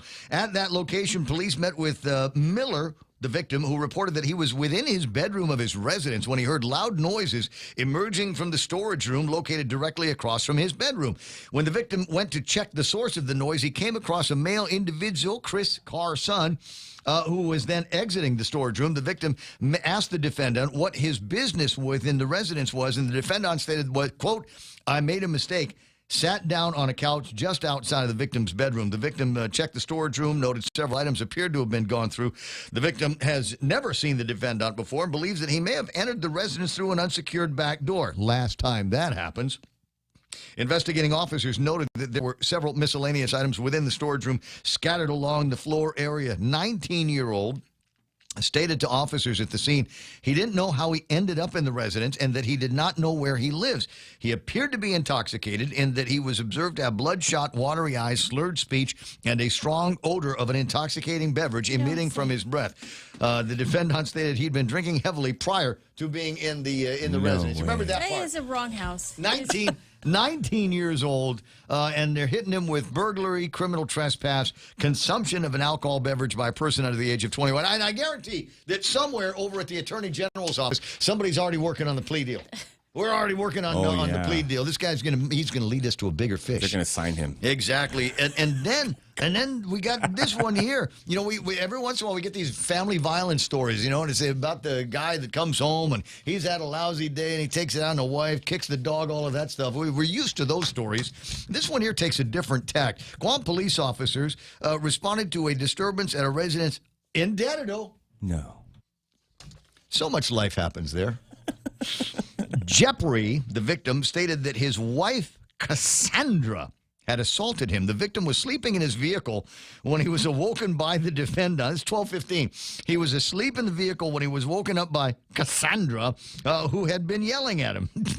Maybe that's why he's in the car. He attempted to calm the defendant, but the defendant refused to calm down and pulled him out of the driver's side of the vehicle. The victim then exited the vehicle, and while he was kneeling, what the hell? The defendant struck him several times to the back of the head. He tried to walk away, but the defendant pulled at his shirt, which caused his shirt to tear. Thankfully, the cops arrived. The cops saved him. Yeah. He said this was not the first time the defendant had struck him and that he did not report the previous incidents. They conducted an injury check, and yeah, sure enough, redness to the back of the head, small cut on the thumb.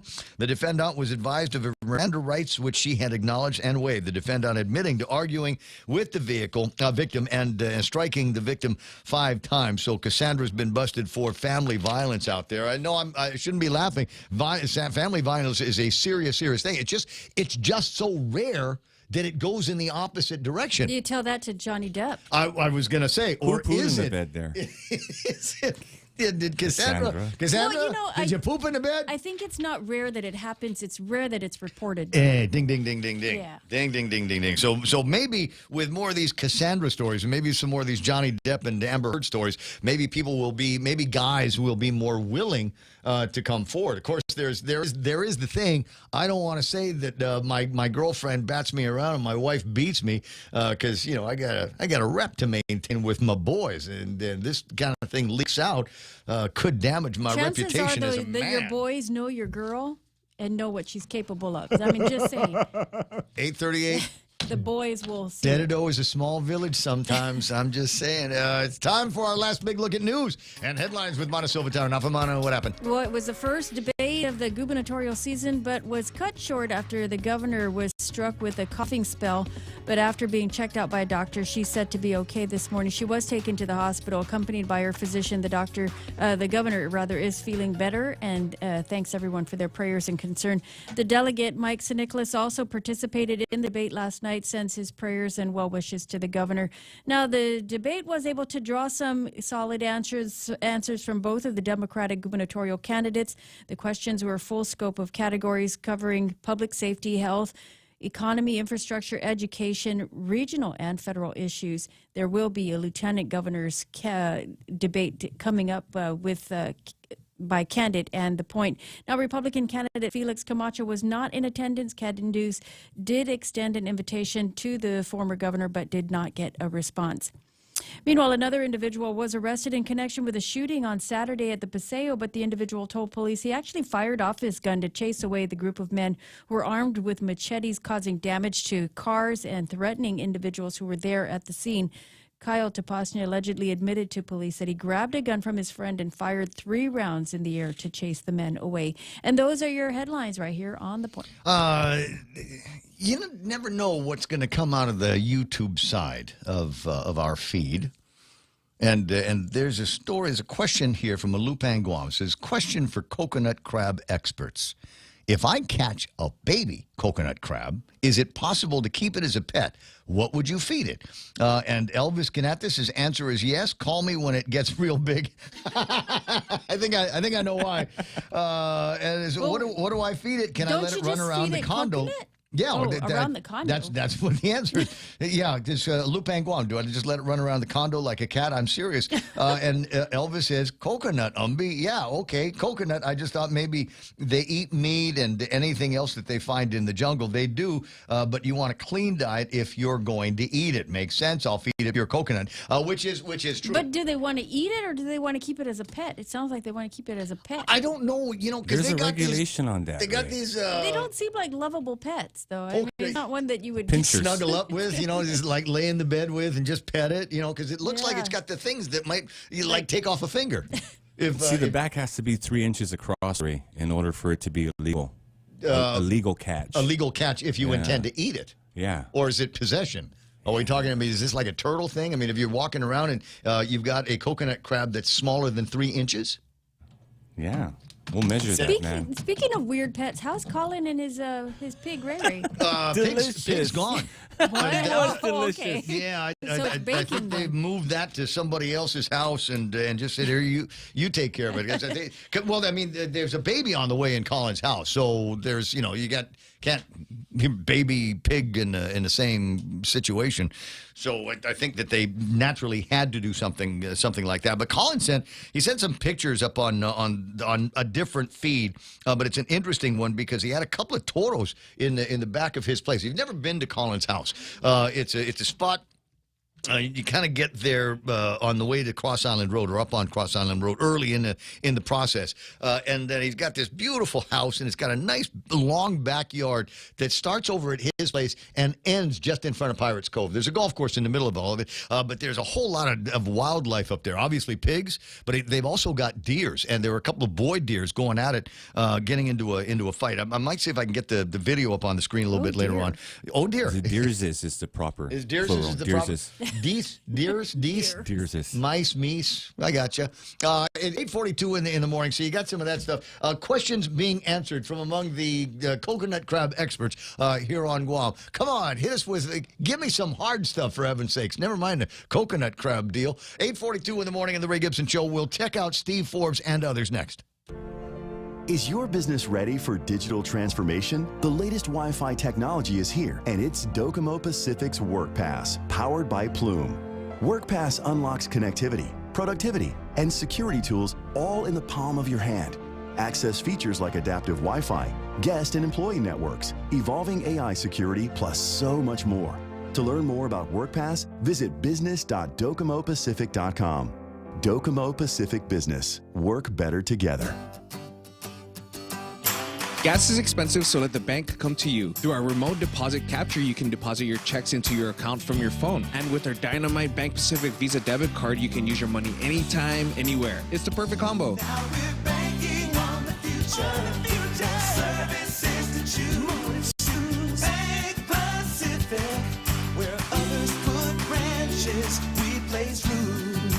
Equal housing lender. Member FDIC. Crank it up.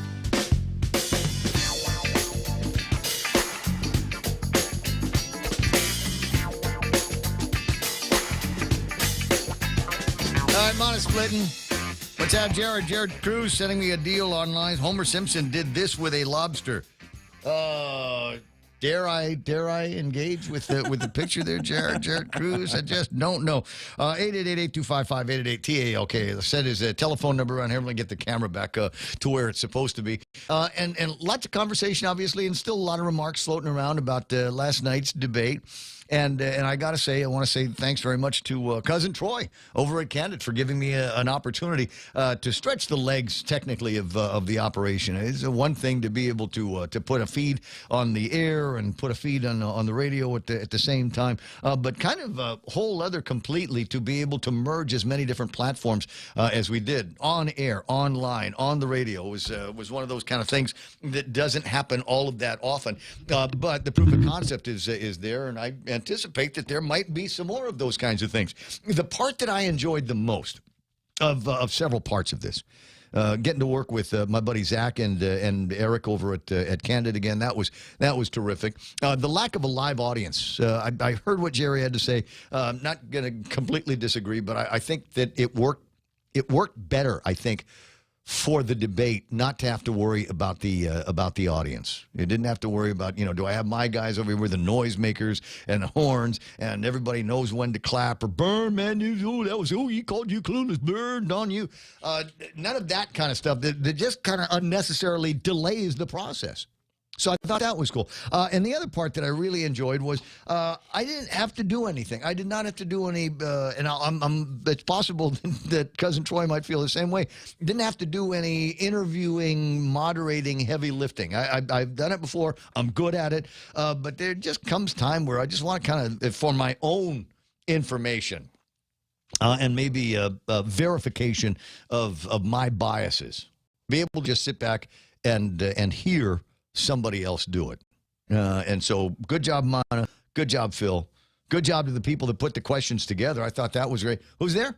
Doc McNitch. Oh, I was going to say, I know the people that did the questions, and I thought many of the questions came out good. Very few of them had me rolling my eyes. I thought it was interesting, the conversation about self-determination, and the governor kind of picking on Mike for not really getting involved in it. And then there's a part of me that goes, yeah, this conversation about self-determination, that only turns on a handful of people, and I'm not in that crowd. So let's work on gas prices and then self-determination. I know, let's fix the hospital, and then we'll do self-determination. We'll make it so that our kids get an education that is on par with what they are getting in a lot of other countries besides the United States of America, and then we'll do self-determination. What do we do? There's all kinds of, let's put more streetlights on the road, and then we'll do self-determination. Let's talk about making food affordable for everybody, and then we'll do self-determination. Dr. McNitch, am I too far off on that on this conversation?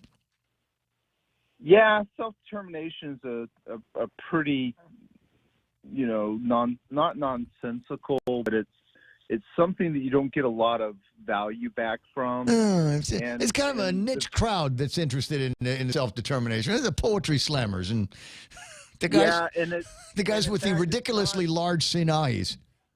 It's not the crowd that really normal people hang out with either. So, that's the other thing. And politicians get nothing from kind of out of political status, except if you tell people they can't vote, then it hurts you. And so that's the thing you got to be really careful about. Well, that's what Lou said last night.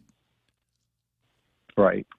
That's what she said last night. She said, "Well, we're going to do this, but I believe that only the people of the people of Chamorro ancestry need to say." And disclosure for those of you who knew the broadcast, I am a person of Chamorro ancestry here on Guam. And I was able to get into the registry, and I would be able to vote in their version of the plebiscite should it happen. But I think that discounts and discredits and marginalizes other people that live here on Guam that are contributing one way or the other to the island, that are paying taxes, and that ought to have a say in the future of a community that they have put down roots in. I keep thinking about, like as an example, the Israel family. There's no Chamorro blood in that family, but their impact on the economy here, the impact is phenomenal. But they would not be able to have a say in a plebiscite in the direction of a town that they've invested literally millions of dollars in, and the lives of their parents. Right, and so there's this whole interesting, two-edged sword that a lot of politicians have to dance around. And in fact, it's pretty, straightforward.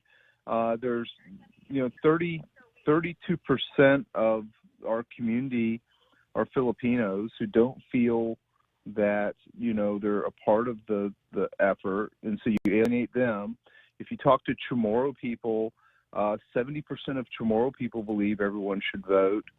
A very small number of Chamorro people feel intensely that only Chamorro people should vote. We're talking almost single digits in terms of intensity. And so really the question is, from a cost-benefit standpoint, why are they wasting so much political capital on something that is? But it is a question. It's a legitimate question. And here's the other thing that if our voters don't know, they need to start listening to.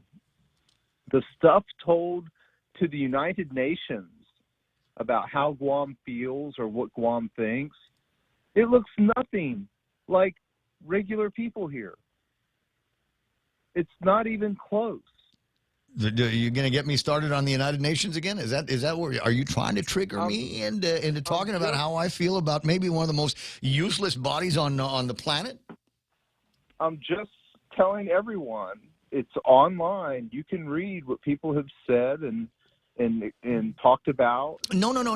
It's not people. It's not people. Let's make this clear. When Josh Tenorio was delivering those comments, when Tony Babauta was delivering those comments, he was delivering them on behalf of the governor, and the governor said that's how the people feel. So again, I think that.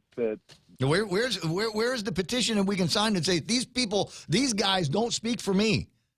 They don't. Well, there needs to be a thing online where people can go right back to the United Nations and say, hey, that guy when they were there, that was a junket, so they could go eat in fancy restaurants and go watch a play while they go up to the United Nations, and with one side of their mouth talk about how lousy we are treated by the United States of America and other citizens, and the other side of their mouth talk about how they're going to spend billions of dollars in aid from the United States of America. The fact that we get to keep our own taxes around here is nothing short of a miracle. But we've been kept down by the man. There's no justice there. There's no equality.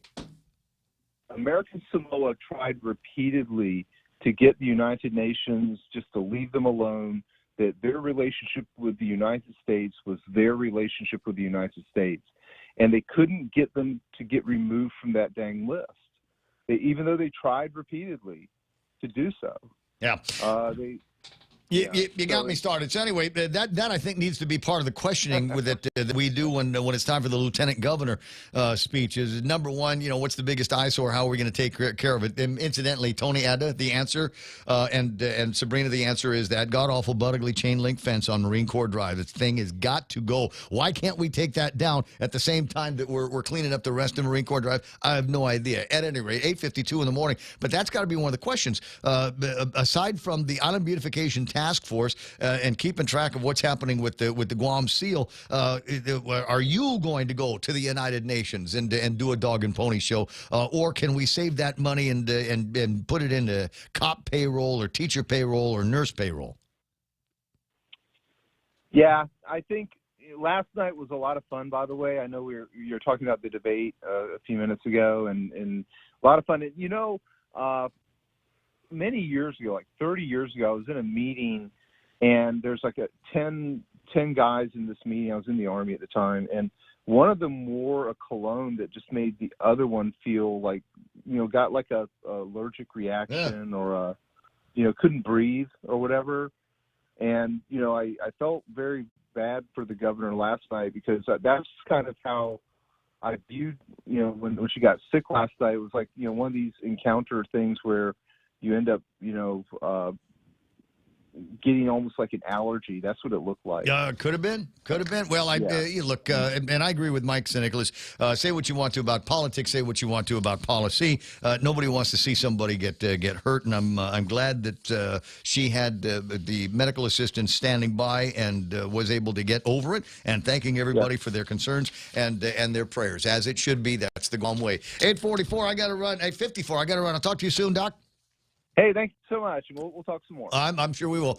Closing in on 9 o'clock in the morning. Small talk portion of the program coming up, but big talk about health, lifestyles, and being an athlete here on Guam, and being supported by businesses here on Guam, including Current Guam and my friends over at Ambrose. But first, I wanted to play this for you. I'm not going to give it too much of a drum beat here, other than it is Steve Forbes calling out the President of the United States of America on a statement that he made on the Asian tour, which should show everybody what the intent of this presidency is all about. True confession, the Biden team wants higher gas prices. Hello, I'm Steve Forbes, and this is What's Ahead, where you get the insights you need to better navigate these turbulent times.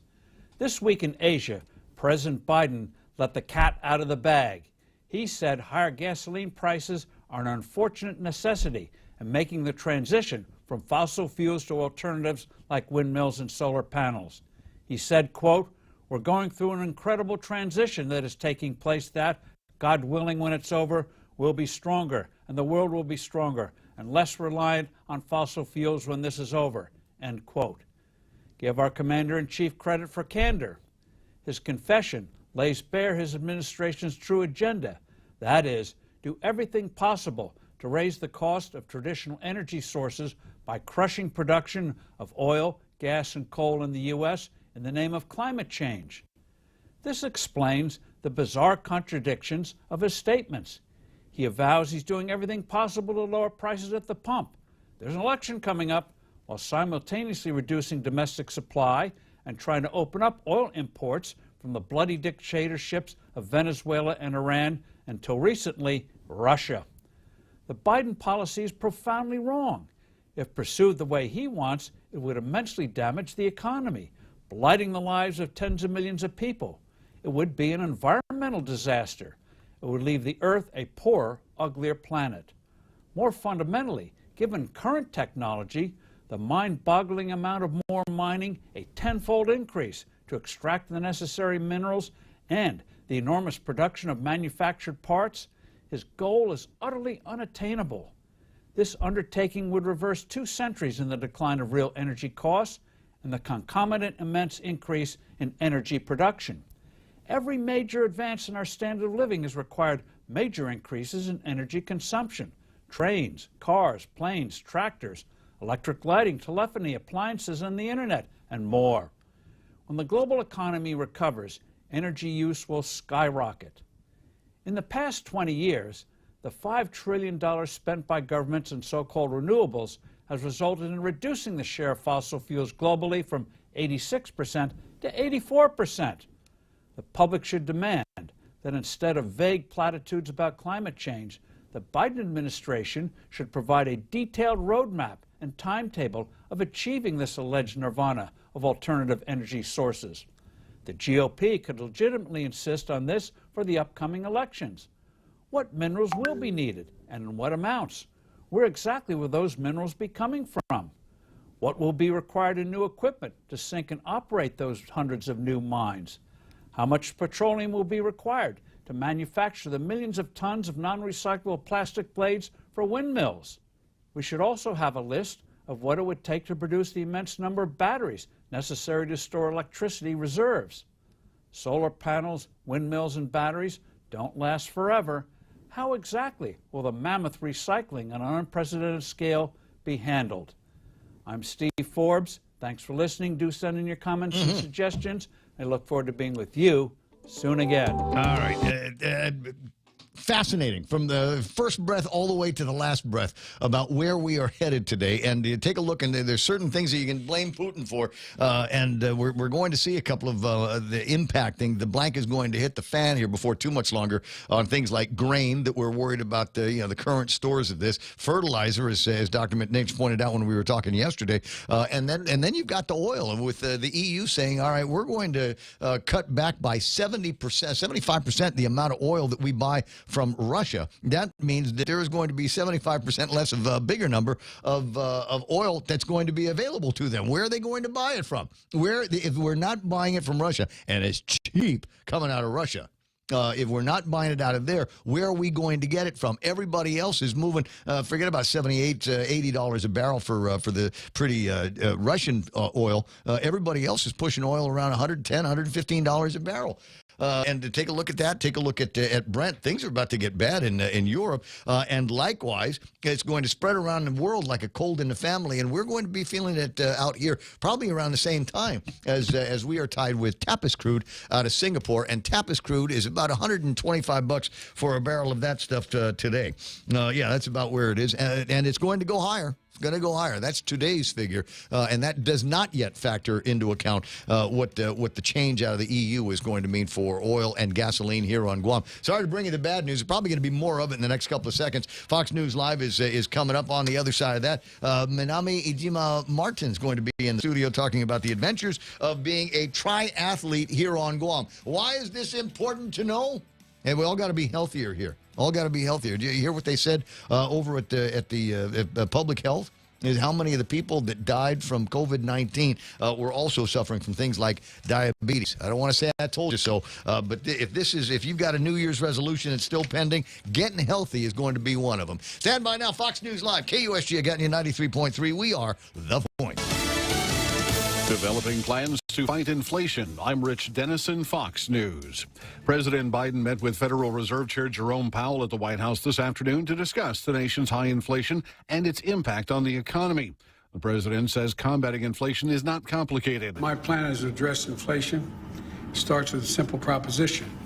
Respect the Fed. The Commerce Department reports inflation rose 6.3% last month when compared to a year ago.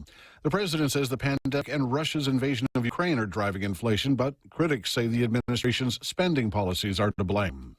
Funeral services began today for victims of last week's deadly elementary school shooting in Texas, including a funeral for 10-year-old Maite Juliana Rodriguez, an AB honor roll student who loved animals and wanted to attend Texas A&M to study marine biology. While across town, classmate A. Jo Garza is being celebrated. She had just turned 10 and had a passion for art and anything creative. Garza wanted to be a teacher when she grew up. Fox's Casey Stiegel in Uvalde, Texas. A jury has voted to acquit former Hillary Clinton campaign lawyer Michael Sussman of lying to the FBI. I told the truth to the FBI, and the jury clearly recognized that with their unanimous verdict today. Sussman was charged with lying after he told the FBI he was working independently and not for a client, as he shared claims that Donald Trump had ties to a specific Russian bank, according to prosecutors. Former Trump advisor Peter Navarro says he's been subpoenaed to appear before a grand jury this week as part of the Justice Department's probe into the deadly U.S. Capitol riot. That subpoena is the first known instance of prosecutors seeking testimony from someone who worked in former President Trump's White House. America's listening to Fox News.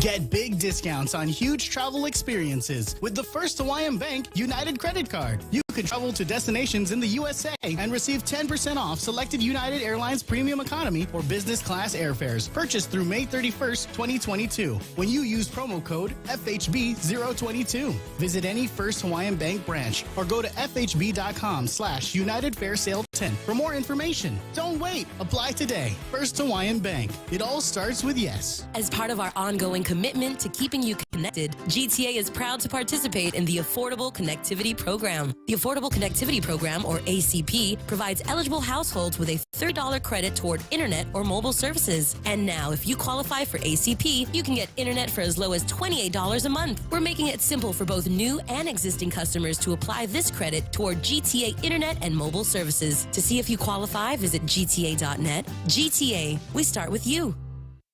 Download it now. Surveillance camera catch several assaults on New York City mass transit over the Memorial Day weekend. Police are still looking for that suspect who got off of an e-bike, pulled out a knife, and with no provocation started attacking a 29-year-old man Thursday afternoon. Police say the victim did not know the attacker. This comes after chilling video showing an individual shouting obscenities on a New York City subway and grabbing a woman's hair. As other passengers stand there, the woman whispers, "Somebody help me," as she sits there being held by her hair for almost 30 seconds until her attacker says, "Get up," and lets her go. There are also now questions about another video that went viral showing an Asian man being held and beaten on a subway platform. Fox's Garrett Tenney in New York City. NRA members voted at the group's annual convention to keep the organization's current leader in place. A resounding victory for a scandal-plagued Wayne LaPierre, garnering 54 of the possible 55 votes from the board of directors. He defeats former Republican Congressman Alan West, keeping his job as CEO and executive vice president. He says he's honored to continue his work and will defend Second Amendment freedom for all law-abiding Americans. New York Attorney General Letitia James sued to break up the organization in 2020, claiming top executives ignored nonprofit rules. A federal judge in March tossed the AG's bid to break up the NRA, but allowed the bulk of her suit's claims to proceed. CJ Papa, Fox News. U.S. and Canadian regulators are investigating a hepatitis outbreak that may be linked to fresh organic strawberries. The FDA and the Public Health Agency of Canada says at least 27 illnesses in Minnesota, California, and Canada occurred after people ate the fresh Campo and H-E-B brand strawberries. Those are past their shelf life, but the FDA says consumers who froze them to eat later should throw them away. I'm Rich Dennison, and this is Fox News.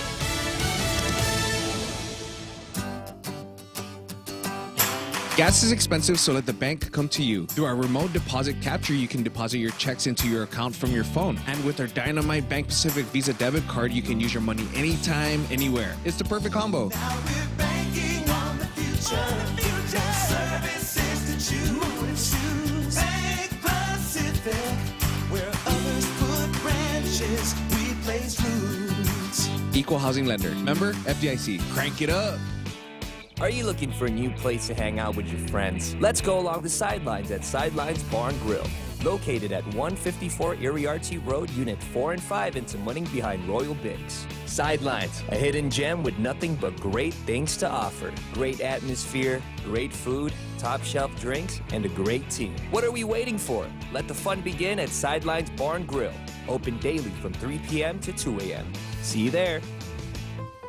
Check out the newest hydro and garden center to hit Guam, Crop King Hydro. We have a huge selection of plant nutrients, soils, hydroponic mediums, organic pest control pumps, plant support, tools, and so much more. Call 635-4769. 635-GROW. Open Monday through Saturday, 10 to 6 at the Dededo Satina Mall, right across from Payless and Paradise Fitness. For whatever you grow, think Crop King Hydro. Crop King Hydro. All right. I'm so fascinated with myself. I do it every time, too. 6 after 9 o'clock in the morning, portions of the program being brought to you by our pals over at, where's this at? It's American President Lines, a global presence with a local home. Real Talk Radio is back. The Ray Gibson Show. Morning talk that matters. Call now, 888-TALK. That's 888-8255.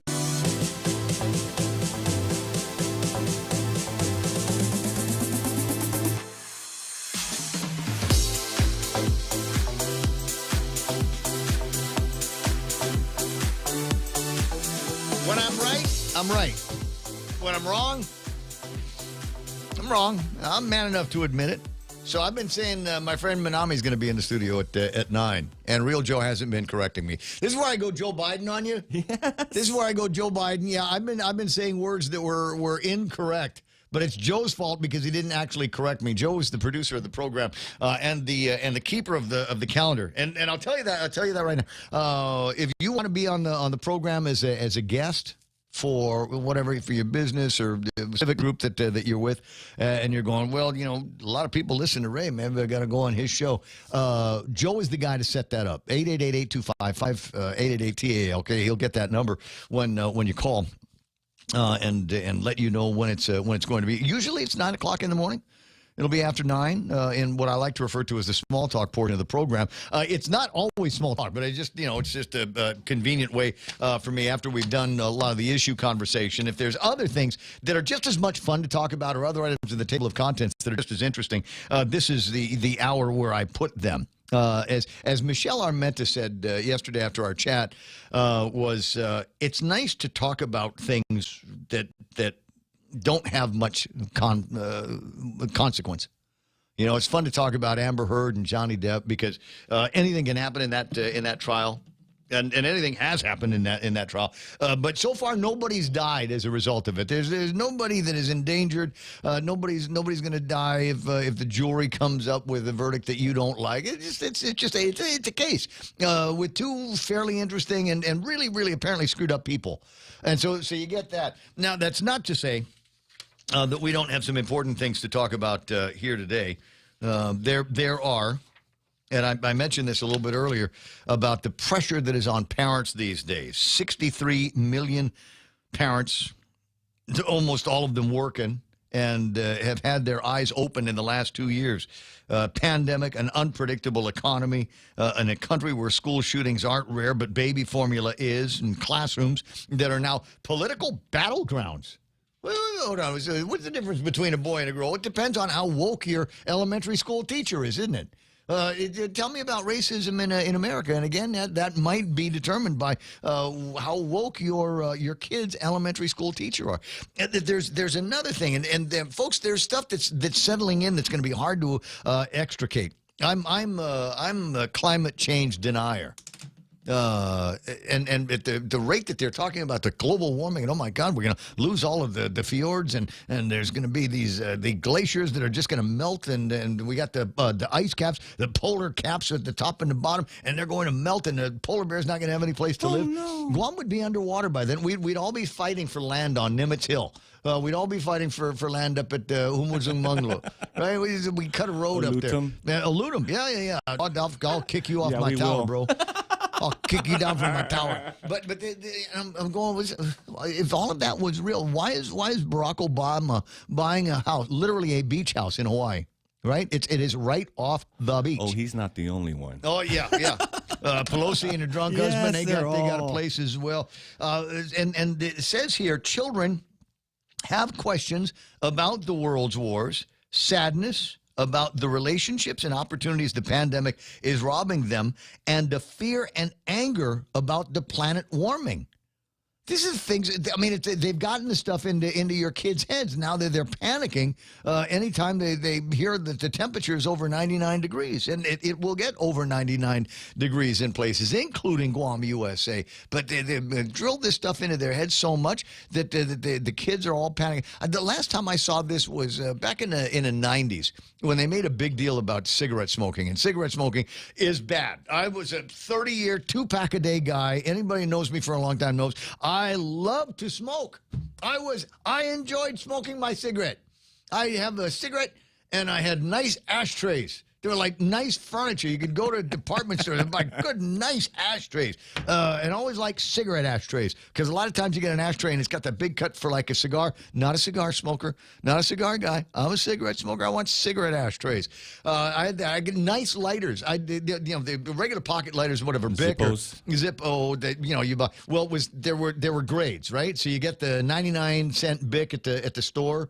Or the little tiny one, just enough to make a little fire. Those fancy YSL lighters. Yeah, and if you were feeling a little bit fancier, you take out the Zippo, you play with it. You always had something to play with if you had a Zippo. That was the fidget toy for grown-ups back in the day. Fidget spinners, right? We all had the Zippo. We could all do that thing where light it up with our pants. Oh, the smell of a Zippo. Oh my God, the smell of a Zippo. That's what real men smell like. You know what? I don't care what cologne you're wearing right now. now. That's what real men smell like, is like regret and Zippo and last night beer coming out of the real men smell like that. Everybody else now with the man buns and their capri pants and latte this and whatever. And then if we were going to a really fancy place, I had a gold Dunhill lighter. You know, remember the one that kind of clicks over on the side, little tiny classy flame on the inside. And there was nothing in my mind classier or more romantic than leaning over and lighting a woman's cigarette. She's reaching for her lighter, looking in her purse for a lighter. She got one of those long Virginia Slim lights in her mouth, and you reach over and just look her in the eye while it's happening. Wow. Right? Nothing more sexy, more classy than that. You know, they said, what are you going to do, Ray, if they ever cure cancer? I'm smoking again.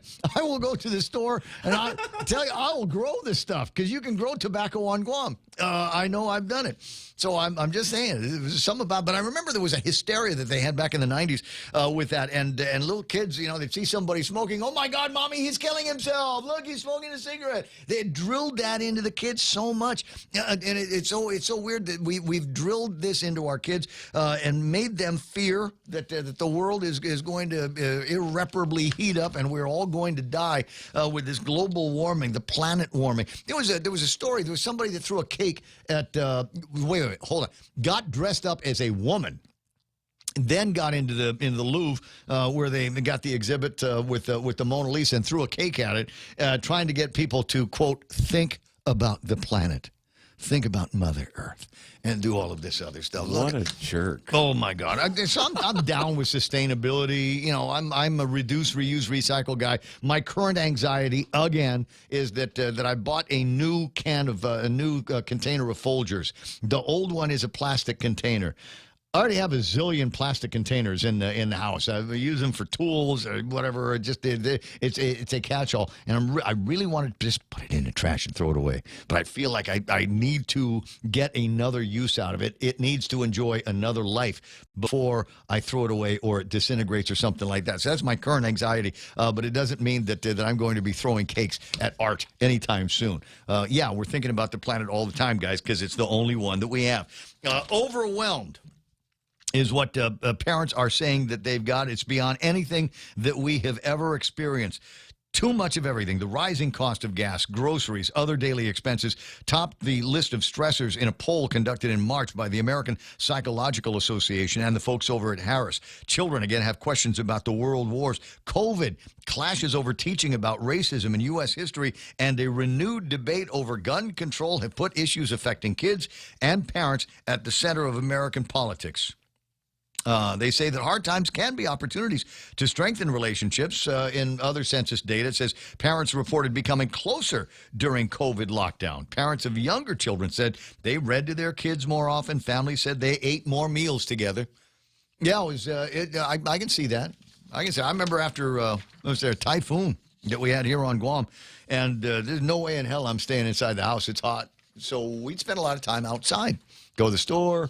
Get a couple of six-packs and some ice and whatever it is that we're going to barbecue, and that's how we did it.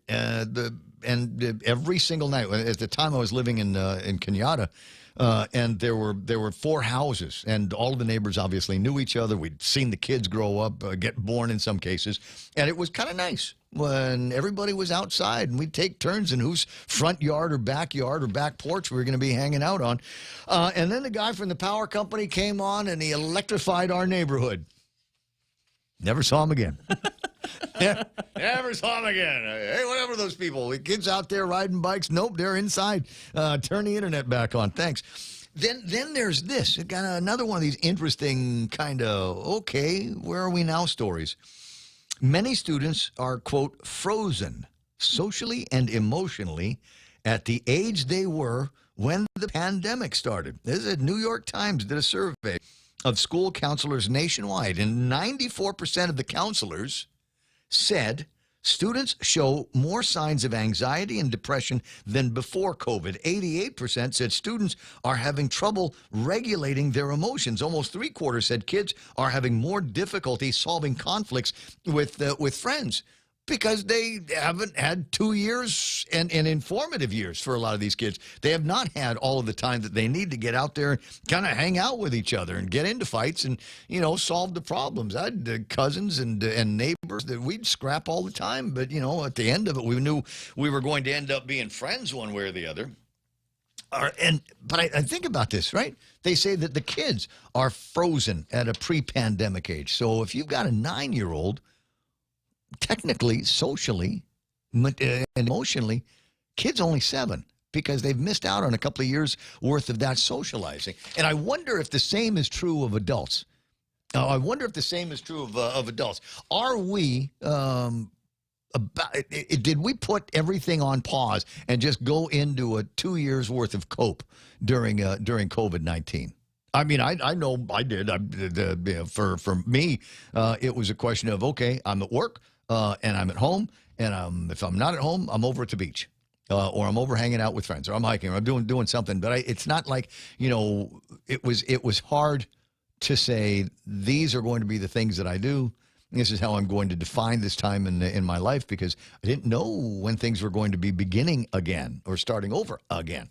So it's a weird kind of concept, and I suspect it will be a while before we get the answers to all those questions. 9:18 on the Ray Gibson Show, and everybody's still feeling funky, fresh, and groovy after last night's debate, except maybe Felix Camacho. Maybe I wonder as he's waking up this morning and looking at some of the stories and the social media and whatever. I wonder if he's looking at and going, oh, should have gone. I should have gone. I could have, I could have beaten. Those were the questions? Oh, my God. I could have run rings around Lou. I could have run rings around Mike. What the heck? Who's talking to me? Who's helping me make decisions? I should have been there. Cousin Troy's on the line. Good morning, Cuz. How you doing? Good morning, Cousin Ray. Well, Juan Carlos did a great job. I didn't watch it.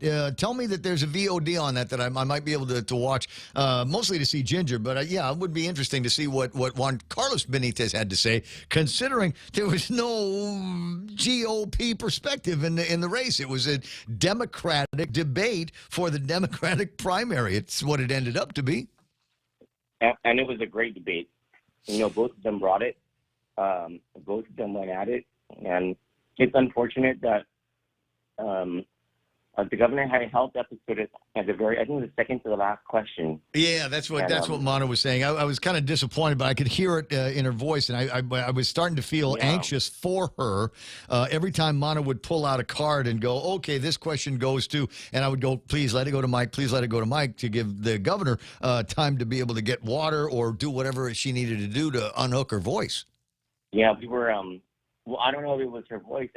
She had issues breathing, and so they brought her to. I think her doctor came over. Her husband was kind of frantic and coordinating with her doctor, and her doctor came over, and then we took that break, and she had to go to the hospital. But I heard from Crystal Paco that last night that she was doing all right. Yeah, that was the word that we got from the governor's office. Look, you can say what you want to about policy, politics, whatever, but nobody should suffer anything, unfortunately.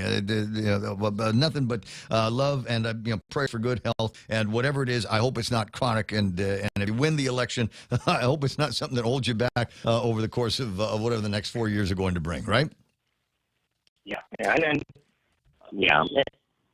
no one wants to see the governor bomb, Anyway, so nobody wants to be a witness to that kind of frailty. 9:21, Cousin Troy on the line, and we talk about what's next. I thought, for me, to be able to see the technology finally get put into place where we could, on multiple platforms, radio, television, and social media, execute a debate in the studio.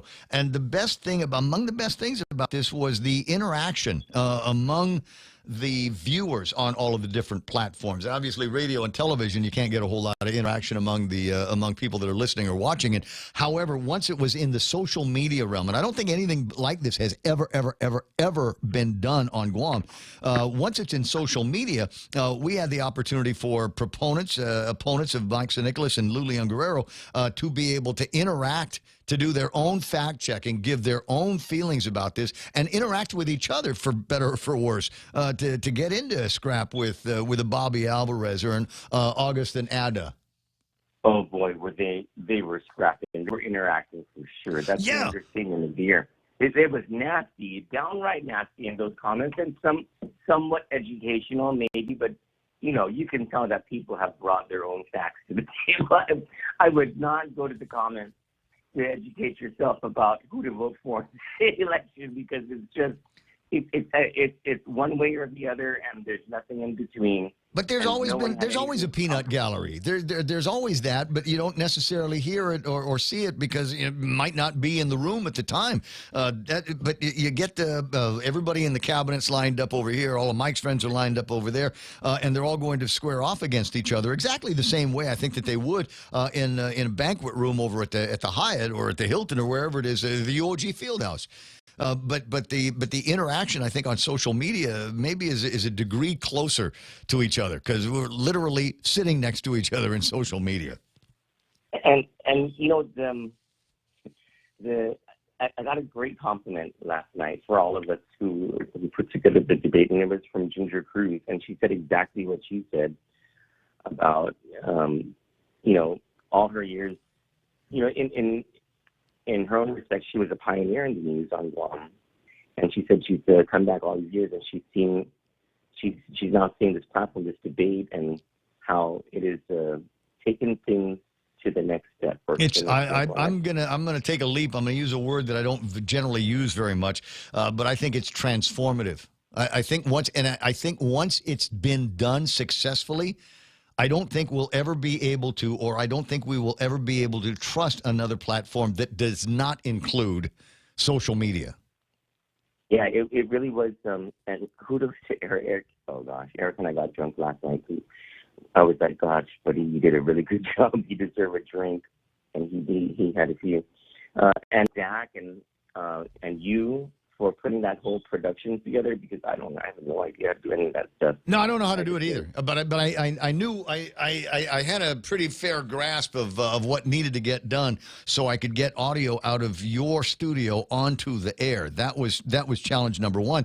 Challenge number two was then trying to figure out all of the different other platforms that we were going to attach. So you had your feed on Candid. We had my feed here on The Point. And also on YouTube. I gotta double check. I know I was sending a feed to YouTube, but I was busy watching the comments. So multiple social media platforms, multiple opportunities for people to engage with what they were hearing and seeing on the screen, and then engage with each other. But like I said, if we were to do another debate, you have to demand that there is going to be some degree of interaction via social media, maybe up to and including. And I don't know how we would do it, how we would moderate it, but a distinguished panel of guests help provide some of the questions. Wouldn't it have been interesting to get some of the questions and commentary off of social media and then present them to our candidates? Yeah, we just have to get the candidates to agree to something like that. This was the first one out the gate, right? And so there may have been a bit of hesitation here or there, and a bit of wonder of, is this going to be fair? And so we had to design a fairly traditional type of format. So adding interaction or questions from the audience or the social media audience, we would have to get the buy-in from the candidates. And you know what? The next round of candidates, the lieutenant governor's round, I would think maybe you can push for late June or early July or something like that. Maybe they would be more up for something like that. I don't know. I wonder about Tony. Tony is not Felix. Felix is not Tony. I wonder maybe if Felix or Tony would jump at the chance to get in there and mix it up with Josh and Sabrina. Yeah. I wonder too. Hey, I didn't know this until yesterday when we were stuffing the questions into the bowl. The panel of independent professionals that made the questions, they were pretty good questions that came out. They made like 50 questions, I thought the questions were high quality, and I think there's some of them that we ought to frankly reuse if we end up doing another debate between the winner of the Republican primary and the eventual winner of the Democratic primary. I think they're all still juicy questions, and things like how are we opening the plebiscite for self-determination, or are we closing that to tomorrow only? What about the 5% business privilege tax? Excuse me. What about the liquid fuels tax? I mean, I'd love to have seen all of the questions, and maybe we can, anything that we didn't use, let's see if we can recycle. Reduce, reuse, recycle. Think of the planet there, Troy. Those were the two answers that I thought were the most interesting and the most informative about the debate. Were on the plebiscite and on the reduction of taxes. Correct. You got a clear understanding of the differences between the two candidates in terms of issues. I think everything else, it almost sounded like they pretty much agreed on the answer. Well, there were a couple of times where they both definitely agreed on the answer. I don't remember what the issues were, but somebody will get a transcription. But you're right, and with regard to the answers, Mike Nicholas favors an open plebiscite when it comes to self-determination. He wants to hear from everybody, whether you've got the Chamorro last name or not. You live on Guam, you contribute on Guam, and everybody ought to be involved in a discussion about our future starting from here on out. On the other hand, Lulian Guerrero taking a page out of the Bavacqua playbook and saying no, we can only have Chamorro only on the vote, and screw the Supreme Court for siding with Dave Davis on this. And you can see the difference there with regards to a business privilege tax. Mike wanted to take it back all the way, and Lou, all of a sudden, this was surprising, said that she was going to be flexible in the discussion. I don't recall any conversation. I don't recall too much flexibility in the word forever being bandied about prior to all of that. So I thought it was going to be rather, as you said, an interesting place to be able to see the distinction between the two candidates. Yeah, and everything else, it was just, basically the same type of, what they want to do. But then I think they had a comparison of their records, went to their credibility. I mean, they really went at each other. Well, okay, but no knockout blows, and I think that's one of the. It might be a disappointment from among people that were watching or listening. Everybody, I think, wanted to see that moment. That's like watching a race to see the cars crash. Somebody was waiting for, as you will use every once in a while, a mic drop moment. And I never got that feeling like there was a mic drop moment. I think I would give the majority of landed punches to Mike. But they were, and I think there were a couple of times where Lou was definitely on the ropes, but I'm not sure she was on the ropes because she was frustrated because of what might have been happening with her breathing, or if she was definitely frustrated by the way that she was interacting with Mike. Having said that, there was one other issue that was brought up to me and by about two or three people. I'm not going to say there was a majority, but there were some people that were taken aback by the idea that in a debate among political candidates, there was advertising paid for by one of the political candidates. There was also advertising that was being paid for by somebody who has got a political action group that seems to be dead set on ensuring that Mike Nicholas is never elected to another office again. And they thought that was kind of off-putting. Well, I mean, that's how political free speech goes, right? You've got the money to pay for the ads, and you can say what you want in your ad. It's not our duty as being producers of the program. Well, we also survive. We also live and die on advertising. So that's these kinds of things don't happen by themselves, and they don't happen because it's free. There's work that got put into all of this by a lot of people, and they deserve to be compensated. Now, having said that, it's also important to point out, here's disclosure: those packages were sent to all of the candidates. Yes. And everybody had an opportunity to buy ads. So if Mike Nicholas knew that he was going to be in competition with ads that were running for Lou and Josh and ads from Peter Santos's PAC, then he could have bought ads to neutralize the impact. To the degree that they had any impact at all, I don't know. I'm wondering if Peter's ads definitely had any impact on Mike Nicholas or Felix Camacho. And Peter called me a couple of days before the debate, and he said, "Hey, I just got back to Guam. Sorry, I'm I'm reaching out so late, but can you send me your ad package? And I was like, oh, here we go. Oh. Well, Dave, the way it works, once he decides what he wants, and so open to all advertisers. James Howard, just business, nothing personal. Jose Martinez says, I can see the attack ads playing against Governor LG. It was fatiguing. And Bertha Mazza Cruz says, those ads, though, could it be put in fairness for all sides? Again, Bertha, everybody got the same package at the same time, and that's as fair as we could possibly make it. They will probably be a feature in any other debate that we do between here and the election, and there will be others, and there'll be others. But now having gone through all of that and the patting of all of our backs, collective backs here, what are you going to be working on today over at Candid? Hey, can we do it? I'm sorry, I just distracted myself for a second.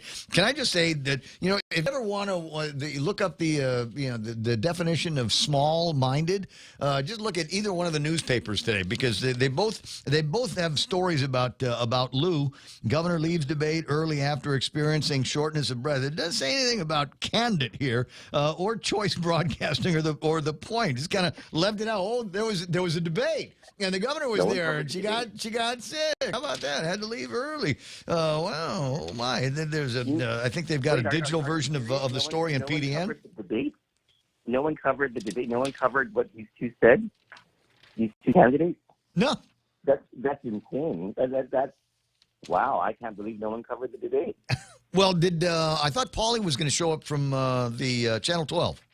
Oh, no. That's right. Paulie Suba, and he said he's going to run his story next week. Okay. So PBS, Paulie Suba came to cover the debate. That's right. But I'm surprised that the reporters from the other agency. Oh, maybe. The debate ended at 7:20. I mean, it's not like.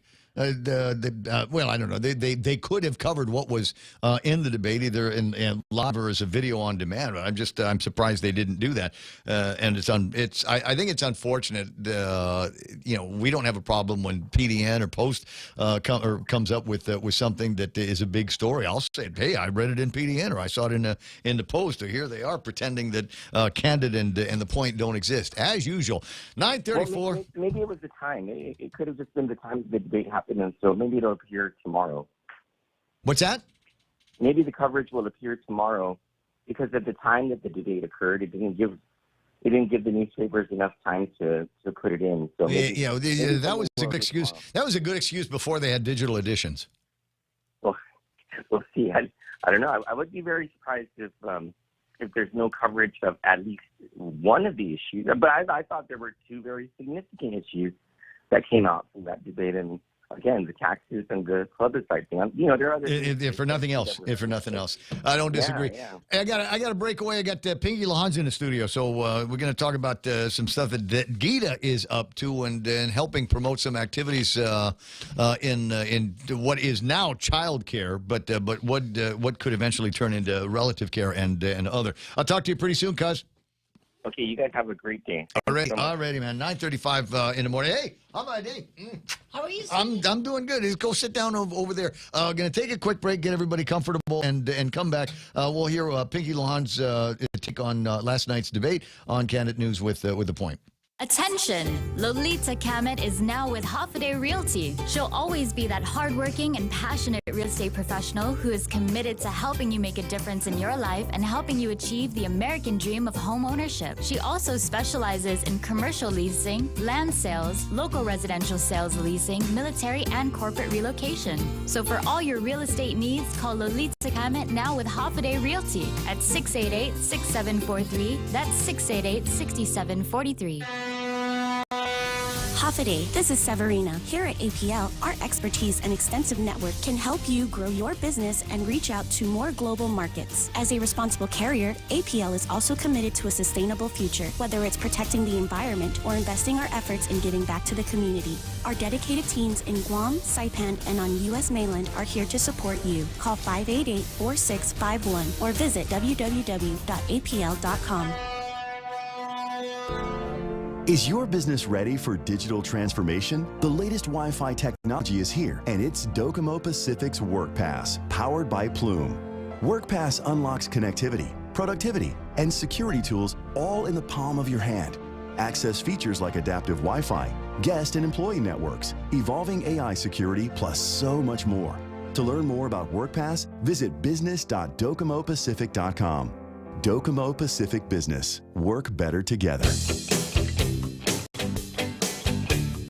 22 away from 10 o'clock in the morning, and this conversation was supposed to start about 10 after 9, but it didn't work out. You ever been like in a hurry to get someplace, and every light is red, every traffic lane is full, and the police are doing the speed checks? That's exactly what Pinky had to endure to get over here to the radio station to hang out with me and you and talk about a couple of incredible programs. Pinky Lawn in the studio representing Gita. How you doing? I'm great. I'm glad to hear that. I hope I get to see you more often. I hope so too. But not here. Tai. I know. Down at the beach. Me anytime. and Tai-Tai's waiting for you. Victor Vic, and we'll the last time that we were down, this is how long ago it was. The last time we were down there, somebody dug a hole in the ground and they threw some hot rocks and a pig down there, and we stayed there for the entire time waiting for the Kahlua pig to come out. That's the best. Oh my God! And there's nothing like being down there, eating it with plastic forks and trying to cut through the meat. It's just a terrific kind of place, and there's such a groovy vibe there. You know that somewhere, are we in Maritza? Are we in Iran? Where exactly are we in this place? You don't really know, but being able to just walk over the island when you want to. Yes, magical, yes. Absolutely. If you know, you know. If you don't know, man, it sucks to be you. And 22, like I said, 10 o'clock in the morning. So last time Pinky was here, we were talking about child care initiatives that are being worked on. There's an incredible amount of money from the American Rescue Programs and other federal programs that have gone to stand up a new division of child care, child health services in the Department of Public Health. Yes. And among those things is, something as basic as, hey, I need to be able to take my kid to a daycare so I can go to work. Yes. And so there are these programs, and you said 6 programs in all. There are 6 programs under the governor's program: the Programan y Pinilan, Famagun y Guahan. I'm so glad that you remembered it because Say it 5 times. I cannot. I can just get the Programan part out there. It's Programan gasoline, Programa. Is there a Programan beer? Do we have one of those? Not yet. That's a great idea. Programan Cerveza. Yes. Yeah. Let's get something like that going. So we got there's a couple of get-togethers. I'm looking at some paperwork, some bullet points that were sent out to me, and I don't want to just bullet point. But starting off here, the deal is get some awareness out. Yes. You have an event coming up. Yes, we have 2 events, thank you for mentioning, at the Micronesia Mall this Saturday, June 4th, and another one June 11th. Following weekend. Yes, both Saturdays, 11 a.m. to 3 p.m. We're going to have entertainment. We're going to have some of the certified daycare providers there. That way, if you... This is certified daycare provider. What happened to just, there's a lady down the street and she can take 1 or 2 more kids and watch them until you get home from work? We do have that too, relative care. So, so these vouchers that are, once you qualify, you go online. And, it's still COVID time, right? So we made it so that you don't have to step foot into any agency, any area. You can apply online, guamchildcare.com, and there's a 24-hour turnaround once you submit all your documentation, and then you get to select. Now, here's the cool thing. You get to select out of 45 certified daycare providers, but you also, because there's 6 programs, you can also select grandma, who's already watching your kids, up to $675. That is cool because there's a lot of families that do it that way here. Yes. Where do you send your kids? GMH, Grandma's House. Grandma's House. I love that, GMH. Yeah, nice. I've never heard that. Thanks, Ray. That's okay. I'm going to use that, okay? Happy to be useful. So I got the website picture up here, guamchildcare.com on the World Wide Web, and there's pictures of little white hands. Okay. Check out the income threshold, because that's the exciting part. We tripled it. We are now mirroring Hawaii's income threshold. So this is not targeting low income. So a lot of families out there who could really use this program are already telling themselves, well, I'm not on WIC, I'm not on any public assistance, I'm making too much money. If you look at the income threshold, it's pretty impressive. You and I qualify. Although I haven't seen your income statement. Dude, lately, I'm looking. Yeah, so I'm looking primarily at household size, and I'm thinking this one here might be mom and the kid or dad and the kid. Yes, it's mommy and me or dad and you. Okay, Yeah, that's a and household of two. We got the larger families now. The husband, wife, kids, $77,467 would be the annual income threshold, and anything below that now, correct, guaranteed entry into the program. Yes, no charge. And you can and well, up to $675 per child per month is covered for a whole year. And so those vouchers, once you qualify, we're also encouraging job sites, employers to open up daycare facilities. We'll get to that in just a second. So so $675 and so that's the subsidy in this program here. It's on a scale. Yeah. So $675 would be for a newborn baby all the way up to 3 years of old, I believe. Okay. So it's a scale, but $675 is the max, and I believe it goes down to $300. Okay, but what if I got a great daycare lined up, and I really like them, and they got a lot of fun stuff and toys and what feels like a curriculum, and they don't look at you sideways when you're in a hurry and you give them a cup of soup for the baby. Which has happened. I remember. Oh my God, Sister Damien gave me such a hard time about that. But anyway, so but it's not $675, right? Let's say it's $750 a month for the kid. If it's $750, then $675 is paid and for. then I cover the rest. You would have to pay the difference. Okay, yes, gotcha. That's correct. Now, how does that line up with most of the daycares that we have? Are they generally in that price range? Yes. I don't have infants, so I don't know. They are generally, that's the average, $675 for a newborn child. And then but you can go on to guamchildcare.com and there's a list of 45 providers already there. You get to see their location, their hours of operation, and what they charge, whether it's full-time services or part-time services. Okay, wait, I'm looking common topics which parents will ask: applying for child care assistance, eligibility requirements, check if a provider is licensed on Guam. There's data for child care providers in Guam, which is the other side of the story we'll get to in a second. Yeah. There it is. Current list of all of the providers that we've got out there. Does it have their prices too? Yep. It has their prices too. It does. Yeah. So there's no guesswork. Everything's provided to you. Now, let's say you have a child that is attending a daycare provider that's not CCDF certified. We will help that daycare center also become CCDF certified, so they can also avail of the funding. So there is an opportunity for non-certified daycare facilities to also go and get certified. Right. I clicked on the first one because it's ABC Children's Center. Yes. It is located in the northern end of town up in Daytadu. Starts at 7 o'clock in the morning until 6 o'clock Monday through Friday. Has a capacity for 90 kids. I don't know whether they've hit that. No, many of them have not, especially they're all just starting to get out of the mandated protocols of, COVID. I think it's 50%. Yeah, 50%. And so we'll take kids from birth to 12 years old, and then we've got some prices here. So if you've got a kid anywhere between at ABC from birth to 5, it's $650. So inside of that $675 limit, and if you got kids between 6 and 12 that might need some after school care, $550, et cetera, et cetera, et cetera. There it is, the late pickup fee, $15. How many times, Rudy Joe, you have to pay that? All the time. All the time. And just build it into the curriculum, because we're gonna have to pay that every single time we go. Pinky Lohan in the studio representing Gita. So they're GuamChildCare.com. That was going to answer like 90% of your questions. Yes. And now we're going to switch over here because there's business people listening, going, all right, maybe I want to get into the game of being in the child care business.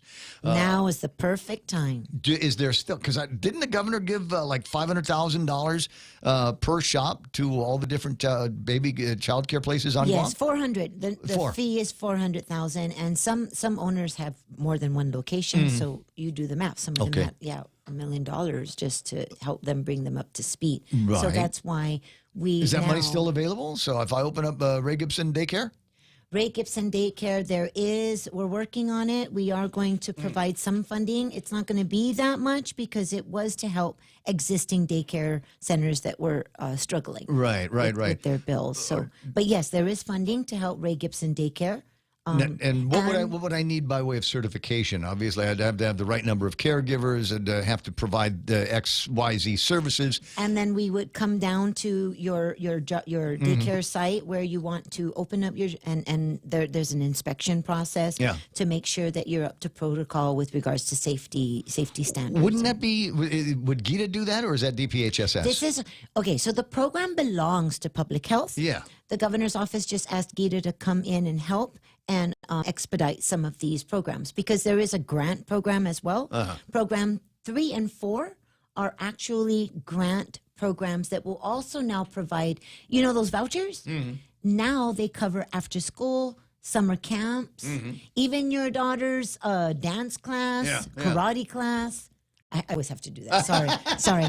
If you see me, I had to wiggle. I had to do my little shimmy when I say dance class. That's okay. People are gonna. That's where they're pausing the show here. 9:47. All right. And so all of these other these ancillary programs that we're talking about. So in my mind, of the different programs that we're talking about, there is the basic daycare. Yes, basic daycare. And then basic daycare can also be used at the job site.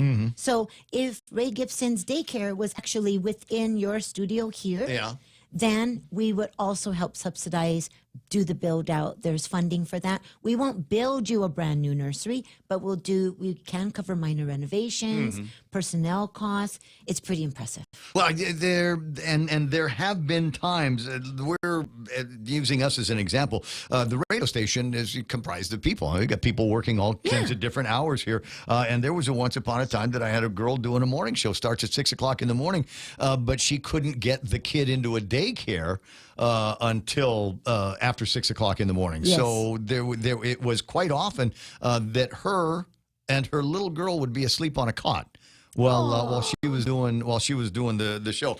Not the best of circumstances, but obviously you can make it work. Of course. And I guarantee that for every woman in broadcasting, there are stories about, I'm reading the news and the kid is under the news desk. Not only women in broadcasting. You'd be surprised. No, it would not surprise me in the very least. So there are options for businesses that might be thinking along these lines where maybe, and there could be something to be said about this, where it's beneficial for the baby and the parent to be, kind of at the same place doing the same thing. Absolutely. One and less if headache you for the need to mom.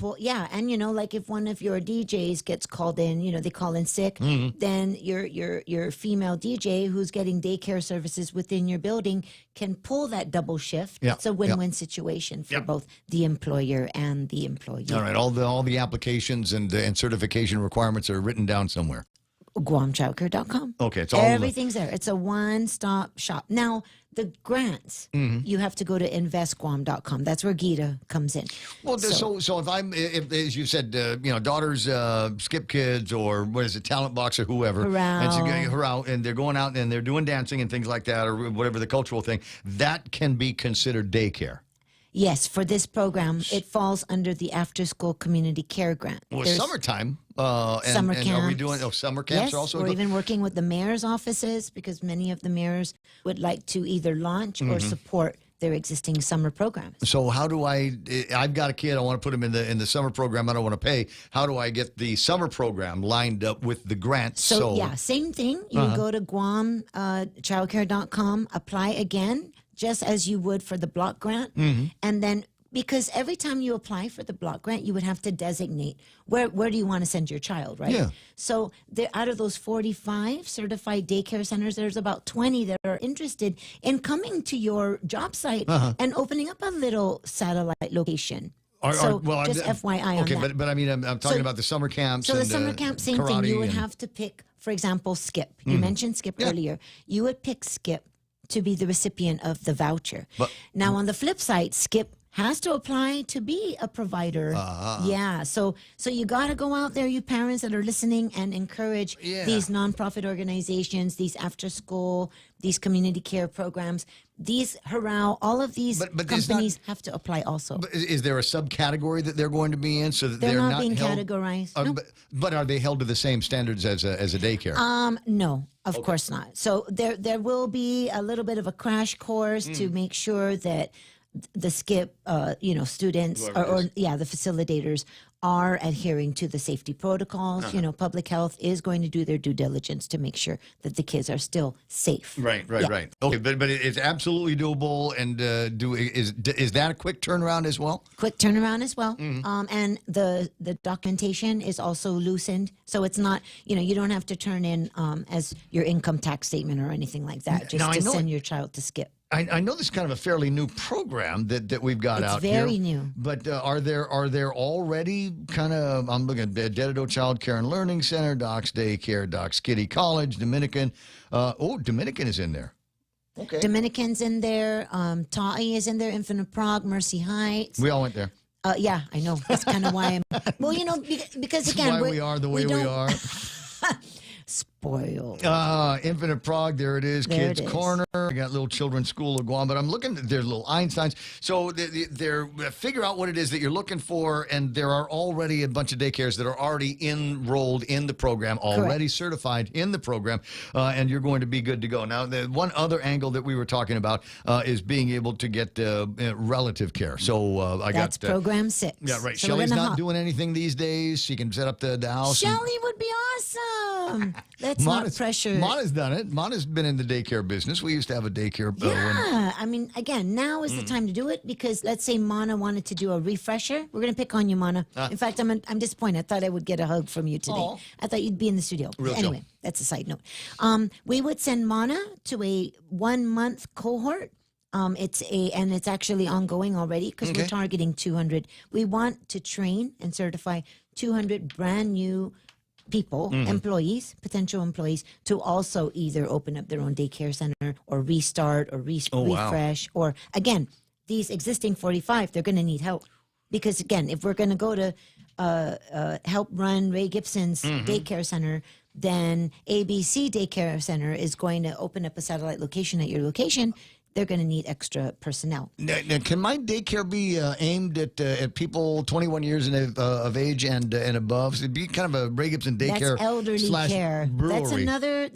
So the governor's office is working on the elderly care, but that's a whole other program. This is the children. So, but good point. 0 to 13, all the way up to 18 for children with disabilities. Okay, all right, Yeah. and it's all at GuamChildCare.com on the World Wide Web. Well, because I'm just thinking, we need to have something like that for guys. When the women go inside Ross, we have a little daycare for grown-up guys. You know what? outside. I better call Monty Mesa right now because I think he should. He should take advantage of this. Well, I mean, not for kids. I'm talking about for grown-ups. So grown-up guys. No, for the kids.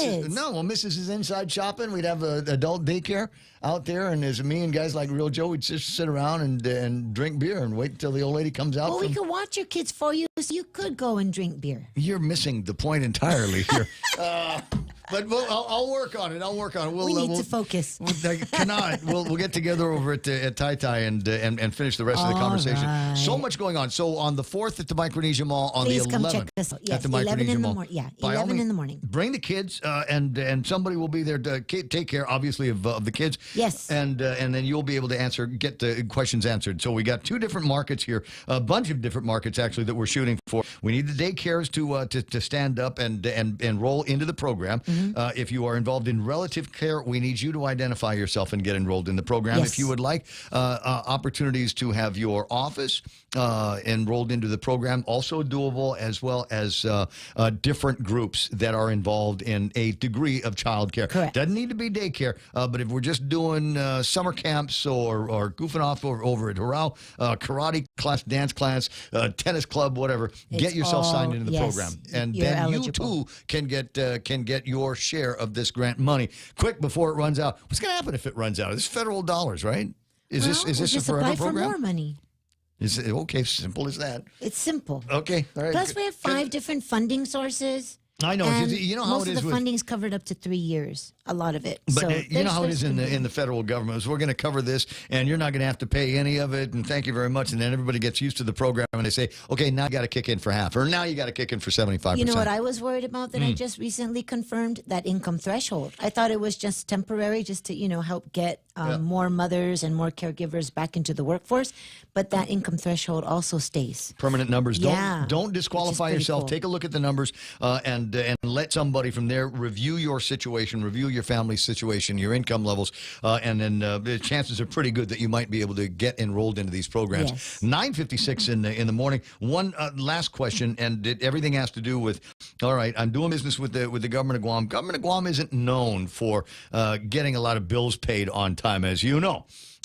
So I'm the daycare, and I've been watching this kid, and a month goes by, I didn't get my letter from Ed Byrne. A couple of weeks after that goes by, I don't have anything from Les Carlson. So is there a pipeline, an efficient pipeline from the Treasury, from these grant providers to the actual grantees? Yes, because the funding is coming out of DOA. DOA cuts the check. Because Gita's involvement, Right. we're also prioritizing those funds to make sure that the caregivers are receiving their funds on a timely basis. Okay, keep an eye on that, because the folks in the child care industry on Guam have had problems because all of the money was in a block grant and it had to go somewhere and then get split up and then put into the right holes before anybody got paid. Yes. And frankly, there were a lot of these daycares that said I can't participate in this program anymore because I'm watching a lot of kids and I'm not getting paid from half of the parents because they're waiting for the checks to come I through. understand. Yeah, no, it goes directly to the provider. Awesome news there. I'm glad that we've gotten that sorted out. 9:58 and change. Peggy, I'm going to let you run, and Thank we're going you, Ray, so much. No, absolutely great to be here. Sorry it cost you an airplane ticket. She got pulled over at the airport police, and she says, "I got it. Look, I'm in a hurry. I got to go on the Ray Gibson show." Yeah. He's done it at 10. And they didn't even offer a police escort. That's what I'm saying. What's wrong with this picture? The guy should have said, "Okay, we're just turn on the lights, and we're not stopping for any intersections or anything like that. We'll take you right across DPW and get it done." Peggy, it's great to see you. Hugging the kiss to Victor Vic, and like I said, a quick break here. I may or may not be back. There might be right butt up against Fox News. Here we go. Everyone has a busy schedule these days, and sometimes we forget to schedule our routine dental checkup and cleaning. Don't neglect your dental health. Schedule one today with Dr. Robert Yang and his Smile team, conveniently located at the East West Business Center on Marine Drive, Upper Tumon. Call us today at 647-8702 or 3. Again, that's 647-8702 or 647-8703. We make smiles happen. As part of our ongoing commitment to keeping you connected, GTA is proud to participate in the Affordable Connectivity Program. The Affordable Connectivity Program, or ACP, provides eligible households with a $30 credit toward internet or mobile services. And now, if you qualify for ACP, you can get internet for as low as $28 a month. We're making it simple for both new and existing customers to apply this credit toward GTA internet and mobile services. To see if you qualify, visit gta.net. GTA, we start with you. Family Finance has been serving the people of Guam since 1959, and they will continue to be there for you in the years to come. Get a personal loan for that summer vacation or to pay off those long overdue bills. Family Finance has got you covered. Apply for a personal loan from $1,000 up to $3,900 by calling Family Finance in Hagåtña, now at the old Nanbo Insurance Building at 475-4545, Upper Tumon 647-5626, or in Dededo 633-4473. Family Finance, here to serve you. Targeting inflation. I'm Rich Dennison, Fox News. President Biden met today with Federal Reserve Chair Jerome Powell for talks on ways to combat inflation affecting the nation's economy. The president says nearly everyone involved, including a majority of the Fed members, are focused on addressing rising costs. I know we'll use those tools of monetary policy to address the rising prices for the American people. The latest government report showing inflation rose 6.3% in April when compared to the same time last year. The president points to the pandemic and Russia's invasion of Ukraine for the rise. Critics say the administration's spending policies are to blame. Energy experts say yesterday's decision